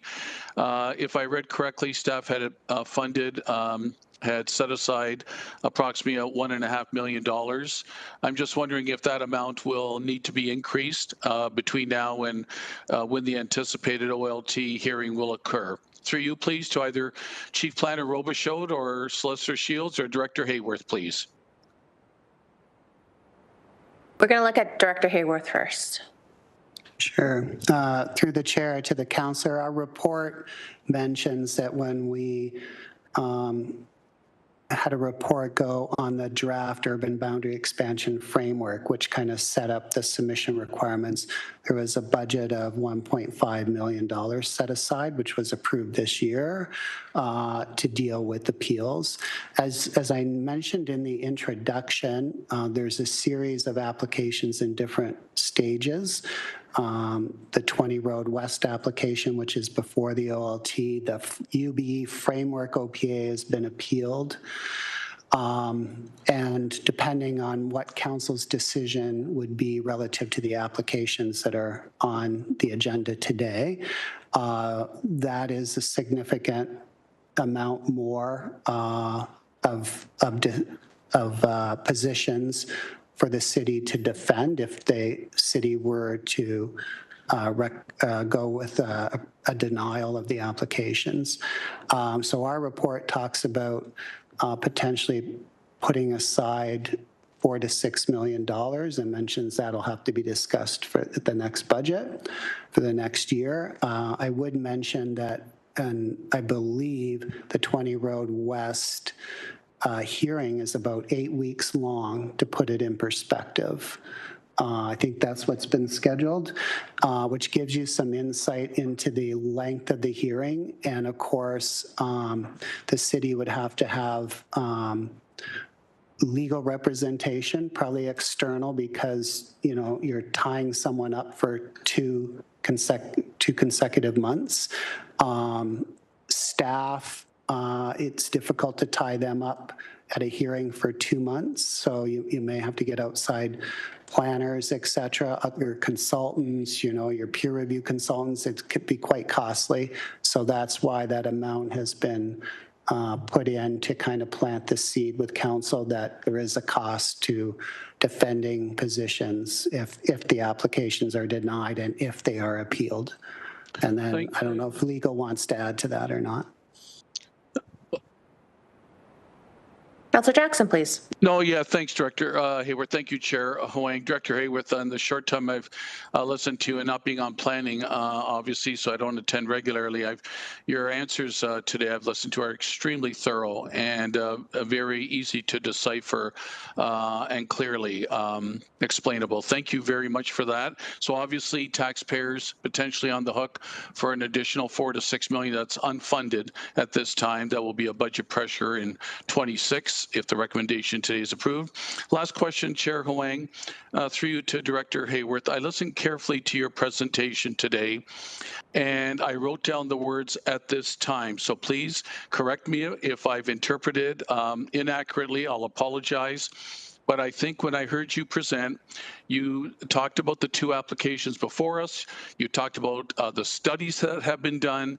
And in light of everything upon your review, that you're recommending denial. And if I recalled, I wrote down, you went out of your way to say, "at this time."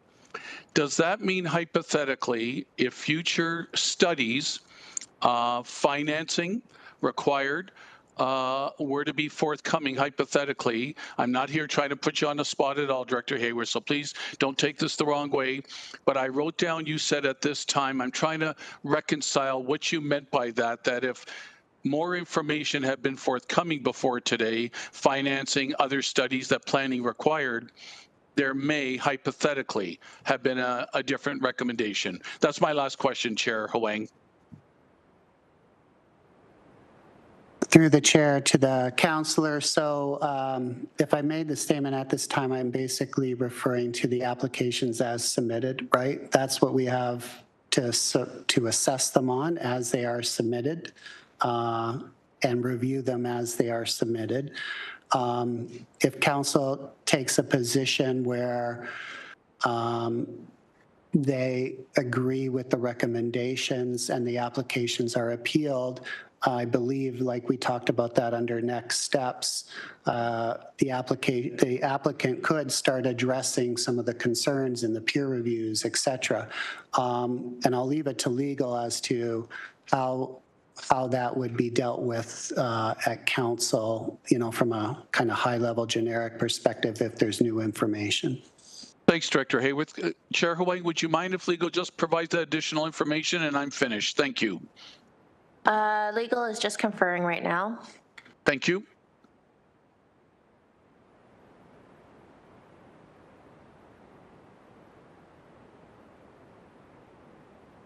Solicitor McDonald, please. Sorry, just making sure we have everything straight. So through the chair, if additional information is brought forward, then if it doesn't materially impact a hearing, we would adjust through that and address it through our witnesses. If it's, generally speaking, if it's information that may have a material impact on council direction or anything else, again, this is just generally speaking on all appeals, we would come back for further direction from council where there may be a material impact. Okay, Solicitor McDonald. Thank you, Chair Huang. Thank you. Seeing as there are no other speakers, I do need a mover and a seconder to receive the staff presentation, please. Councillor Cassar and Councillor Taddison. This is a hand vote. May I have your hand vote, please? And that carries. Thank you. Up now, we will be asking if Mr. Scott Beatty is in the room. Hello, hi. Come on up to the table. Scott Beatty is with Urban Solutions, and please let us get started. Go ahead. Correct the record for a moment. I am not, in fact, Scott Beatty, as some around the table might recognize. My name is Patrick Harrington. I'm a lawyer. I'm a partner with Aird and Burles, and I am counsel to the White Church Landowners Group, who's the applicant in this matter.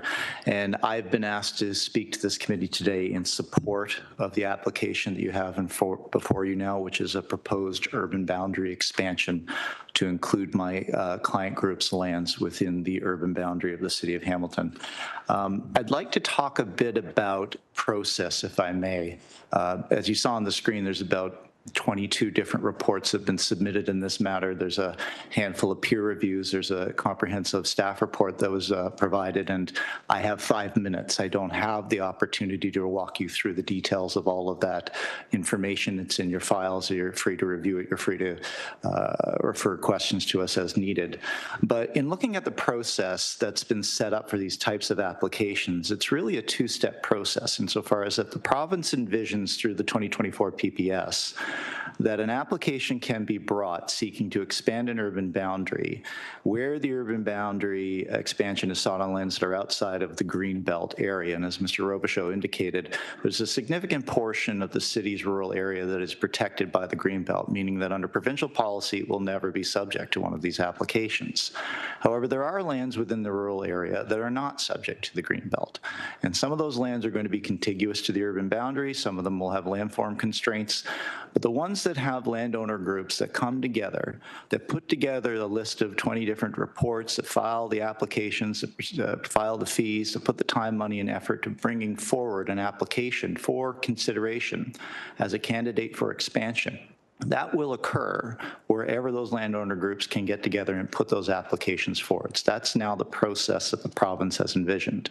And when those applications come forward, policies of the PPS contemplate very specific tests, and those are the tests that will be put forward to the OLT should these applications end up being appealed. And those tests look at things like need, they look at capacity, they look at proper phasing, and they look at impact on agriculture. And working from the bottom, looking at agriculture, as you heard, the agricultural impact assessment was provided with this application, and the city's own peer reviewer indicated that this would be a good candidate as an alternative to the agricultural use for future residential.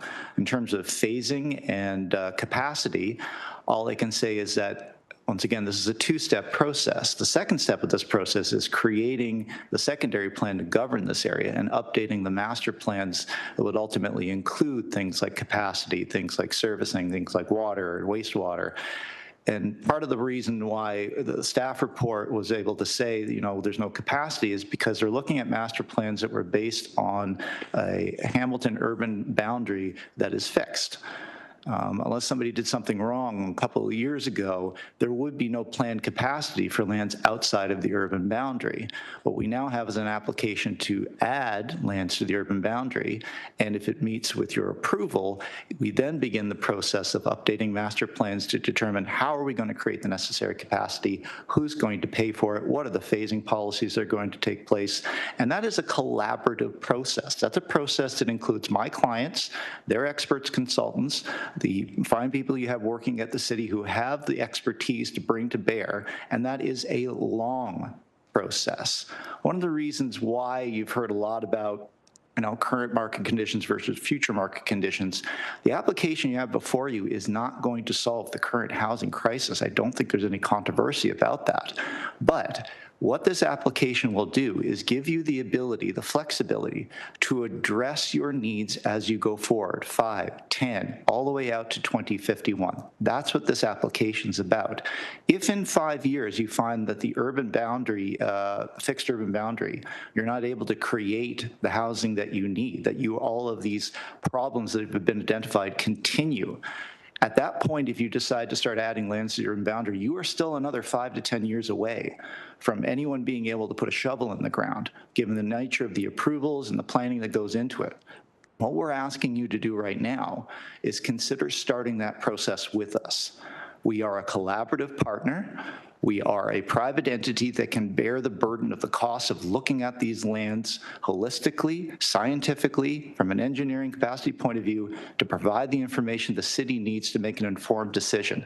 That's the second step that is only possible if you're willing to consider adding us within the urban boundary. Because the only way private entities are going to go through the time, money, and effort to bring all that information to you for your proper decision is if we know we have an opportunity to add ourselves to the boundary.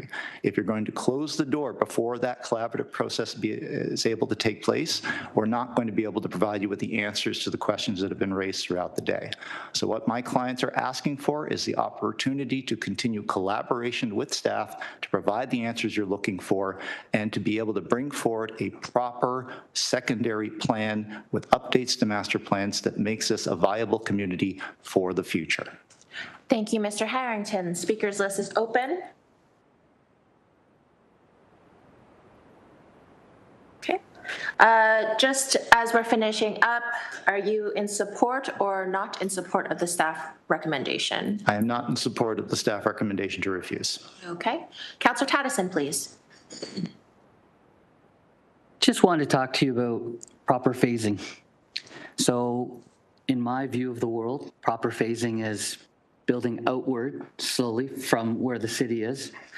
If you were to take the middle of your proposed property here and drew a line straight north, you would probably fly over 6 or 7 kilometers of green space. So how do you account for proper phasing when you look at it that way? Thank you, and through the chair, the idea behind having Whitechurch as a candidate for future urban expansion is because there is access to existing services that would not require the type of leapfrogging that may be required for other areas within the White Belt, within the rural area lands. But also, as you heard, this area is actually very proximate to the airport employment growth area and the significant investment the city has already made to create jobs and to create industry in that area. And what is currently contemplated is people who want to work at the airport are going to end up having to commute from areas within the urban boundary, areas within the downtown, out to the airport. So there's a real synergy that my client group sees in the future, obviously, of creating a community, a complete community, more or less from scratch, that can support and wants to stay within Hamilton to supply people and jobs and the use that's needed and the investment and return on investment that you're making in the airport employment growth area. And the transit already exists to this area to provide the level of connectivity that's not going to be available for some of the other areas that might come forward for expansion. So that's how I would answer it, is that there is an ability to create those types of adjacencies and synergies based on what the city's already planning to do. Thanks for that answer. I would welcome a discussion at a later time about the infrastructure readiness and its connectivity to Mount Hope, which is limited at best. I'll just throw one thing at you right now. Hydro One capacity. Have you had discussions with Hydro One? Right now, just on the weekend, I received multiple calls about brownouts that continuously happen because Hydro One will not supply the proper capacity to this area for development and for growth. And we've just added probably about 200, 300 homes in the area, and that's creating significant problems due to the load factor. So have you had any of these discussions with Hydro One? Thank you, and through the chair, personally, no. But I can tell you that through secondary planning exercises that I have been involved with, including other larger developments within the city of Hamilton, staff regularly require that type of question to be answered, direct consultations with the energy providers to provide what the energy plan is going to look like. And the difficulty is that until you know what that community is going to consist of, until you've worked with staff to understand where are your singles, your semis, your towns, your stacked towns, what are their requirements going to be, that feeds into an electrical plan that goes to staff for review. They come back with comments, the consultants fix it up, they get it to the point where it's ready, and then it gets presented to this committee with a recommendation. And it's only through that exercise that we can get that level of detail to answer those questions. At the moment, we're still trying to get these lands into the urban boundary to start that discussion. To be able to answer those questions, the best we could do is be based on a concept plan that doesn't have that level of expertise brought to bear. So if we're able to add these to the urban boundary with instructions to staff to start work on the secondary planning exercise, the master plan updates to create the community that's contemplated, then yes, our client and its group can provide answers to those types of questions. We all understand that Hydro One is its own entity, and you said that the developers are willing to solve this problem. Does that mean you will be working with Hydro One to solve the problem, or do you expect the city to do that? I think it's incumbent upon developers to work with Hydro One to understand what their needs are going to be, but also ultimately they are answerable to staff, to this committee, and to this council for the approvals that they need. So what I'm suggesting is that the work needs to be done with staff in consultation with Hydro One, and then present the proposed answer to this committee for evaluation and approval. And until we get to that second stage, that process, I mean, quite frankly, Hydro One's not going to spend a whole lot of time talking about a fictional town. Thanks for those answers. I appreciate your thoroughness. Thank you. Thank you, Councillor. Up now is, well, any other committee members that would like to ask any questions? Councillor Maureen Wilson, followed by Councillor Clark. Councillor Maureen Wilson, please. Thank you. Thank you for your delegation. I just wanted to know if you wanted to share any details that are absent in the submission. You talked about the capacity of people who work at the airport to be able to live in this proposal, but my understanding of the staff report is the proposal is completely silent on built form type and any reference to affordable housing. Would you like to elaborate on that? Thank you. Certainly, and thank you for the question. It's certainly our intention to provide a mix of housing typologies that would be available to be deployed in this area. The precise mix number of units and how they would be deployed or aligned within the area is still something that's being discussed internally and shared with the city as available. We've been able to provide a concept plan. But that's one of the advantages of looking at these types of urban expansions. Unlike trying to intensify within your residential areas where you have a finite number of land, you have specific land plots, as we heard throughout the day, your opportunities are going to be constrained by what's already there, and they're also going to be constrained by who is already there. Mr. Paulton spoke to the types of development that he'd like to see within existing residential areas, but as this committee knows, those residential areas also have a say about what's getting built next door. But when you're contemplating an urban boundary expansion, it's your one opportunity to start from scratch, to build the complete community that you want to see with the types of mixes and oriented dwellings that make sense for that particular area. And it's that unique opportunity that we think this type of application, the White Church application in particular, presents. And if we're able to, we can work with staff to bring forward the type of land use plan with those mixes that this committee would like to see. And through that process, you can send it back to us and say, no, we want to see more singles or we want to see less singles. That's the process that we would need to get to, and it's only possible through an urban boundary expansion. Thank you. Councillor Clark, please. Thank you, Chair.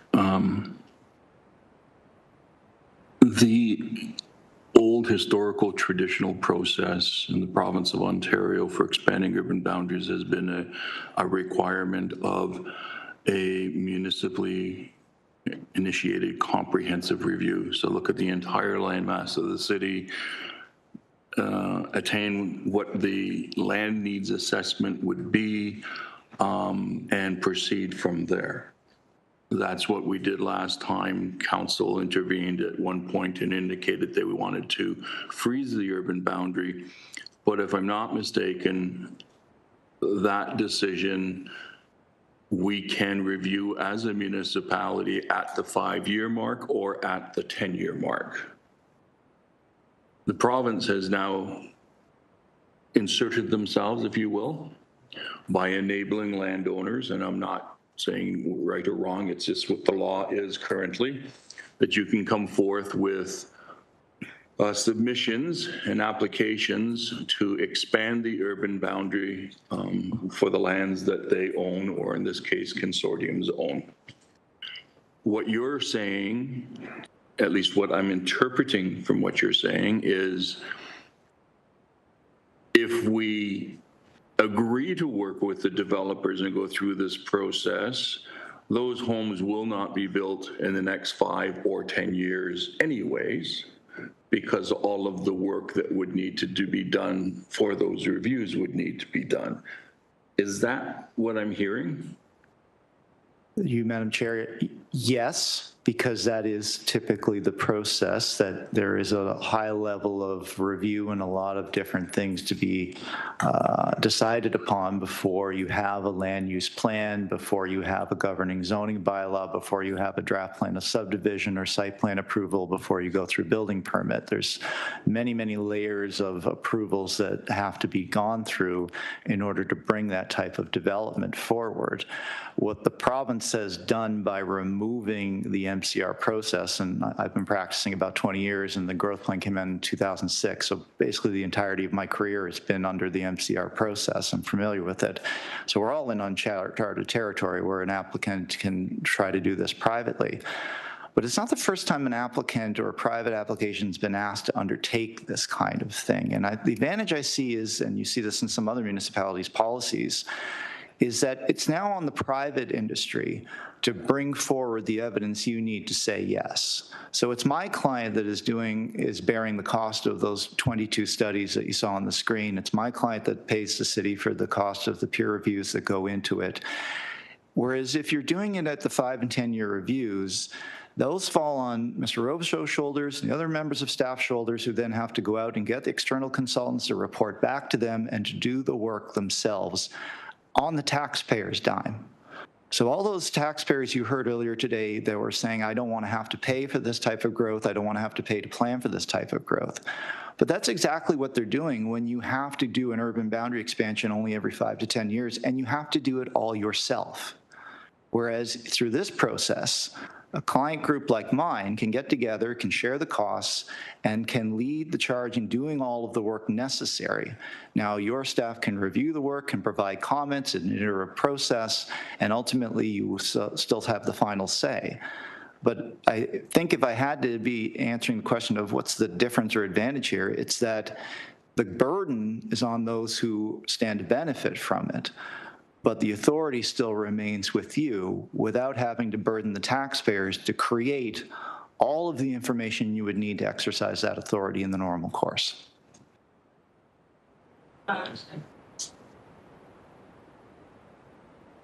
Thank you for that. It's intriguing, your supposition. The question I have, though, is we're now sitting with 4 submitted applications for urban boundary expansion. They are not working in collaboration. There are actually 4 different applications. How does this council then ascertain where there are conflicts between those 4 different applications? Through you, Madam Chair, the difficulty I would have is in pinpointing what those conflicts would be if they are addressing different areas of the city. So I could understand where you have a proposed boundary expansion where everybody's trying to rely on the same pipe, everybody's trying to rely on the same pumping station. In the past, we used to call those beauty contests. Which lands are better? Which lands are more ready? Which one has the better landowner group that's ready to bring them into the urban boundary? And I have limited knowledge of the Elfrida lands and its history, but I do know that we're not in direct competition with them in terms of what we need in order to move forward. And I don't believe my client or the Elfrida landowners want to be put in a position of direct competition with anybody who owns land within the urban boundary that also want to build. I think that through the evaluation process, and through the phasing power that this committee and council ultimately controls, and which is still preserved under the PPS's test, you can have your cake and eat it too. You can have your urban boundary expansions to create your new complete communities with certain densities and certain built forms in mind without necessarily costing yourselves the opportunity for within boundary intensification, because they don't necessarily need to be in competition if they're planned appropriately. Your master planning exercise is a great example. To the extent you include these lands within the urban boundary and bake them into the master planning exercise, you can understand what those costs are going to be, you can understand what their phasing is going to be, and there can be enough to go around. We don't plan to caps anymore. We're not fighting over the same amount of population or units like we used to. Now we have targets, and it's within the city's purview to meet or to exceed those targets as it sees fit. You've not necessarily jacked up, but you've certainly increased the amount of intensification you expect to see within its urban boundary. But that doesn't mean you can't also plan for new complete communities that you find planning merit within the rural areas. And as Mr. Robichaud said, if you were to add the 2 applications before you into the urban boundary, the change in urban versus rural is 1%. Thank you for that. We're right out of time. So if you have one final super short question, Councillor Clark. Thank you. Okay. Thank you. Councillor Taddison, you are the very last speaker on this. Me again? Thank you. So I do represent the families living on rural roads between your proposed development, the city of Hamilton, and town of Caledonia, McClung developments off of the Grand River. So when you say that you're willing, and your group is willing to do the studies and build the infrastructure necessary for this development in the White Church lands, how have you considered who's responsible for upgrading those rural roads that will become morning and early evening highways that aren't built for that right now? So who is responsible for that area outside of this proposed development that I've said before leapfrogs over everything else? Thanks. Thank you, sir. And to the chair, the advantage of the process of adding us to the urban boundary and then engaging in, for example, the master plan updates is that things like transportation master planning, when you know you're planning for a longer term growth area, can then take into account what are those upgrades, or when are they going to be needed, and ultimately, are they growth related? Because if they are growth related, then growth pays for growth under the concepts of the Development Charge Act as we have it, notwithstanding all the tinkering we seem to be doing with it through Bill 17 and everything else.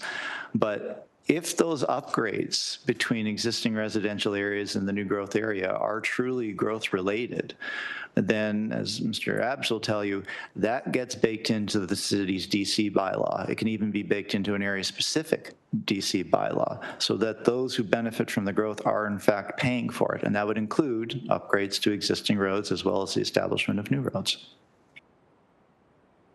And I can respect that answer, but I've lived experience with a town called Binbrook that is a rural urban center with no upgrades to the roads leading to or from it, so that, you know, when people actually leave the town, you have to stop all the traffic behind you if you're trying to make a left turn to go down one of the rural roads. So I just I know what you're saying. It needs that planning. That planning, in my lived experience, hasn't taken place with the immediate town just to the west of your proposed development. So I'm doubtful. I would like to be optimistic, but I just want to let you know I'm doubtful. Thank you.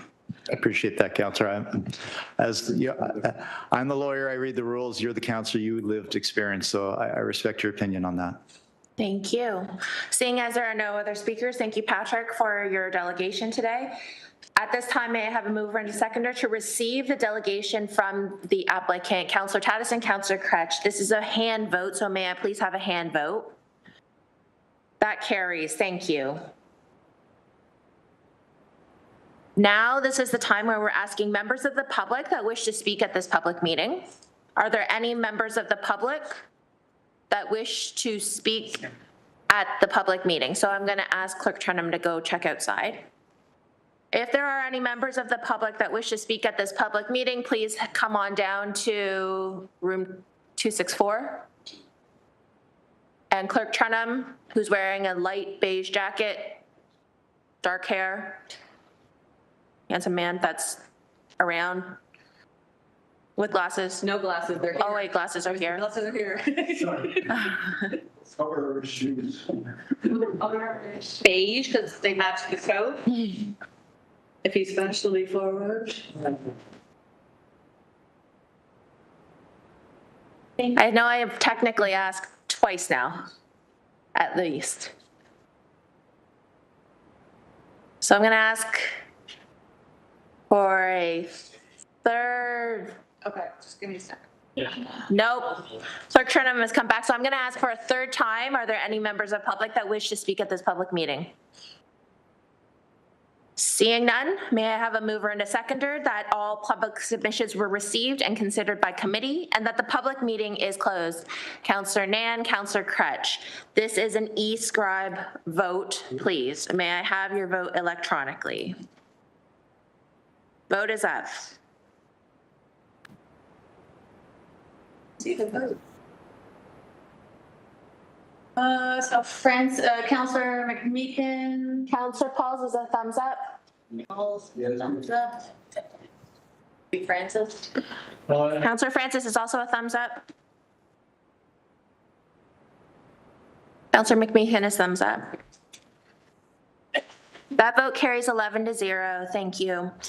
So on the recommendations of staff, we will continue on to 8.2, and we will consider the recommendations for both 8.1, 8.2 after we close the public meeting for 8.2, just so that everyone is aware. Okay, 8.2 is PED 25179, the official plan amendment to expand the urban boundary to include the Elfrida lands in wards 9 and 11. Again, Director Hayworth, that's you. You're up. Thank you. Thank you.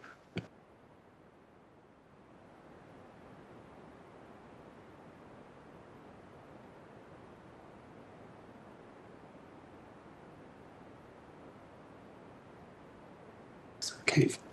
Just gotta find my read.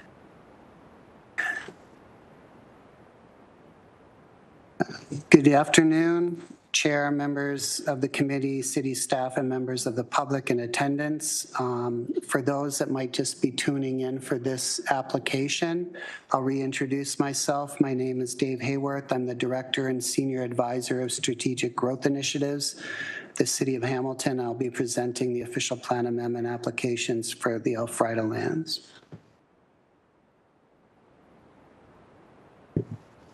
The purpose of these applications is to remove approximately 1,209 hectares of land from the mapping and policies of the rural official plan and to include them in the urban Hamilton official plan, thereby expanding the city's urban boundary.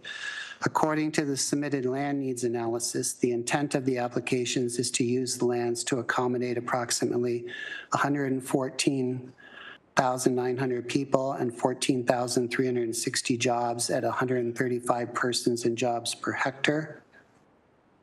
The submitted transportation assessment projects about 40,000 residential units at full build-out, though the final unit numbers and mix would be determined at the secondary plan and development approval stage. The Elfrida application was submitted by the Elfrida Community Builders Group, which represents the owners of approximately 52% of the properties that comprise the subject lands, or 77% of the subject lands by area.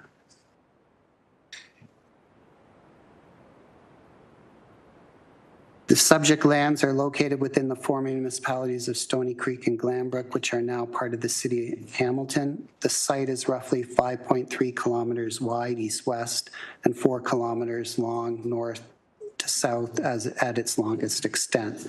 The lands are bounded by Second Road and Hendershot Road to the east, Golf Club Road to the south, Trinity Church Road along the western edge of the southern portion, an east-west hydro corridor to the north on the western side, Swayze Road and Upper Centennial Parkway to the west of the northern portion, and Mud Street to the north along the eastern section. With regards to the subject land surroundings, to the north along Mud Street east lies a mix of agricultural land, which is designated as specialty crop areas within the Greenbelt, as well as rural residential uses, parks, and open spaces. Southwest of this area, between Highway 56 and Trinity Church Road, 120-meter wide corridor separates the site from existing urban residential areas and a large commercial shopping area to the north. To the east, there are agricultural, rural residential, and some rural industrial and commercial uses. To the south of Golf Club Road are greenbelt lands beyond the road, as well as rural agricultural and residential uses. About 3 kilometers south of the subject site is the town of Binbrook. And finally, to the west, the lands neighbor the existing urban areas of Glanbrook and Stony Creek and are bordered by a mix of commercial plazas, office building, low-rise residential to its west side. The west boundary also includes Trinity Church Road, which is characterized by low-rise residential uses intermixed with small-scale rural industrial, commercial uses, and agricultural uses. The lands west of Trinity Church are part of the Red Hill Valley Business Park.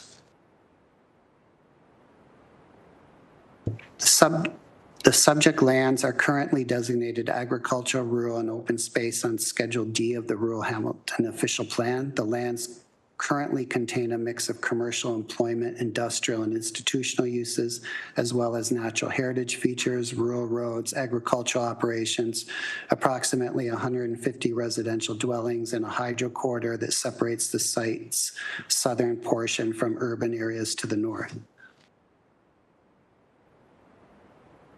The applications seek to redesignate most of the Elfrida lands as urban expansion areas, neighborhoods. These lands are shown as Area A on the map as submitted. The site-specific designation outlines a vision for the development of the lands and outlines minimum density targets, development goals, and a list of required studies to complete it as part of the secondary plan. The remaining lands would be designated as urban expansion areas. This site-specific designation outlines policies for lands currently occupied by dry industrial and commercial uses between Rymo Road, Swayze Road, and former Highway 56, restricting uses to those currently existing and permitted. While the precise land use distribution would be confirmed through a future secondary plan, a preliminary concept plan has been submitted to illustrate a possible development layout. The concept plan identifies high and low density residential areas, an intensification hub, a proposed linear greenway for recreation, and approximately 78 hectares of natural heritage and linkage areas. According to the transportation assessment, the concept includes almost 19,000 low-density units, residential units, approximately 7,400 medium-density units, and a little over 13,200 high-density units, as well as commercial spaces and schools. These figures are preliminary and would be confirmed through a secondary plan and development approvals process. A notice of complete application and statutory public meeting was published in the Hamilton Spectator twice and mailed to property owners within 400 meters of the site. Staff also launched a dedicated web page and email list to provide updates. Consultation activities included two city-led open houses, which together were attended by approximately 250 people total, and the applicant also hosted a separate open house. Staff received approximately 130 comments across all consultation methods, with concerns relating primarily to infrastructure capacity, loss of agricultural land density and built form objectives, and fiscal sustainability. Supportive comments focused on increased opportunities for affordable homeownership, expansion of the housing supply, and job creation. City staff also sent the applications to and invited comments from Indigenous communities. The applicant also discussed the applications with Indigenous communities. In support of their applications, the proponents submitted 15 technical studies along with official plan amendments, a planning rationale report, a concept plan, and related documentation. These were circulated to internal departments, external agencies, and Indigenous communities for review. The city received feedback from 15 internal divisions, 8 external commenting agencies, and Indigenous communities. Staff also retained peer reviewers for key technical studies, including those that are identified on the slide, as you can see under studies peer reviewed.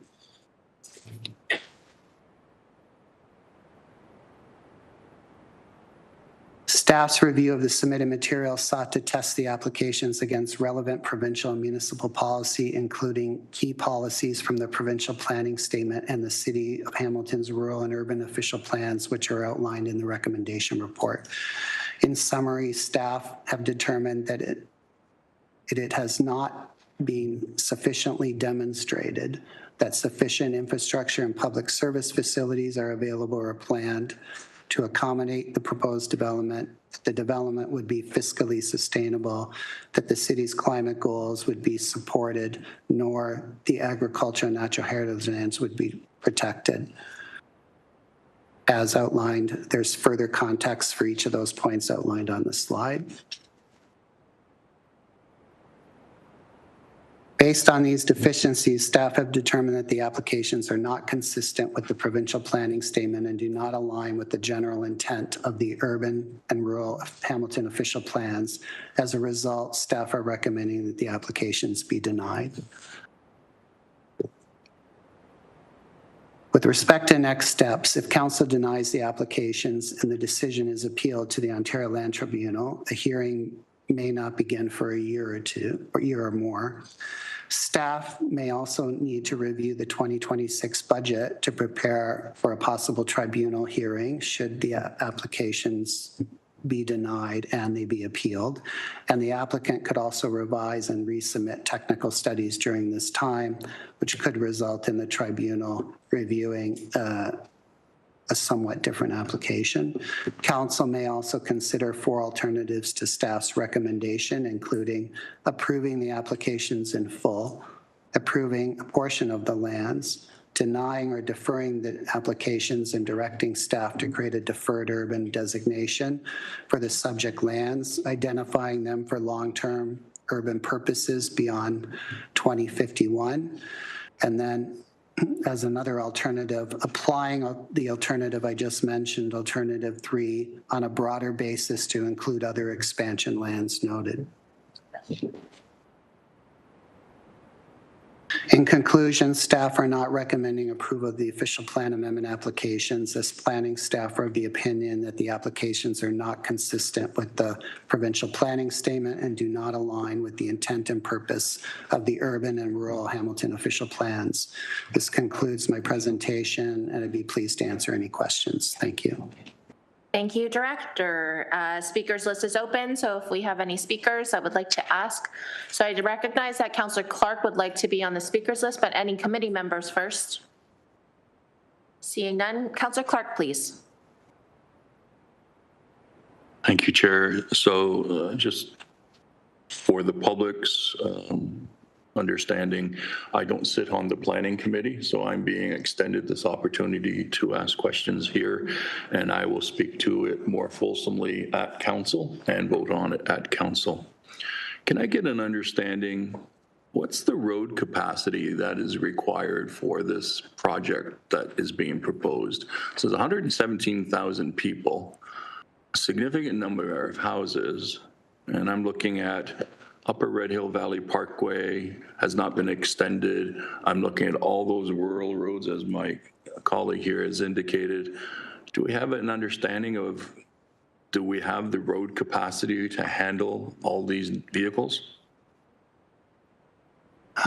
Through the chair to the councillor, and I will turn this over to Director Malloy in a sec, but basically staff's assessment of the traffic assessment submitted by the applicant is the existing capacity is not there to accommodate that development, and the proposed, it can't be demonstrated that the proposed capacity is there based on their submission, and there was some outstanding matters that would need to be addressed to help with that. So I'll turn it over to Director Malloy now. Thank you. And through the chair, Steve Malloy, Acting Director of Transportation Planning and Parking. What Dave said is a good summary. I think there's still some work that needs to be done should there be a resubmission or additional evaluation, depending on where this application goes. But based on the information that we have today, we don't have that confidence that the the existing transportation network can handle and sustain what's being proposed. Thank you. And it's important historically, the city council permitted Summit Park to be built on the other side of Rymler Road prior to Rymler Road becoming a 4-lane road with a turning road. So the bottlenecks were very significant, miles long every day for a long time. I always ask this question, I'm going to do it again, water capacity. I know we're trying to deal with water capacity. We have an application with the feds, I believe, on that matter. Can I just hear from staff, 117,000 people, we have today, if we approve this, the water capacity to provide services to that many people? Director Winters, please. So through the chair, Nick Winters, Director of the Hamilton Water Division. Short answer to the question, Councillor Clark, is that there is a plan in place, a capital plan and program at the water treatment plant to make sure that we have capacity. But I couldn't say with any confidence that we have the linear system capacity, that's the pipes in the ground, pumping stations and things in that area to support an application of this magnitude. Thank you for that. And notwithstanding the pipes in the ground and the pumps to push the water, I'm talking about the volume of treated water. Do we have the capacity to treat that amount of water and deliver it if we had the lines in the ground? So again, through the chair, the permit to take water for the Woodward Water Treatment Plant certainly allows for that capacity. We do have some available capacity, certainly at the facility, but that capacity is allocated in other areas of the city. If there was a population to be distributed in the Elfrida expansion application lands, then we would need to assess whether there's additional capacity required at the water treatment plant or not. Although I can strongly say that it would be my belief that when we finish phase 2 of our water treatment plant capital upgrades, that the capacity should be there. Timing on that? Is currently sitting at 2036. 2036. Thank you very much. The last question I have is with regards to the sewer capacity. Again, we have this large sewer trunk that was built for drilling under the road on Upper Centennial Parkway. It's gone all the way up past 56 and it's moving up into my colleague's area, and then it will eventually hit over towards, I think, the airport, if I'm not mistaken, Mount Hope area. 117,000 people in the next 5 years. Do we have the capacity to begin handling that type of volume? So again, through the chair, sewer capacity is the biggest challenge from a water, wastewater, stormwater infrastructure perspective that the city faces. We do have a capital program in place at the Woodward Wastewater Treatment Plant as well that will look to expand that facility and accommodate the city's projected population growth to 2051. And that capital expansion is programmed to be completed in late 2031 or early 2032. So if we're talking about reallocating planned population from other areas of the city from a growth perspective to Elfrida, then the short answer would be yes, Councillor, there would be a plan in place to accommodate that. If we're talking about adding 117,000 people to Elfrida on top of the projected growth that the city's been required to plan for in other areas of the city, then at this point the answer would be no. Thank you. One ancillary question. Is it the city that makes the final determination whether or not we can proceed with adding that many people to the sewer treatment system? Or does the Ministry of Environment review our plans and advise us whether or not we can, and they can order us to delay development if we do not have capacity? So through the chair, generally the way that this process would work, and it does involve the Ministry of the Environment, Conservation and Parks, the city would be required and is required to report the capacity utilization at our wastewater treatment plant on an annual basis. If we reached 90% capacity at our wastewater treatment plant, there's a requirement for us to have a plan in place to expand that facility before we reach 100%. If the ministry is not convinced that our plan is achievable or if the plan will be delivered in time, then they can require a development freeze for the municipality based on wastewater capacity. Thank you. It's important that we understand the capacities that are required for us to proceed in Elfrida. I've long been opposed to it. I opposed it in the last election. I don't think my opposition should be the manner that sways councillors one way or the other on this matter. But I think it is important to understand that we have built this city and are building this city based on capacities for road, water, sewer. I would go so far as transit and fire and EMS. All of those things are considered. The other ones, we can make changes relatively quickly. It's much more challenging to make changes to the road capacity, water capacity.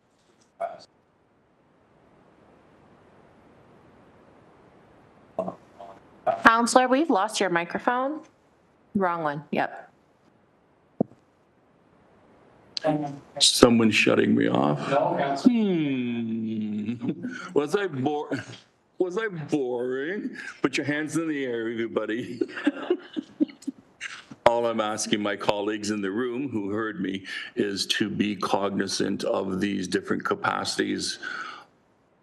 I'm all for development when development is needed. We have a plan. We should live out that plan to the 10th year and begin that MCR process as long as they allow us to. But to jumpstart without having the capacity in place, I think puts the city in peril. And I would encourage my colleagues to consider those points. Thank you, Counselor. Seeing as there are no other speakers, I do need a mover and a seconder to receive the staff presentation, please. Counselor Taddison and Counselor Nan. This is a hand vote. May I please have your hand vote, please? That looks like everyone, so that carries. We do have David Folletta and Liam Murphy from Boastfield Inc. in the room today, so perhaps we'll get David and Liam to come to the microphone. Thank you. There's a little face. There we go. Perfect. Awesome. So please go ahead. Good afternoon, members of council. My name is actually Joe Hoffman. I am the lawyer for the applicant. With me is Mr. David Folletta, who is our client's planning consultant. We represent the Elfrida Community Builders Group. They own 51% of the land within Elfrida, and they are local Hamilton home builders. Before the clock starts ticking, just a point of housekeeping, if I can indulge the committee. There's two of us speaking. This is a file with a lot of detail. We do represent the applicant. We know we've only formally been allotted 5 minutes, but if we could get 10, it would be very much appreciated. We do need more than 5, I think, to fully go through this.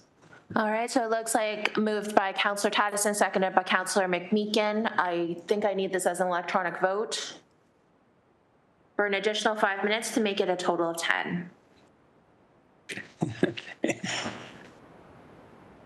Vote is up.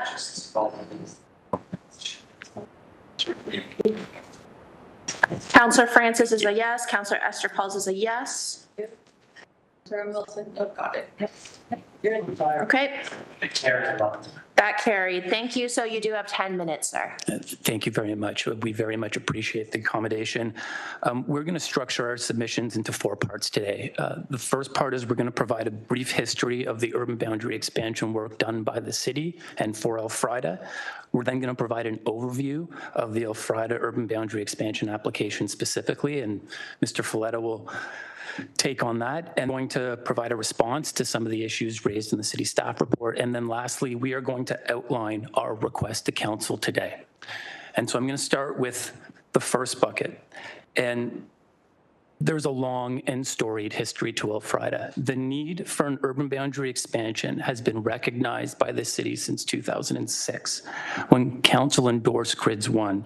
And as part of Grids 1, council identified Elfrida as the preferred and next area to accommodate residential growth. And since 2006, council has approved and spent significant resources to implement this growth strategy for Elfrida.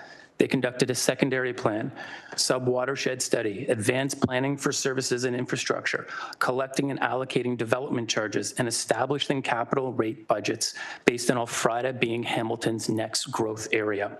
In 2015, City Council reaffirmed Elfrida as its first priority for residential growth as part of the AEGD settlement. In 2021, the city completed Grids 2, planning for growth to 2051. And as part of that process, city staff recommended the ambitious density scenario. And that required, and this is important, significant intensification and Hamilton's existing urban boundary and an urban boundary expansion of approximately 1,310 hectares. It wasn't one or the other. Hamilton needs both to meet its growth forecast. And the ambitious density scenario was one of 4 scenarios modeled by planning staff, and it was the scenario that resulted in the lowest land need out of the 4 scenarios modeled. The city's LNA was peer-reviewed by Watson just to make sure they got it right, and Watson confirmed the findings of the city's LNA that an urban boundary expansion of at least 1,310 hectares are needed. The city did not model a no urban boundary expansion option because this option would not be in compliance with provincial policy. And here's a quote from the March 2021 staff report. It's staff's opinion that achieving the intensification levels as required under the no urban boundary scenario are not realistic. City's land need assessment found that if adopted, the no urban boundary expansion scenario would result in a shortfall of over 59,000 ground-related units. In March 2021, the province wrote to the city noting it appears that the no urban boundary expansion scenario poses a risk that the city would not conform with provincial requirements. And as part of that letter, they spoke to regional implications, negative regional implications that they were worried about should growth not be accommodated in Hamilton. Now, I know City Council voted for a no urban boundary expansion scenario, but it was not done on a land needs assessment that supported a no urban boundary scenario, and there was no fiscal analysis done to suggest that was good planning. Hamilton needs both. There was a theme, is it one or the other today? It's not, it's both. Hamilton's ambitious density scenario requires significant intensification and densities significantly higher than what has historically been achieved in Hamilton. It represents urgently needed intensification and a compact, responsibly planned urban boundary expansion.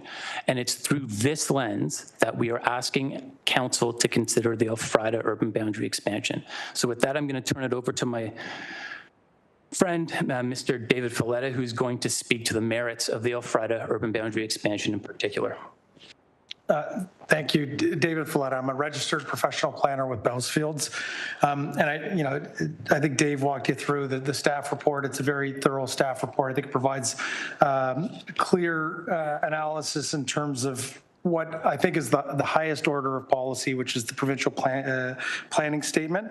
So we've also done that review, and it's formed part of our submission items, and specifically, it's our conclusion that it is appropriate and desirable for some of the reasons that Joe outlined earlier, but I'll summarize generally what our planning rationale summarized as well. It will help the city accommodate its growth. It's contiguous within the existing urban area boundary.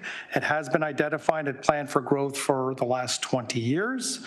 It will contribute to a complete community in an area where there has already been and there's planned to be significant investment and infrastructure, including transit and municipal services.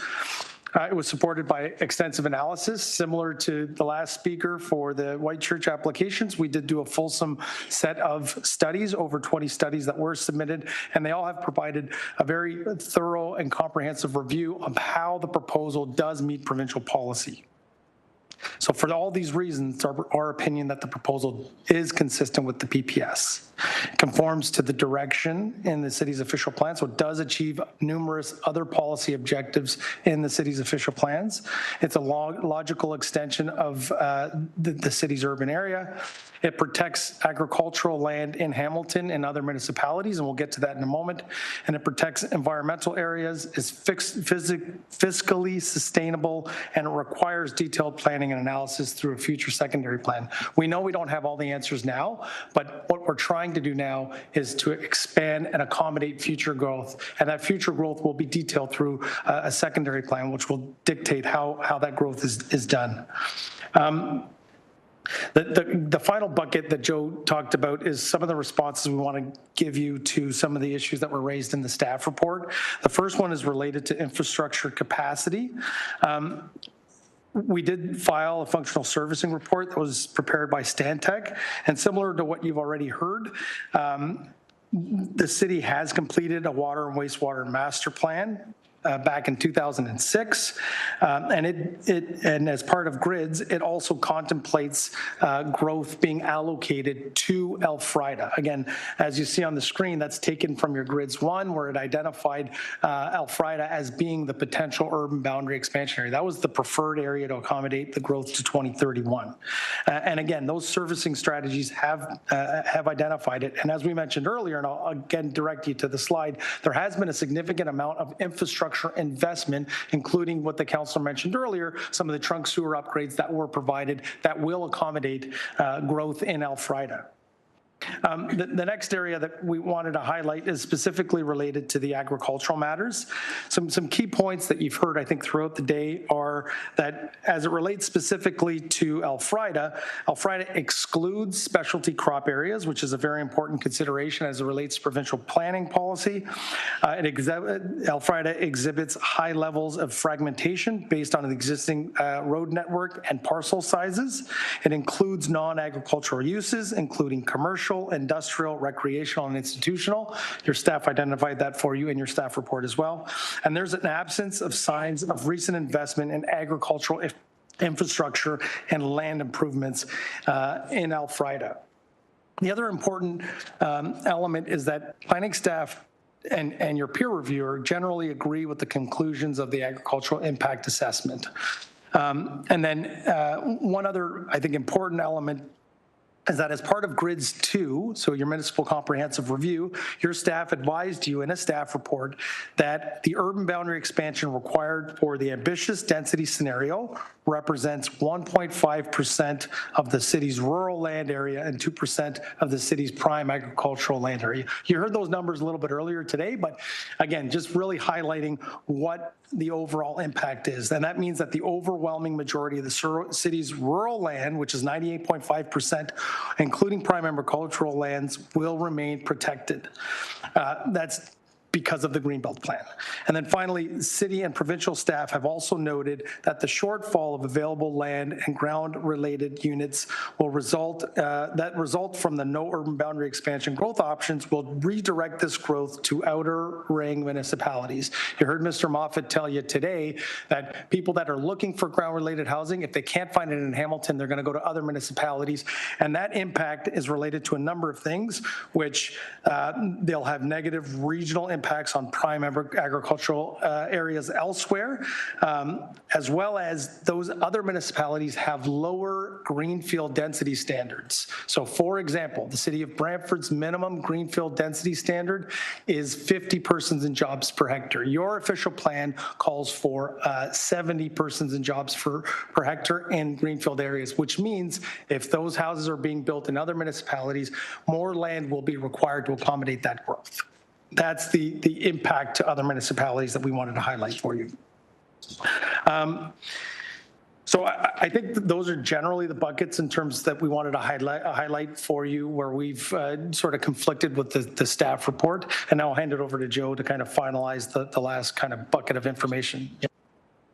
I'll quickly speak to, and I appreciate we're running out of time, but a lot of discussion today was on fiscal responsibility. What's the best fiscal way for the city to grow? And I think there's two important points to be made there. One, Parcel Economics, who provided their fiscal impact analysis, did take into account the longer-term operating and replacement costs. And so we stand by the conclusion that growing through Elfrida is the most cost-effective way to do that. But you don't only have to take Parcel word for it. In 2021, the city undertook through Watson its own analysis. What's cheaper, a no urban boundary expansion scenario or the ambitious density scenario? And they unequivocally found that the cheapest way to service growth is through the ambitious density scenario. And I'm just going to read a quick quote. This is from your consultant's report. It's likely that the costs will be more significant under the no urban boundary expansion option. In general, it can be observed that costs are significantly higher to provide new infrastructure in existing areas versus greenfield areas. These additional costs will have major implications to provide water, wastewater, roads, and storm stormwater services. There was one detailed analysis, and it came with that. It came to that conclusion. So I'll stop the bucket. I'll just then advise what we're asking from council today. And that is, it'll take 2 seconds. What we're asking is for you to approve the urban boundary expansion, but subject to a policy that no development will occur until the secondary process is undertaken. That will ensure the orderly develop of land, the detailed planning that will go into before a shovel ever hits the ground. We thank council for its time. All right, thank you for your delegation. Just on the record, you do not support the staff recommendation, is that correct? Okay, thank you. Just for everyone to say, because Joe's mic wasn't on, they do not support the recommendation. Okay, questions? Speakers list is open. Councillor Clark, please. Thank you, and I do appreciate the committee's indulgence as I represent the Elfrida area and have done for 15 years, I guess, in total. Good to see you gentlemen again. Thank you very much for attending today.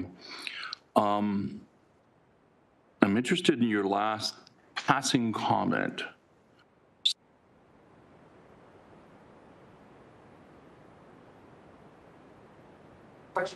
Just when I'm going to make a good point, they mic goes off. I'm teasing. So it's a conspiracy.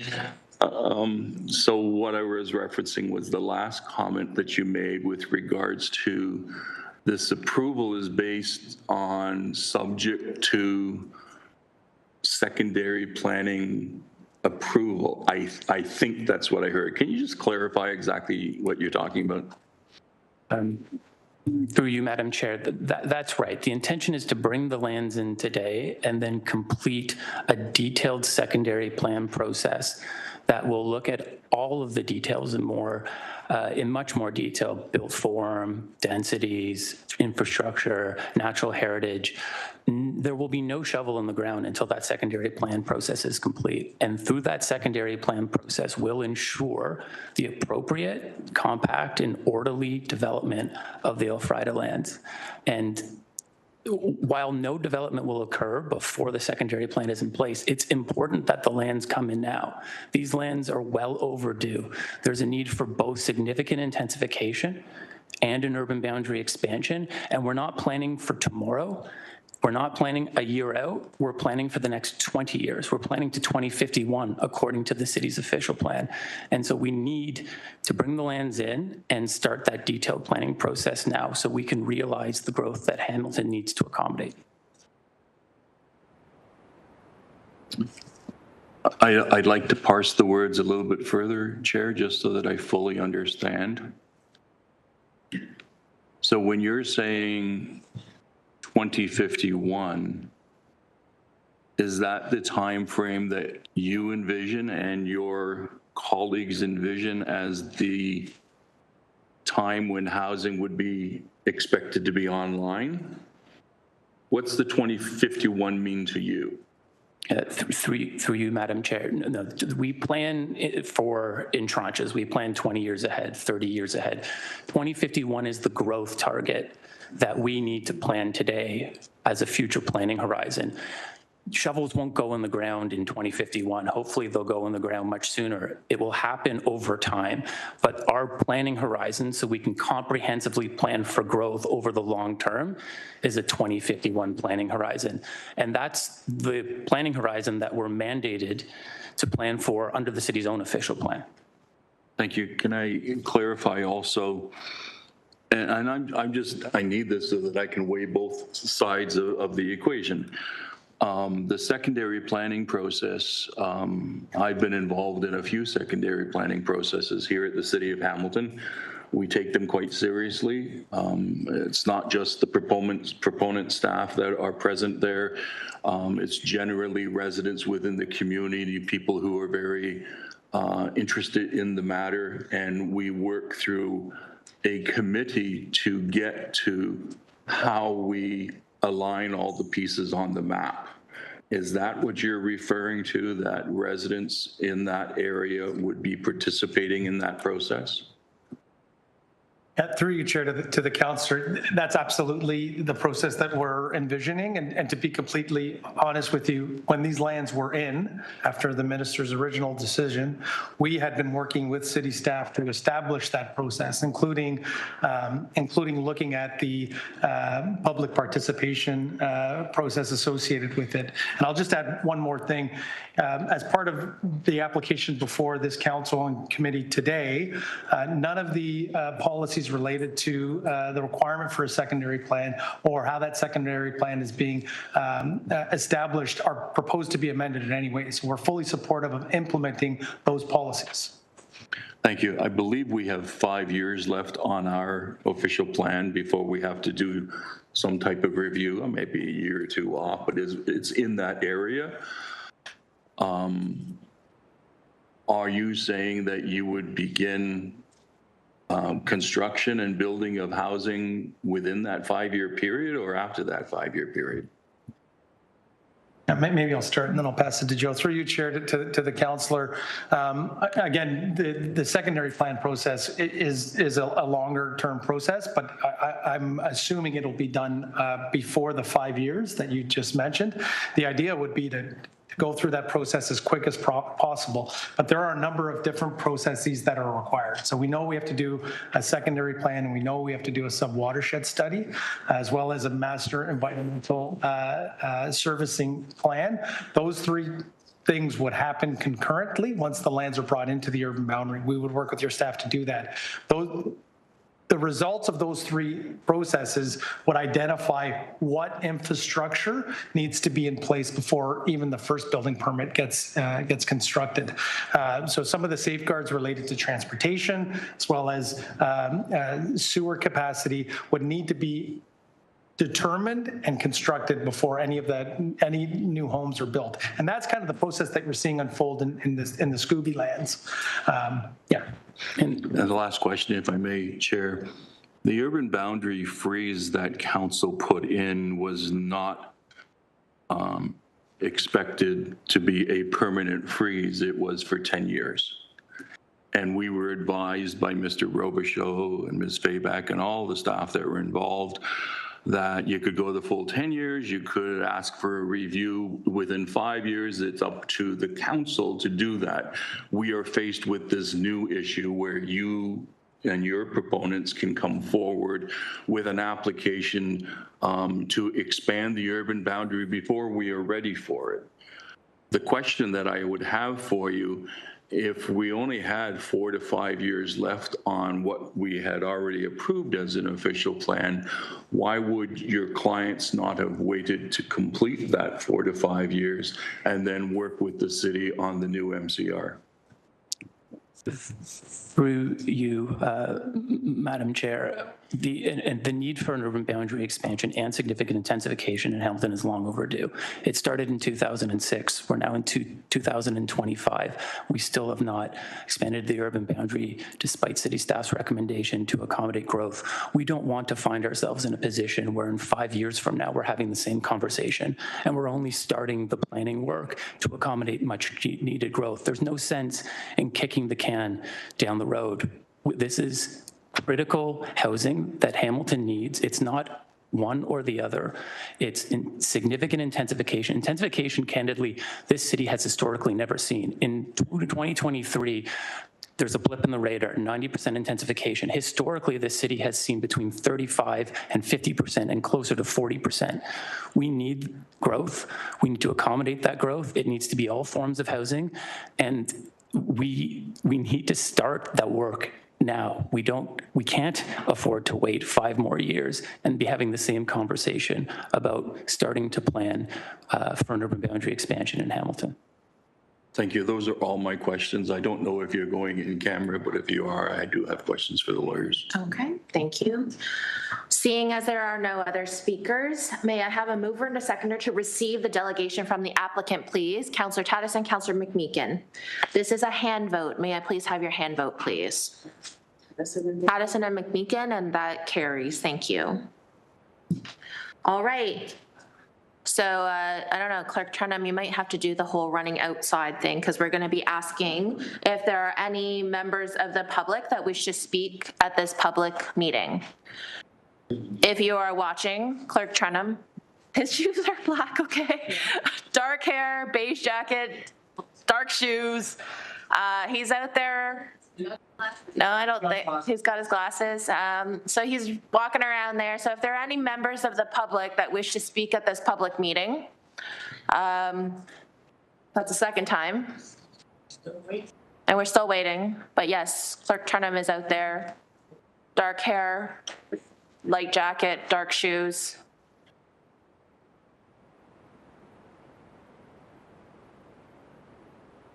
If there are any members of the public that wish to speak at this public meeting, I've already asked two times. 2 check marks. Okay. Says yes. My brain's getting a little tired. I know. I'm great. Third time is if there are any members of the public that wish to speak at this public meeting. Seeing none, may I please have a mover and a seconder that all public submissions were received, considered by the committee, and that includes all the written submissions as well, and that this public meeting is closed. So Councillor McMeekin and Councillor Taddison. This is an e-scribe vote, so may I have your vote electronically, please? Sorry, I was in deliberation. To close the public meeting, yes. Vote is up. Councillor Francis, thumbs up. Councillor Pauls is thumbs up. That vote carries 11-0. Thank you. So committee, this is the time for us to make some deliberations. So we will be talking about 8.1 currently. If there are any questions of legal staff, that will have to go into closed. So let's start with PED 25180, the official plan amendment. This is for the White Church lands. May I please have a mover and a seconder to approve the report recommendations? That way we can put them on the floor and we can start discussing. Councillor Taddison, Councillor Cassar. Speakers list is open. Just to note that it's denying the recommendation. Yes. Sorry, let me just be a little more clear. To approve the report recommendations, which staff are saying to deny the application. Okay, so Councillor Francis is first up. Speakers list is open, so please indicate if you'd like to speak. Councillor Francis, please. Apologies, Chair Wang, and this isn't actually a question, just a point that I want to put out there. I actually have to leave early to go to the Glendale grad, which is happening in about an hour. If I'm back before it ends, I'll rejoin. I just want to put it out there to my colleagues and to the public that that'll be the reason for my absence. I have no questions, though. Aw, that's great. Thanks. Okay, thank you. Sorry, Councillor Francis, I was also distracted, but that's great. Thank you. Okay, and any other speakers on this, please? On 8.1. This is on 8.1. Councillor Taddison, please. I just want to put it out there that I do support sustainable residential development that respects the need to reduce land usage. But for me, this proposal does not meet this standard at this point. I think it'll thwart our goal of increasing density inside the urban boundary, as the city does currently have limited service capacity. And this development will compete for those services. So I do agree that there needs to be a balance of different types of development, but this proposal doesn't adequately address infrastructure costs. Again, I'll say this, White Church for me leapfrogs over other rural lands and other areas that we could build on. It also leapfrogs over green space and watershed. It doesn't account for the road infrastructure that's going to need to be through there. So for me, I have to look at the residents that live between these areas and support them, and overwhelmingly they are against this development. So I am as well. Thank you. Thank you, Councillor Taddison. Up now is Councillor McMeekin, please. Yes, thanks, Chair. I'll be very brief. I was struck by the conversation around stranded debt and very conscious of the fact that whether I think it's completely accurate, I think we have to explore that the cumulative infrastructure deficit now, if I read the paper correctly, is approaching $5 billion. And I don't like the idea of a $32 million stranded debt that wasn't ever accounted for in the presentation. So that, coupled with the fact that 18,000 of our citizens committed to a process to review urban boundaries and said, no, please don't do that. Let's handle it internally. I intend to vote in favor of the staff recommendation to in fact deny the application. Thanks. Thank you, Councillor McMeekin. Up now is Councillor Kassar, please. Yeah, thanks, Chair. I'll just be brief as well. I mean, if you look at our city, we have more than enough unutilized land. Look at one-story strip malls with large parking lots, low-density housing. And if you accept that as the best we can do, we're missing a huge opportunity to build a lot of housing. And staff spoke earlier when I asked about some of the things that we are doing to build housing within the urban boundary. And just speaking about the impact, it's in the report that taking people that were planning to be within the urban boundary to come live, work, and play, and then allocating them all that future growth outside what is the current urban boundary. The report says reallocation of future population growth away from the built-up area would also impact planned intensification of strategic growth areas within the city, including the downtown, major transit station areas, and other community nodes, which creates a risk, as Councillor McMeekin just talked about, that infrastructure and public service facilities currently planned and upgraded are underutilized and in stranded debt. So it's not only is it a financial implication, it's the quality and vibrancy of life, where we want to have more people, more jobs, more to support downtown businesses and community nodes. Now we're spreading them out more, left with just the option to drive in many cases. I hear a lot, and I'm sure everyone else does, about the traffic. If you only give people options to drive and people are going to drive, it's going to make traffic worse. I could go on a long time, but just final comment would be the false dichotomy between high-rises and single detached homes, which you heard from delegates earlier today. It really is a false dichotomy. There is a lot we heard about missing middle that we can build. We're putting in the policies that will enable that, and that's where we need to focus. And as another delegate said, yeah, it'll be messy, but cities are messy. They're organisms that will thrive if we let them, and we need to do that by keeping our urban boundary firm. Thank you very much, Councillor Kassar. If there are no more speakers, and I'm also looking online, I don't see any indications online as well. We do have a mover and a seconder. Perhaps we'll call to question. 8.1. Recommendations. This is, Sorry. Yes, got it. Yeah. Thank you. Vote is up. Again, a vote of yes is to support staff recommendation, which is to deny the application.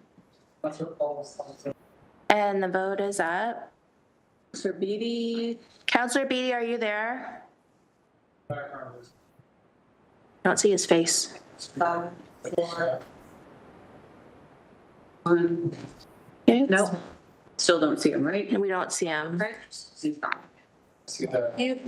Oh, Councillor Beatty has just shown up. Did you vote, Councillor Beatty? Having some problems here, folks. Sorry. Are you? And I did not vote. Okay. Comfortable indicating publicly? Are you comfortable to indicate publicly? Are you yes or a no?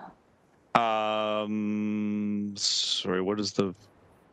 This one, a vote of yes is to go with the staff recommendation, which is to deny the application. Understood. Vote yes, please. Okay. Thank you.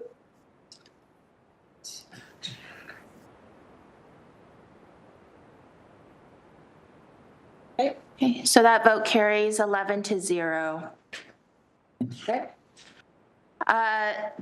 We are going to move on to 8.2. I have some questions about this. So I'd like to take a 5-minute recess to connect with the clerk's team and the legal team, because as we had gone through the public hearing, one of the councillors had asked there might be some questions for legal that would have to go into closed. However, the agenda doesn't have a closed section on this particular agenda. So I would just like to get a little bit of clarity. So I'm going to ask for a 5-minute recess.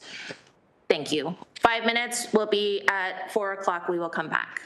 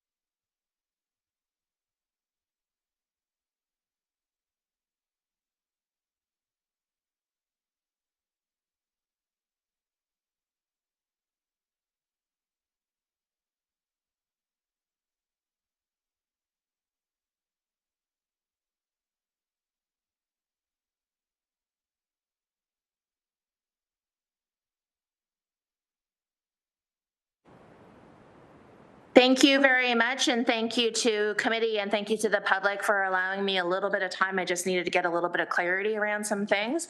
So what we will do is we will continue on with this agenda, which is looking at 8.2, and then we will clean up a bunch of this stuff at the special council meeting. So we'll continue on with our discussion on 8.2. This is PED 25179. This is the official plan amendment to expand the urban boundary to include the Elfrida lands. At this point, may I please have a mover and a seconder to put the report on the table? So it's to essentially put the report on the table. So Councillor Taddison and Councillor Nan. Any questions, comments, speakers to this particular item, please? Councillor Cassar, please. Yeah, on the previous report, I asked the question about the fiscal analysis and the impact, and the answer for that one was it was a $26 million net drain on the city, relevant or equivalent to a 2% tax increase ongoing forever. For the Elfrida lands, I won't bother asking the question. I'll just state what's in the report. The annual surplus claimed is $27 million. The annual life cycle costs that were not included were $79 million for a net drain of nearly $52 million, equivalent to a 4% tax increase ongoing forever. Put those two together, that's a 6% increase. Okay, we've heard from the development industry today and in previous days that right now their pro formas don't work, and that taxpayers need to consider subsidies to make them viable. That's a whole separate process. We're dealing with that. I understand that, but if we're going to be concerned about financial viability, let's be consistent. Hamilton's asset management team has just presented in the last few weeks a report showing a 5.2 infrastructure funding gap over 10 years. So right now, our pro forma doesn't work. And we know, and if you know anything about suburban development model, there's a cash influx, which is what the proponents are saying here, for a period of time, and then that situation becomes negative real quick when you have to pay for the life cycle costs, and that's the numbers I was quoting earlier. That's what's been going on for decades. That's what's being proposed again here today, and that's what would continue to contribute to an even larger infrastructure deficit and higher taxes. So if we're going to be consistent about doing things that are financially responsible, we should not support urban expansions. We need to focus on the intensification because we'll have the same infrastructure supporting more people and have better amenities, more vibrancy, easier access to jobs and leisure, all those things. I could go on a long way, but suffice to say that the provincial planning statement says in the report that they have everything has to be financially viable over their life cycle. And once you include the life cycle costs, the financial viability claimed by the proponents goes out the window, and that's been proven decade over decade with suburban development up until this point. So goes without saying, I won't be supporting expansion. I'll be supporting the staff recommendation. Thank you very much, Councillor Cassar. Up now is Councillor McMeekin, and then followed by Councillor Clark. Councillor McMeekin, please. Yes, thanks, Chair. I'm also going to support the recommendation, and bear with me because I want to make a couple comments. The proponents of this plan in the print said we're facing a pivotal moment in the city of Hamilton. I agree with that. I think we're facing a pivotal moment. I've had, indeed that's so. I have an interesting perspective as one who served in municipal affairs and housing and also as Minister of Agriculture.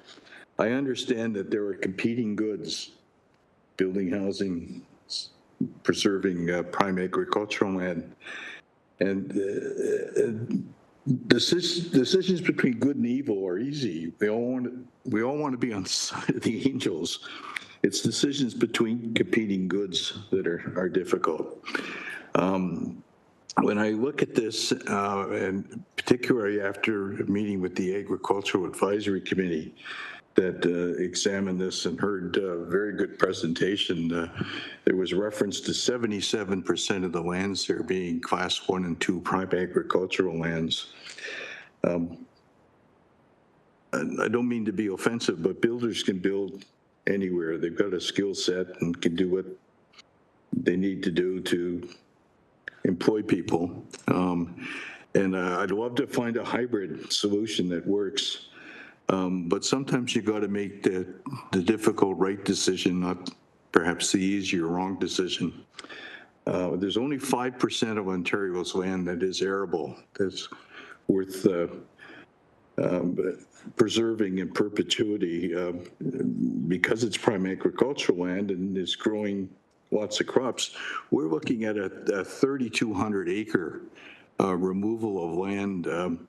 And unless I tend to be corrected, but when we had the presentation, 77% of that land is class 1 and 2 agricultural lands. So on balance, I just think the important and almost sacred thing to do is to protect our prime agricultural lands. We're in a tariff world right now. You go to the western provinces and you see what's happening with canola and corn and soybeans and the tariffs with China and the need to sort that out at the federal level. It's absolutely going to destroy the agricultural industry unless that's sorted out. I don't want to see that kind of thing happen in Ontario. We're losing 319 acres of prime agricultural land every single day. And with 319, and I've done my research on this, in 319 acres, we could produce 23.5 million apples, 37 million strawberries, and 1.2 million bottles of quality VQA wine. That's what we're losing every time we lose 319 acres of prime agricultural land. We're looking at 3,200 acres here. In addition to all of that, we have the fiscal imperative that I think Councillor Cassar has referenced. And we also need to be reminded that we stimulated, thanks to Councillor Clark initially, probably the most fulsome citizen participation exercise in Hamilton history. Over 18,000 people said we have to work within existing boundaries. And you know what just tickled my fancy? All the signs that went up were about saving farmland. You know, so if you want to look at the economics, the agri-food industry in the Hamilton area directly is a $2 billion operation. Ding, can I have one more minute? You know, there are 814,000 farmers, full-time farmers across Ontario, and they're the largest contributor to the gross domestic product in our province. It is an economic issue, and if you're concerned about endangered species, the endangered species I'm most concerned about are farmers. And I think we need to stand there on this particular instance. It's consistent with what our citizens have asked us to do. It's consistent economically, but most importantly of all, it's consistent around the priority we would put appropriately on maintaining the agri-food industry. Thank you. Thank you, Councillor McMeekin. Up now is Councillor Tattison, followed by Councillor Clark. Councillor Tattison, please. I have a question for staff. The last delegation basically said that we can't meet our needs for growth if we stay inside the urban boundary with our development. Everything I've heard in the last 2 years has said that we can meet those growth needs. Can you guys clarify that for me? I think that we'll start with Director Hayworth, and then we'll go to Director Robichaud. Through the chair to the councillor, I think there's not a long track record since council adopted the no urban boundary expansion strategy, but there is certainly evidence to show movement in 2023 with the amount of development that was happening, the intensification rate that was achieved, to show that if economic times are better, that is possible. I think that, as I answered earlier to Councillor Cassar's question about the different zoning and official plan changes that have occurred and are occurring to provide an increase in intensification. There's been I think a larger increase in the number of ADUs over the last 5 years or so than what was envisioned back when Grids 2 and the land supply information was happening as well, that you could take into consideration as well. So I think there's a lot of movement to show that you can. I think it's a market shift to the extent of, larger single detached dwellings wouldn't necessarily be accommodated to the same extent. But I also do look at, there's other municipalities that are surrounded by a greenbelt plan completely, and they cannot expand at all, right? Some in Niagara, and they have no choice but to go up. So I just mentioned those points. Thank you, Madam Chairman. I'm just going to reference from the Housing Supply Monitoring Report that was presented to Planning Committee earlier this year. It noted that based on the city's analysis of vacant residential land, Active Planning Act application, forecasted new ADUs and other long-term intensification opportunities, a total residential supply of 66,000 dwellings is forecasted, exceeding the forecasted 15-year demand by approximately 5,000 units. So in the short term, we do know we have supply. Now, there may be a mismatch between consumer preferences. I want to purchase a single-family home for $100,000. That can't happen. We do know that is part of the disconnect. The other disconnect is not every builder has an equal piece of that supply. So often when we hear that there's a shortage, it's simply because I cannot acquire the lands or the lots that I need or I want to purchase the type of product I want, where other builders, we have one subdivision from 1976 that has phase 2 and 3 have yet to be built. So that is some of the factors that play into it. And then the final consideration that, as I mentioned before, is the affordability component. Even if we had all of that designated supply, is it still affordable based on average household income in the city of Hamilton? So that further aggravates the situation. But I know alone, just when we did the downtown secondary plan, there's a theoretical potential for over 100,000 units within that plan area. Along the LRT corridor, factoring all the ADU zoning relief plus the pre-zoning, you could get another 60,000 units within walking distance of the LRT. So theoretically, we have put in place the supply that far exceeds any forecasted growth. It's aligning that supply by unit type with the different geographic submarkets in the city of Hamilton. That seems to be one of the fundamental issues that we've been having to resolve.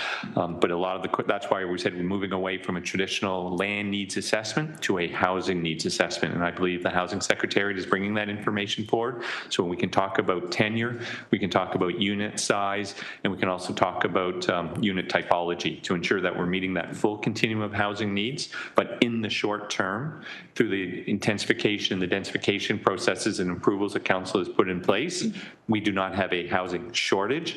Eventually, we may have to look at an urban boundary expansion as indicated in the Watson peer reviews in order to provide for consumer choice in terms of location and housing type, but in the short, as we speak today, it is not a question of a shortage of unit supply.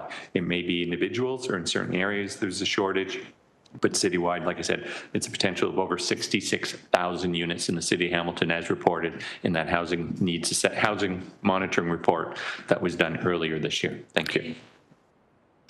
Thank you, Chief Planner. I appreciate that fulsome answer that took all my time.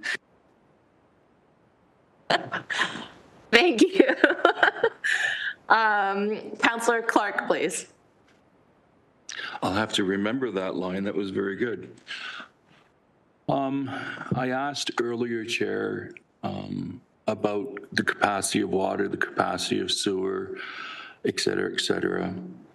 But I recall vaguely that in order for the Elfrida development to proceed, there was some sewer work that needed to be completed at Centennial Parkway and King Street. I'm not sure who on staff could speak to that. Director Winters, please. Yes, I certainly can. In case the audience has changed, Nick Winters, Director of the Hamilton Water Division. So through to the chair, to the councillor, there is a sewer twinning project that is required for the Centennial Trunk Sewer in the Battlefield, King Street area and underneath the Red Hill Creek. and that is a requirement to fully utilize the capacity that was created by the creation and construction of the Upper Centennial Trunk Sewer. Thank you for that. Can I get an indication on timing? Where do we sit on that particular project? So through the chair, a design engineer has been contracted to design that work. The construction, it's an $80 million fully DC funded project, tentatively scheduled to begin in 2026. But I think that is has been staff's hope is that it could begin in 2026. There are ongoing conversations that need to be had with the Joint Stewardship Board before that project can proceed. So currently, I can tell you the design, as much as we have a consultant on board, there's no work happening presently. The project is stalled until there's conversations with the Joint Stewardship Board. Thank you. And can I ask, even if the Joint Stewardship Board wasn't involved in this process, do you have an estimate as to how long it will take for that trunk to be completed, which is necessary before we can approve any development in Upper Stony Creek at the Elfrida properties? So through the chair, without speaking to our engineering team, who would have a more refined estimate than mine, I would anticipate that we could get the design, if we had the design moving now, we could get that completed in time for a 2026 construction start, but it would probably require at least 2 years of construction as well before that infrastructure was in the ground and in a spot where it could be commissioned. Thank you. Just some quick comments from the guy up on the hill. You know, when I first got involved in the discussions about the Elfrida and was pushing staff to slow down and back up, I was very clearly aware of many of the challenges that we have, not the least of which is prime agricultural land or not. But the city was not ready to proceed with the Elfrida development of, at that time, I believe it was 170,000 people in total, with the numbers that we were already slated for. And so it was a significant increase. Now it's down to 117,000. But even if today this council said, forget about our past decision, let this proceed, we have all those capacity issues across the board. We have the issues with the double trunk down below at King and Upper Centennial.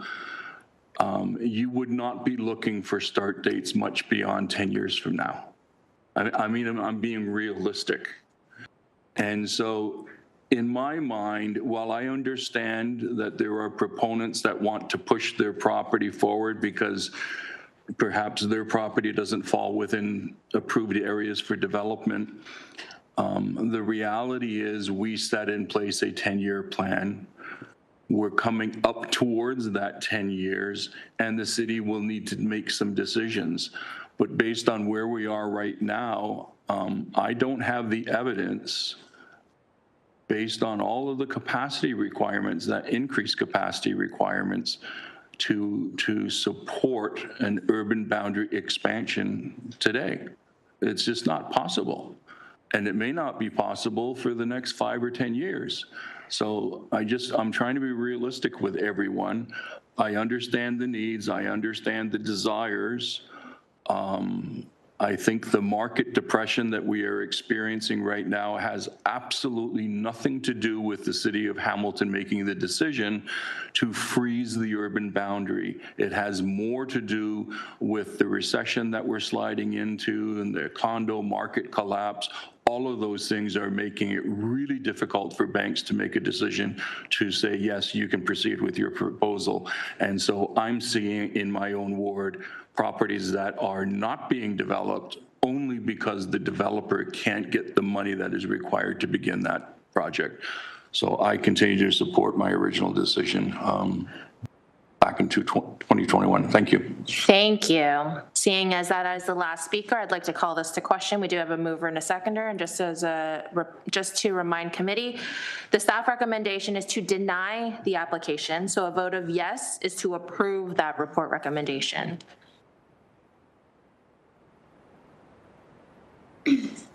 Vote is up. Councillor Beatty back?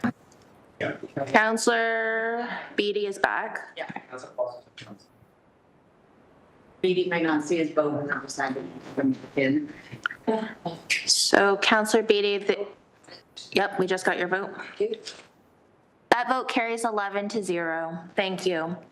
As there is no more business, we are adjourned at 4:21 p.m. Thank you very much, committee. And we will be going to council, but I think that we need It really depends how quick East Drive is going to publish. I would say at least 20 minutes approximately. Wow. Explains. We're still live, so we're going to adjourn right now. So thank you very much. Thank you.